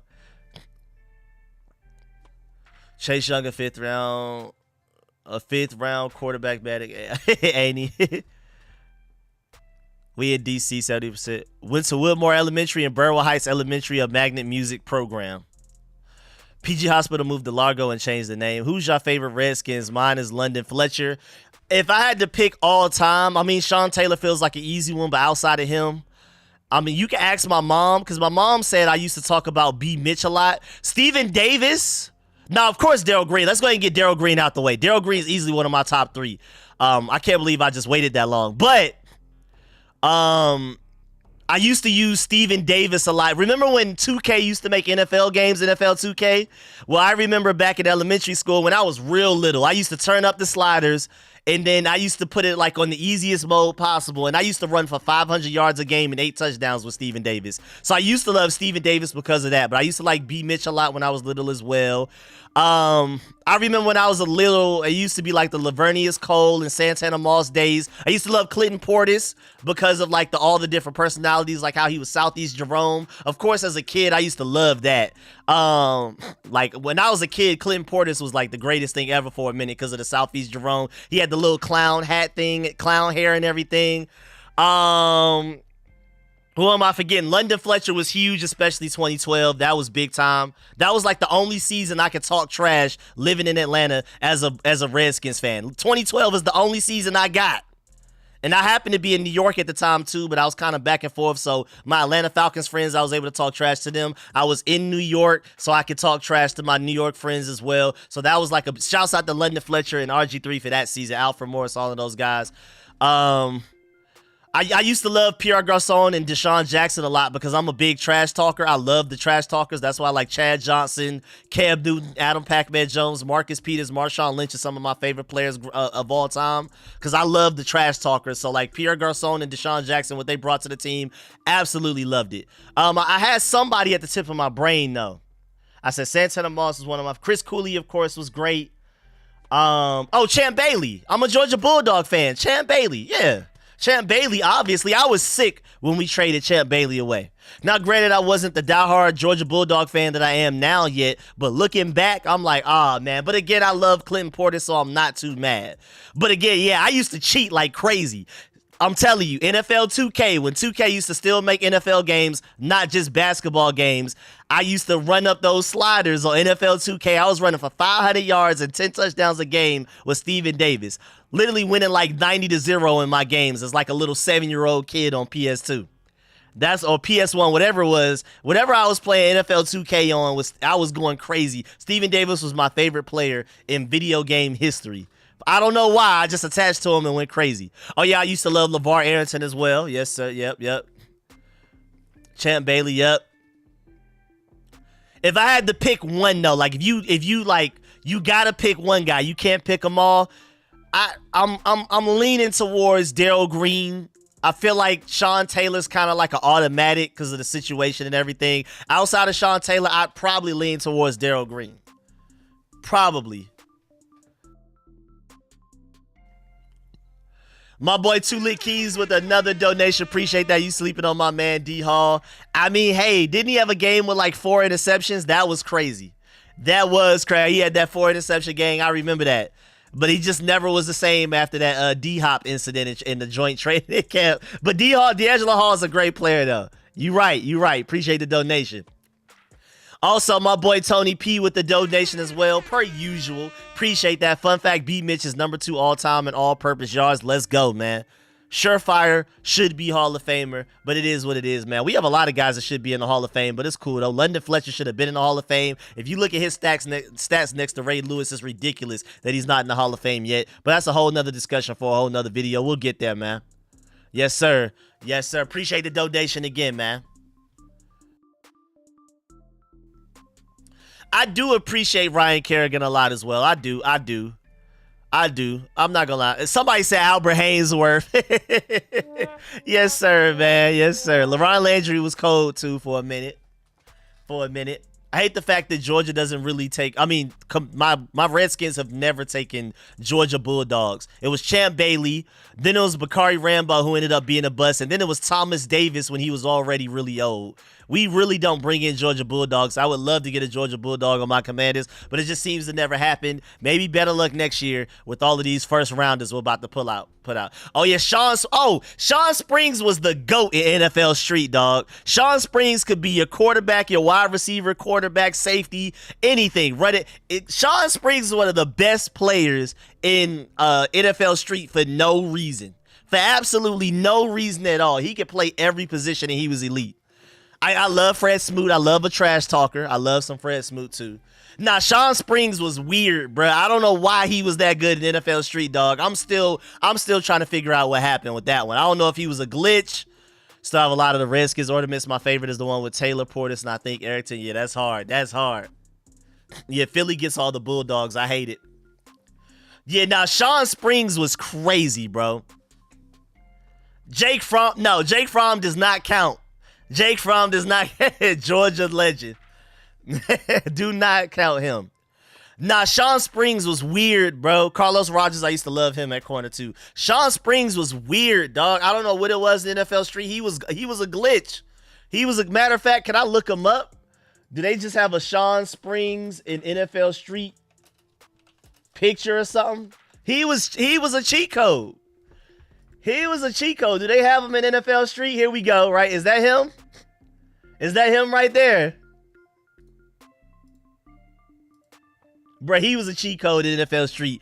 I don't know what happened, but Sean Springs in NFL Street was absolutely insane, man. I think he was on the Seahawks by that time, but he was crazy, dog. I think one of the NFL Streets, he was on the Redskins, and one of them, he's on the Seahawks. Either way, he was so different, bro. I don't know what that was. I'm still to this day baffled by how dominant Sean Springs was in NFL Street. His rating wasn't even that crazy. He didn't even have like the stats, but he just produced. He was out there just as good as all of the legends. Like Sean Springs was weird. I don't know. That was weird. All right, man. How many picks are we away though? We've been talking about everything under the sun but this draft, but that's how it typically gets when we start to get to these later picks. How many picks we are away? Like about 9? 2, 3, 4, 5, 6, 7, 8. We're 9 picks away. I'm pretty sure Twitter's way further ahead too. Let me see what I can find.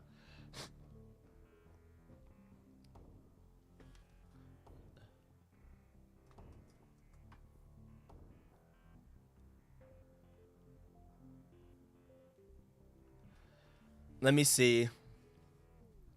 Let me see if we're ahead somewhere.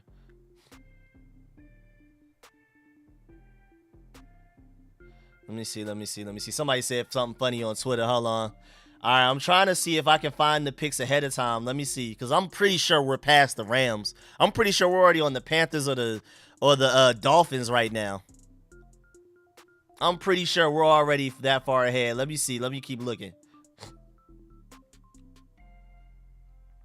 Oh, my boy Orland in the Cash App with the donation. Appreciate the big time Cash App. He said Fred Smoot couldn't even do one bench at the combine. Is that true? I don't remember that. That's crazy. He really couldn't do one? Nah, that's wild. Not love Fred Smoot, but that's crazy. That's crazy. Appreciate that, man. Appreciate that. Appreciate the donation to the Cash App. Much love. No, is that true for real? Oh, he only did one on purpose. Is that true? I didn't know about that. I guess I was too young. I didn't know that. I used to just know him as a trash talker, and that's why I loved him. Y'all know my favorite players are always going to be the biggest trash talkers. That's the only thing missing from Terry McLaurin. If Terry McLaurin act like George Pickens, he would probably be my favorite player in all of the NFL. That's all he's missing. And if he was from Atlanta, too, that would be the cherry on top. I love trash talkers, man. I need that. That's why I was so excited about Jimmy Moreland. I'm so sad he didn't work out, man. I love the trash talkers. Love them, man. I can't get enough of it. Give me every trash talking part. That's why I used to love Fred Smoot so much. All right, let's see, man. Hold on.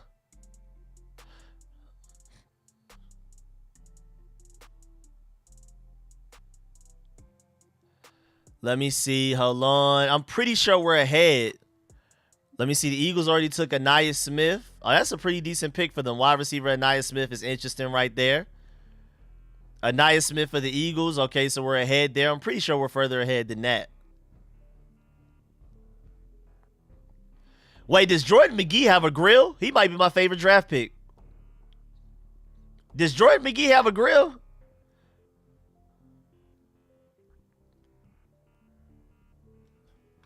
Wait, does Jordan McGee have a grill? Does our most recent draft pick have a grill at the bottom?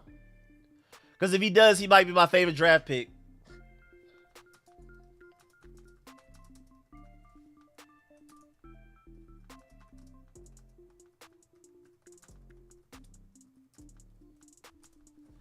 Wait, if he really does have a grill, he might be my favorite draft pick. I'm not gonna lie. That just took him up from like an A-, B+ to an A+. I ain't gonna lie. I don't care. I don't care. I don't care. That's my favorite draft pick now. We got somebody with a grill on this team. Come on, dog. Speaking of Alvin Kamara's from Atlanta, so that's another reason why I root for him. It's like perfect too. It's perfect because he plays for the Saints, who hate the Falcons, who always beat the Falcons, and he's from Atlanta. It's like a double win for me to root for Alvin Kamara. I root for him so hard on games for the Saints, especially when they're playing the Falcons. I already automatically root against the Falcons no matter what's going on. Remember, I went to a Green Bay Packers game with my Sean Taylor jersey on and was rooting for the Falcons to lose, so by default, I was rooting for the Packers to win. That was like years ago. And so Alvin Kamara being from Atlanta and playing for the Saints, oh, man, you can't. Man, that's one of my favorite players to root for, just simply because of that. My boy Tony with another donation. Appreciate that. Smoot said he's a cornerback and did need to do bench reps. Oh, so he was just trying to prove a point. You pay me to cover and not lift weights. I like that. I like that type of attitude. And again, I love his trash talking, so I'm cool with that. I'm cool with that. Wait, the Eagles got Jeremiah Trotter? Did he really, or are you just guessing that? He said, Rico, what you know about go-go? Oh, my family loves go-go. As soon as they hear some go-go, they always start dancing and everything like that. So my family loves go-go. With Chuck and all of them. Now, my mom and them straight go-go. That's their thing. I mean, they straight up PG County, so that's their thing. I know about it. I don't really listen to it, you know, to be completely honest, but my family and them love go-go. If you play some go-go at a cookout, they're going to start going crazy. So, you heard about anything new about the situation at RFK? Not yet. I mean, right now, I'm pretty sure this. So, yep, the Philadelphia Eagles did get Jeremiah Trotter. Yep. Jeremiah Trotter in the 5th round. There you go. I mean, again, I've been saying it since before the draft. I've been saying it all day today.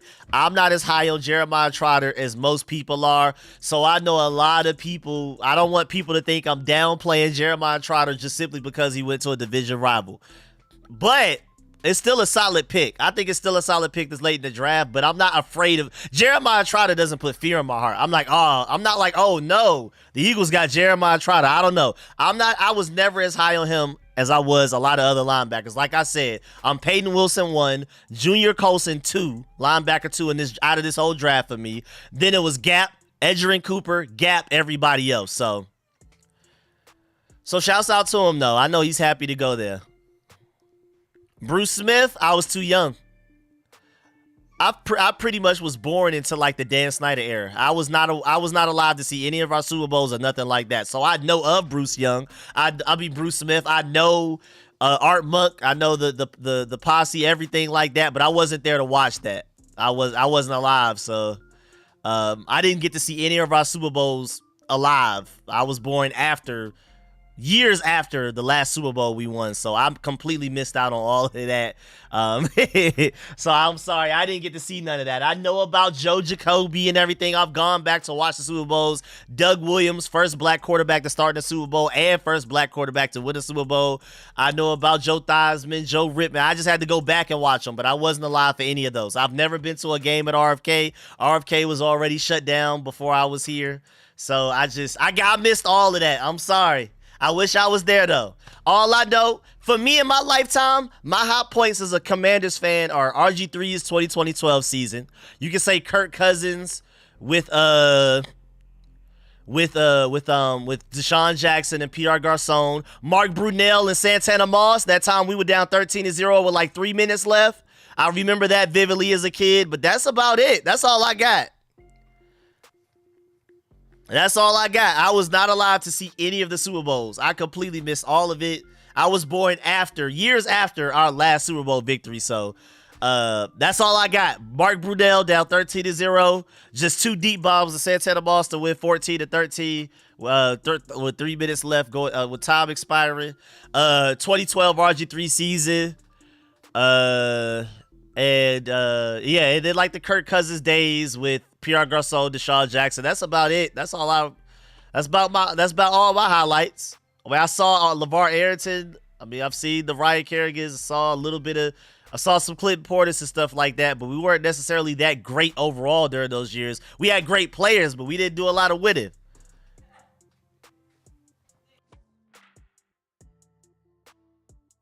All right, we're getting really close to our pick. Just give me a second real quick. Where's my camera? Because y'all probably don't want to see this real quick, but I'm tired of sounding like this, so let me just handle it real quick.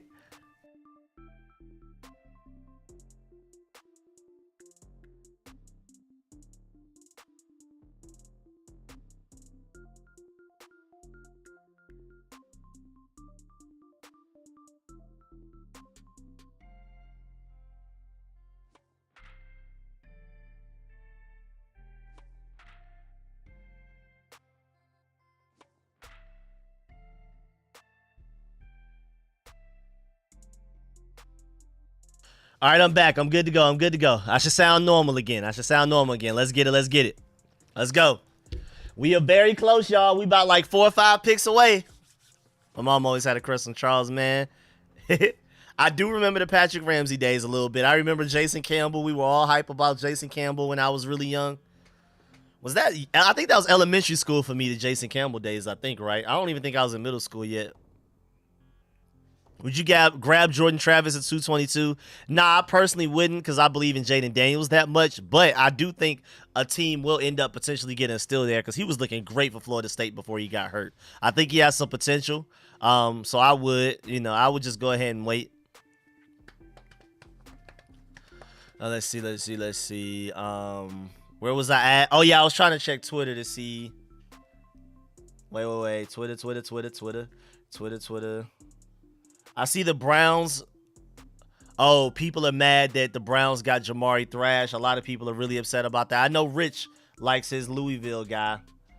Panthers got Washington State cornerback Charles Smith-Wade. I didn't really watch him, so I don't know much about him. See if there's anybody else I can catch us up on. Is that where we're at? So we're at the Dolphins pick now, basically?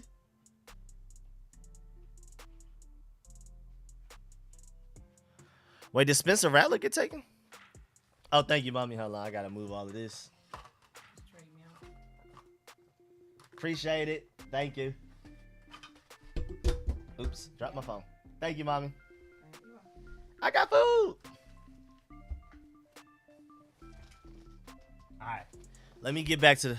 Oh, he went to the Saints. Oh, that's cool. I missed that. Hey.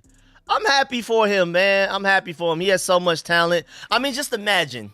You're a highly touted recruit. Your freshman year, you're getting comparisons to Pat Mahomes, and people are already mocking you to go first overall in 3 years. First round, first overall pick, all of that, Pat Mahomes comparisons, and then you just fall from grace the way that he did. Like, come on, dog. Like, you gotta feel it in your heart. You gotta have a spot in your heart for Spencer Rattler, dog. There's no way you can't, man. I really feel for dude, man. To go from that high to this low, that's crazy, man. That's crazy. I feel for him, man. I really do. That has to hurt, man, to fall from grace that far, man. And I'm not going to lie. As a Georgia Bulldog fan, he had me scared last year. He was doing a little something to us last year. If anybody respects him, it's me. Did I want to draft him? No. But if anybody respects him, it's Georgia Bulldog fans because, boy, he had us scared last year. He was probably the scariest game we played. He was definitely the most. I'm not sure if we're going to be able to win this one. Easily. Oh, Muhammad Kamara to the Dolphins. Okay, yep, there it goes. I just saw it announced on Twitter as well. Appreciate that, Tommy T. Yep, that looks like that's a wrap. So Muhammad Kamara just went to the Dolphins. 4 picks ahead of us. I wonder where we're going with this. I guess now we can start taking a look at the top players available. What we thinking? Rattler probably got a dartboard with Caleb's face on it. Yeah, he probably does. I just ate Chick-fil-A for lunch thanks to you, bro. Hey, man, tell somebody hit up Chick-fil-A. Anybody got to connect there, tell them to sponsor me, man. I'll eat Chick-fil-A every stream if they sponsor me, man. Even though that would be tough, though, because I prefer the breakfast, and they're closed on Sundays, so that does suck.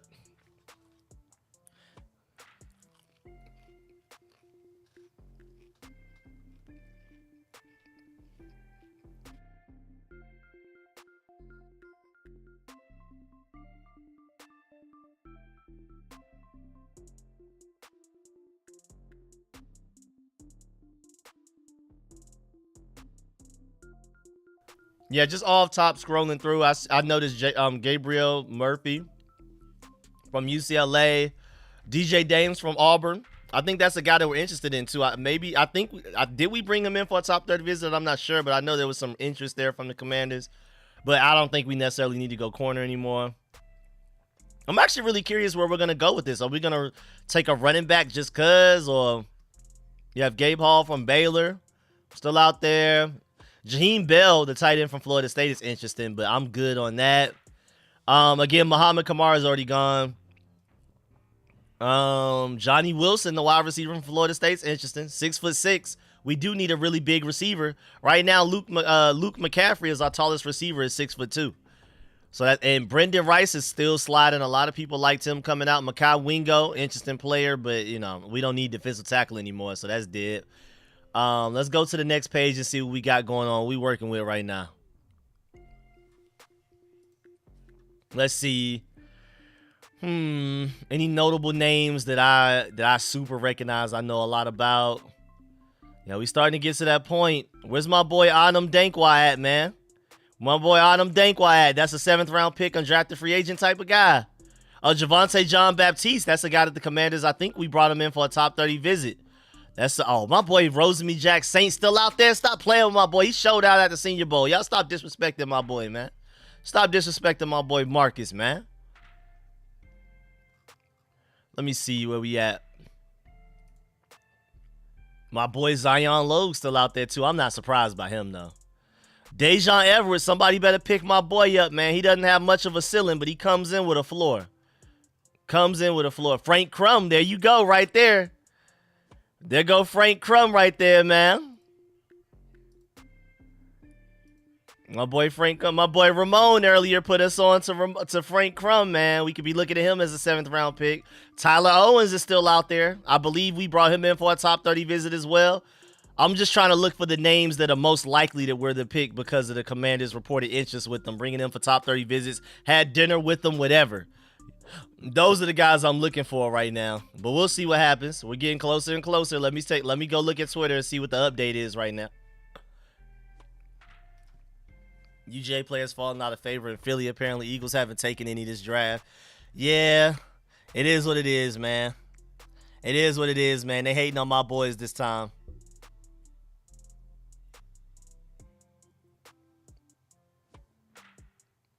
Let me see what we got. So the Colts already took a player. Wait, am I tripping? Wait. Let me see. Wait, is this that actor from Modern Family? This is Ed O'Neill, the actor from Modern Family. What is he talking about? That's random. I just saw him on Twitter. My boy Ant tweeted 13 more locking in. Gotta retweet that. Let me see if I can see any picks ahead of time. Let's see what's going on. That's Jamari Thrash. Nah. Charles Smith Wade.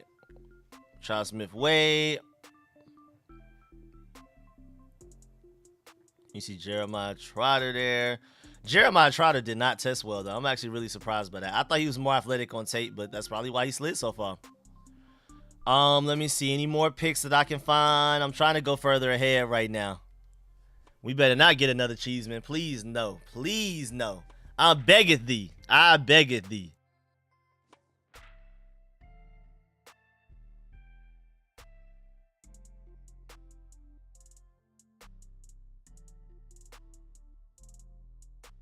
Wait, Ma, where's Bundy from?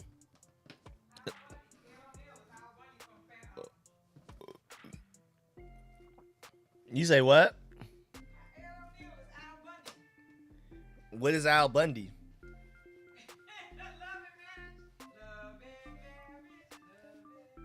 Love and Marriage? Oh, y'all don't know what that is. Yeah, he's literally the dad from Modern Family for me. The older dad, at least. Yeah, I don't know nothing about that. I do not know nothing about that one. Okay, Ma, do you have any honey mustard? Got some honey mustard, please. I'm rewatching it now. You a young Rico. I'm tough, bruh. I don't think I've ever even heard of that. I literally know him as the guy from Modern Family for me. I don't know him from anything else. Oh my gosh. Ed Bundy. You said you're a youngster. His thing. Thank you, mommy. It was a show or a movie? Married with Children was a show. And he was a dad. He was a terrible dad. He was a shoe salesman. And he used to troll. He was trolling on everybody. He seemed like that type of guy in Modern Family, so that kind of adds up a little bit. Rico, my boy, when you doing the call-ins again, we doing it more than likely tomorrow, but at the latest on Monday. But I'm thinking tomorrow, though. Okay, Montrez Walker from Buford just committed to Deion Sanders in Colorado. So there that goes. Another Georgia guy going to Colorado with Deion Sanders, just like how he took Travis Hunter from us. Travis Hunter was from Gwinnett. He's from the state of Georgia, and Deion Sanders took him from us as well. But it is what it is, man. For some reason, these Georgia guys like to go over there with these born and raised in Georgia guys like going over there at Colorado. But hey, go crazy, man. I prefer for you to go to Colorado than to go to Alabama or Ohio State or any other Florida State, Florida. So go crazy. If you're not coming to us, I'm cool with it.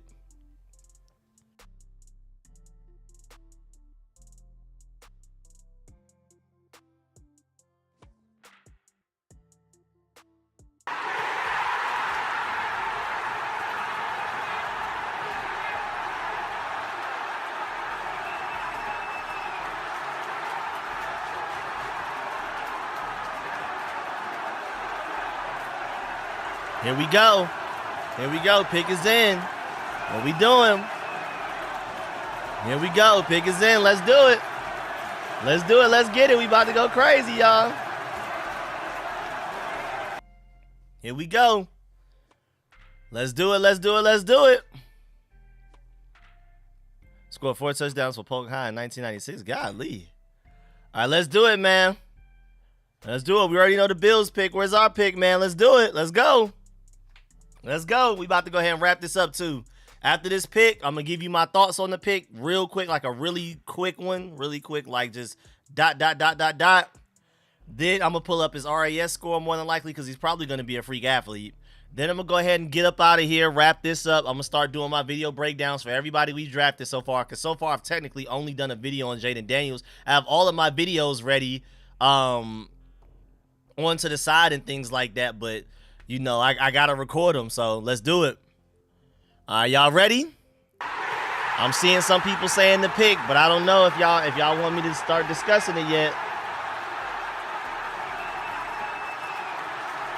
It looks like we got a safety, y'all. It looks like Percy Butler may be done because it's looking like it's a pure free safety. It's looking like it's a pure free safety.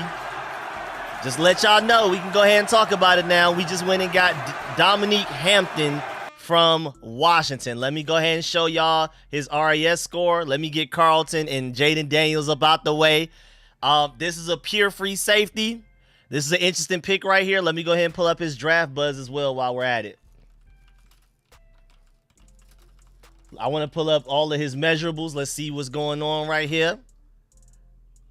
First of all, he was where was he on their big board? I'm curious where they had him. They had somewhere around here-ish. Maybe, you know. NFL.com had him at 143. All right, let's see. So, when we're taking a look at his measurements, height, great height, 6'2". Weight, great weight, 215. And he still ran a 4.51 40 time. That's great. Great hands, great arm length, elite wingspan. I love that. Great 40 time, elite vertical, great 3-cone, great bench. Oh, yeah, this guy's the truth. Yeah. That's why his RAS score is so great. Okay. I'm liking what I'm seeing right now. I'm liking this. Another athletic guy. I'm not gonna lie, I wasn't really up on him. I haven't really watched this tape yet, but I'm liking what I'm seeing with the ceiling right now. I'm liking the ceiling that I'm seeing right now. I have not watched a lot of him. I know of him, but I'm not even gonna sit here and lie to you and act like I know who this is. But I like his ceiling though. I'm not gonna lie. I do like his ceiling.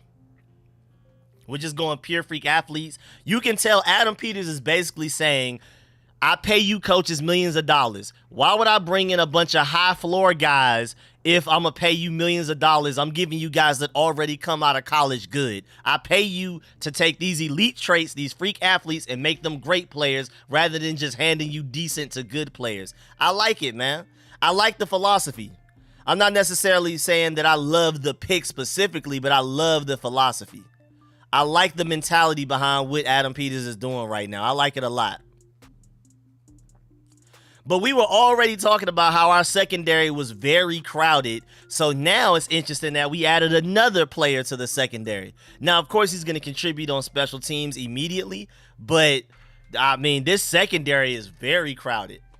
But we'll see, though. So maybe we'll go after Crum or my boy Ainum Donkwa, both ridiculously high ceiling tackles with the 7th round. Rico, can you put a video up later? Oh, yeah, I'm about to do videos on everybody. Every single player we drafted, because I've only done a video on Jaden Daniels so far. Expect videos on everybody. I'm going to try to knock them all out today.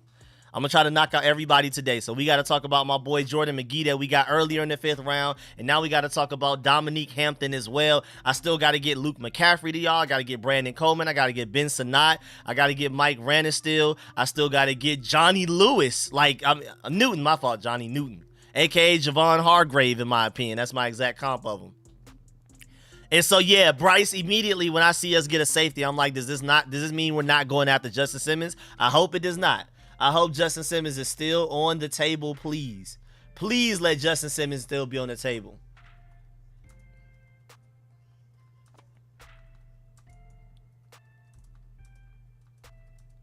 I'm really hoping we still go after Justin Simmons, please. Please tell me. Please, please. I hope. Planning to get in fantasy this year. I was crazy invested with a work group last season. Yeah, we about to do some fantasy football this year too, just to go ahead and give y'all the heads up. But yeah, I'm for sure. I'm about to watch, because I got to watch some tape on him first. I can't just do a video on him right now. I would go in so unprepared. So let me, and oh yeah, also go and get David Bakhtiari as well while we're at it. But yeah, man, I need to go watch some tape on this guy, and I still need to do breakdowns for every other draft pick we've already done. So I'm going to go ahead and dip up out of here because I highly doubt we trade back up into the 6th round or anything like that. So I'm assuming that we are done for now. We don't pick again until 222nd. That pick may not come in until like 5 or 6 p.m. So let me go ahead and dip out. When in doubt, super when in doubt, I guess I could just start live streaming again. Make sure y'all leave a like on the stream, man. I really appreciate y'all. I appreciate all of y'all, man. Make sure you leave a like. Oh, shouts out my boy Door Gunner sent the super chat and said about to unsub. You don't know who Al Bundy is. I'm sorry, man. I'm young, man. I don't know, man. I don't know, man. It's the dad from Modern Family, dog. Appreciate the donation. I appreciate that, Door Gunner. Yes, sir. Thank y'all for the stream, man. Make sure you like up on the way out. I appreciate all y'all that not only donated to the Cash App, but also those of y'all that donated to the Super Chat. Big love to y'all. I really appreciate it. Y'all don't understand how much it means because a lot of it's literally going right back into the channel. I'm about to get a bigger and better stream deck. Right now, I have a 15 key one. I'm about to upgrade to the 32 key one because of y'all. Because remember, the stream deck is the thing that I use to do my reactions. So how I do that, how I do this. Right now, half of the buttons are dedicated to me, like unmuting my mic, muting my mic, and things like that. Once I have more keys, we can do more reactions. I can literally have a Jaden Daniels reaction specifically. We can have a Terry McLaurin reaction. We can have a Jonathan Allen reaction when he gets a sack and things like that. We can have a reaction for each one of our draft picks. So thank y'all for donating because y'all are literally helping make the streams and videos better with those donations. It goes right back into the channel, man. I really appreciate y'all, man. Big time. So I'm really excited. I love our draft picks. Now, this one, the one that we did most recently, is the guy I know the least, but that comes with the territory. This is our most recent pick. This is towards the end of the 5th round. So I'm not surprised that I don't know the guy. I'm not very familiar with the guy that we just took. I'm not about to sit here and lie on camera and act like I know who this guy is. But I'm about to go watch tape on them before I do a breakdown on them. So stay tuned. And I still got to do breakdowns on every draft pick that we've done. So I may need to go backwards. I may start with the most recent draft pick and work my way up. And then you'll probably get Johnny Newton last, probably sometime tonight. I'm about to go ahead and just start busting out all of the picks. And then whenever we finally do make our draft pick at 222nd overall, I'll probably go ahead and stop what I'm doing and go ahead and knock that one out as well. So, man, I really appreciate it again. I'm not really up on Dominique Hampton again. I'm not gonna sit here and lie to y'all like that. I don't feel the need to know everybody and everything. I'm chilling. So I'm about to go watch tape on him right now, give y'all a breakdown how I feel about him. The only things I do know right now is that he's at the very least a freak athlete. Also, before we get up out of here, Marcus Mariota, you need to come up off that number 0 from my boy Mike Vanderstill. And Tressway, I'm sorry, but you need to come up off that number 5 for my boy Jaden Daniels. That we gotta do that. I'm seeing a lot of people saying that a lot of our picks are some dogs and things like that. So I'm excited. I'm seeing some positive reviews overall for our Dominique Hampton pick, and of course Johnny Newton is different. And yeah, I do feel like our DB group is pretty crowded, but at the very least, this guy's going to be able to contribute on special teams immediately. We'll see how that goes. But yeah, I'm about to go ahead and work on breakdowns for all of these players. Let me eat first. I don't know. I might get the itis and take a nap. Who knows? But just be on the lookout for all of my videos that I'm about to come out with today. I appreciate y'all. Y'all went crazy in these streams, and also be on the lookout because y'all know how we do it, man. We're going to do the call-in show tomorrow. Just to go ahead and give you the heads up, call-in show tomorrow, more than likely, unless something crazy happens where I have to push it back to Monday. I'm planning on doing a call-in show tomorrow for y'all to call in at this number and voice your opinions about how this draft went. 1st through 7, all of the rounds, everything, man. Every single pick, let me know. Of course, I'm expecting a lot of people to call in, so I beg y'all, please try to hold it to the 3-minute timer that I show y'all on screen, because there's going to be loads of people calling. We'll end up being here all day. Some people waiting on their calls will end up leaving because they're sick of waiting and things like that. So I'm going to try to get as many people through the calls as possible. So please, I'm going to make sure to remind y'all when we're doing the live stream that please hold it to 3 minutes, please, even if you got to time yourself, because I know it's about to be a lot of people calling in right now. So please make sure you pull up tomorrow for the call-in show, and also be on the lookout for just keep refreshing my channel like every hour, because I'm working on videos for literally every player that we've drafted so far these past 2 days, including the one that we're about to draft at 222nd overall. I will be doing individual video breakdowns for each one of those guys. And I'm also include not only what I think about the player, their measurements, their size, their weight, how fast they are, their raw athletic score, their traits, what are they good at, what are they bad at. I'm also including how a lot of media members feel about these picks as well, because you'll be pretty surprised by how much they love the guys that we drafted, especially in the 2nd round. So stay tuned. I'm doing full breakdowns on everybody. And then later on, leading up to the training camp, I will be doing film sessions on each player as well. So everybody that we draft is getting at least 2 videos, a video breakdown now with over the course of the next day or 2, and then also a film session later on. And then also undrafted free agents, if we bring in anybody really notable like my boy Anam Dankwa, expect a video breakdown for him specifically, because I feel like he's worthy of getting drafted in the 7th round.